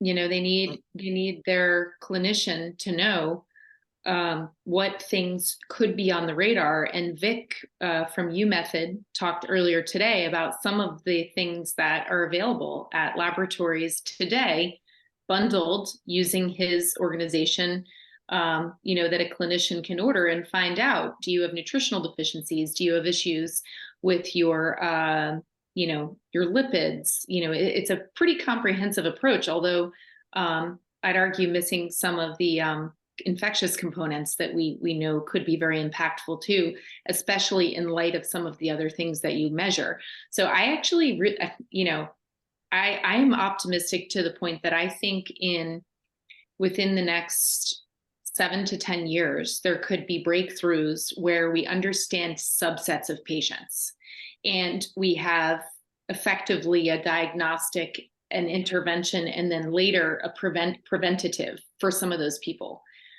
Because there are things that we know about some of the genetic traits that lead to or could promote certain diseases that also relate to the microbiome or the pathobiome, which is sort of that tip toward disease, where your passengers may not be helping you, or at one time the passengers were fine, but something changes about the host with aging, that now the scales are tipped toward an inflammatory state, or maybe a helpful passenger to what Viome does. There could be organisms that get wiped out inadvertently, during treatment for something else. So invariably, there are so many groups doing such cool work right now. And maybe that's my perspective, just being a consortium person and talking to tons of people is what I do. I am optimistic about the next 7 to 10 years for subsets. Awesome. Emmanuel, you just mentioned that, people should be educated. Do they want to be educated? Like, who's on board, basically what groups are, on board here, on this mission? I think we should start from children. So if you play with them, it's a game. So you can teach everything and very serious things and difficult things to children at school. So it's always the attitude and the way you want to teach something. So we can do difficult things in a simple way. Sorry? Manu, when they go to medical school, right? When those generations go to be trained, that's another piece of it, right? Training doctors on, what is in the literature, not just what they hear from the pharmaceutical companies and industry. What is commercially available is very different than what is available in general. Yeah, but I also mean about the lifestyle. So since we can avoid many things, so if you teach to your kids simple things now, they absorb the information and they do automatically like walking. Then for them it's totally normal to do to do that specific thing, and it doesn't sound strange or difficult. So it's like riding the bike. Hassan, go ahead. Yeah. So from the root causes, the understanding we got from the root causes, we are we decided from January onwards to present and to attend conferences across schools and also universities. We will not discuss technical aspects myself. I will get in board doctors from the CHUV or CHUV here in Switzerland. But I think the main message here from the prevention, how we can prevent getting into the conditions that give you more chances getting into this disease. That's the focus for the next 6 months. So we are targeting about 20 to 50 schools from January to May to have a chat, discussion about sports, yes, sport challenges, yes, pushing the limits, yes, for what? For the perspective to beat the disease, not to get into the conditions of the disease. And this is supported by the short videos we collected for the movie. And when we display these videos from the different doctors who attended this movie, that we are pleased to make a kind of a prevention message. And if that can help, then we can help the subject, basically. Yeah, I think prevention is the word. Yeah. Thank you, because I actually just wanted to ask Roger about prevention. Roger, I love your optimistic, in that case, twist to Dwayne's talk about, following investments into small molecules, like, redirecting the funding. So your app, I even tested your app because before I interviewed your co-founder on the podcast. So it offers a pretty holistic approach. But, Aleksandra earlier said that the patients are not tech savvy. The second thing, they often lack motivation. So that's one side. And the other side is like what you said, 40% of dementia cases could be mitigated. What do patients need, and what do families need from your perspective? Okay. I was interested in what you said about teaching children. So 40 years ago, I spoke to the UK government and said, why don't you teach first aid in schools to protect A&E departments? And they never did it, and the A&E departments can't cope with the demand. So, for me, that's a Warren Buffett situation. What we learn from what do we learn from the past? Well, the only thing we learn from the past is we learn nothing from the past. I think what patients need is, I think we need to revamp public health and educate into a lot of the things that we know are true. I mean, a lot of patients know they eat badly, a lot of patients know they should exercise more, all the rest of it. It needs to become more policy, it needs to be more made, things need to be made more available.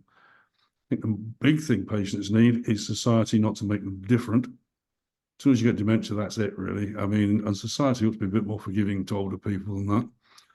Because actually a lot of the problems of dementia outside of the biology and the science and all the rest of it is isolation and loneliness and not being, not getting the services they deserve. So I think society's got a role to play.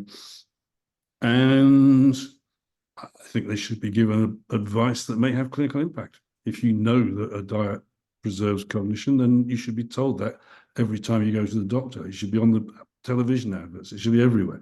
The waiting for a magic bullet that gets rid of the abuse you've done to your body for the last 40 years is not the answer. They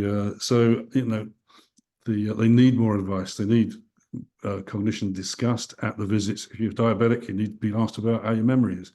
You need more advice. It's not just about drugs.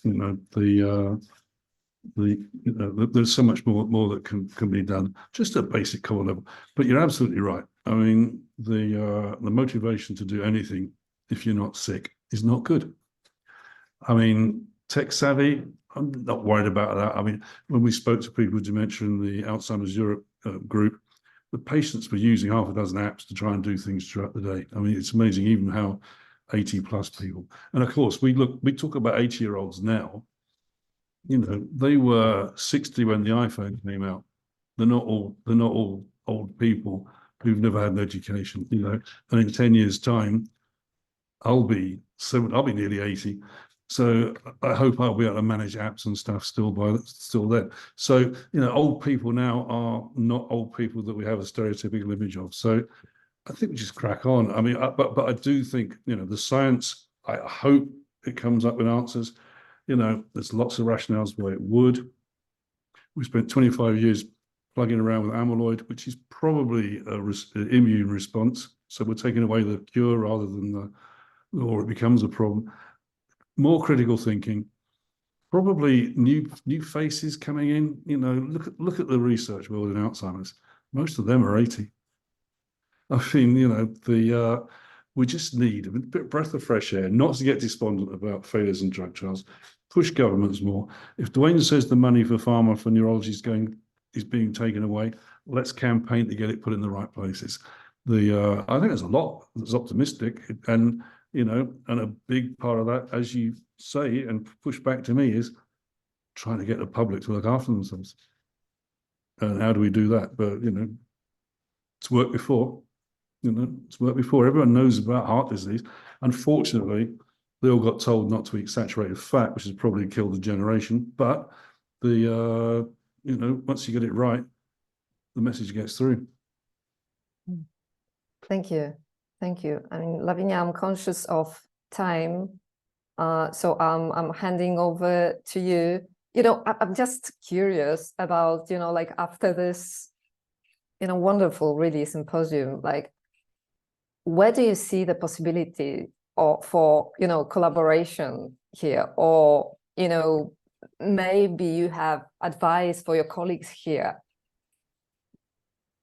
Well, I think collaboration, and I think Nikki, she's really a pioneer in this, really trying to create value based on human capital and people who share the same mission and the same vision.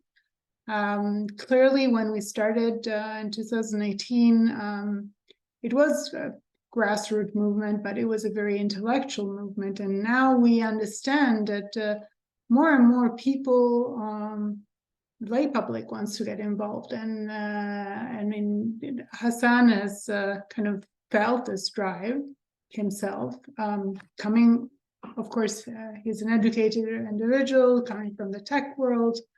But yeah, I think we really need to be more inclusive when we talk about brain health and trying to really putting our mindful vision of how do we want to construct our future. And I think that it's very important. I mean, I'm almost 50. I think there's also some other people who are beyond 50 here. How do we see each other going forwards in the next maybe 40 years, 50 years? We're going to live very long. We have the luck of being healthy, having a very high hygiene, and yet there are those diseases. I think that we need to plan very carefully our future. Our retirement, which is not going to be a retirement, it's going to be a second career. Keeping healthy, keeping as independent as possible. And I think that the example, this really incredible force that Birgitta, with her knowledge she brings about, is an example for everyone. And breaking this barrier, breaking also the fear that resides in us going forward, and just think about your second career. So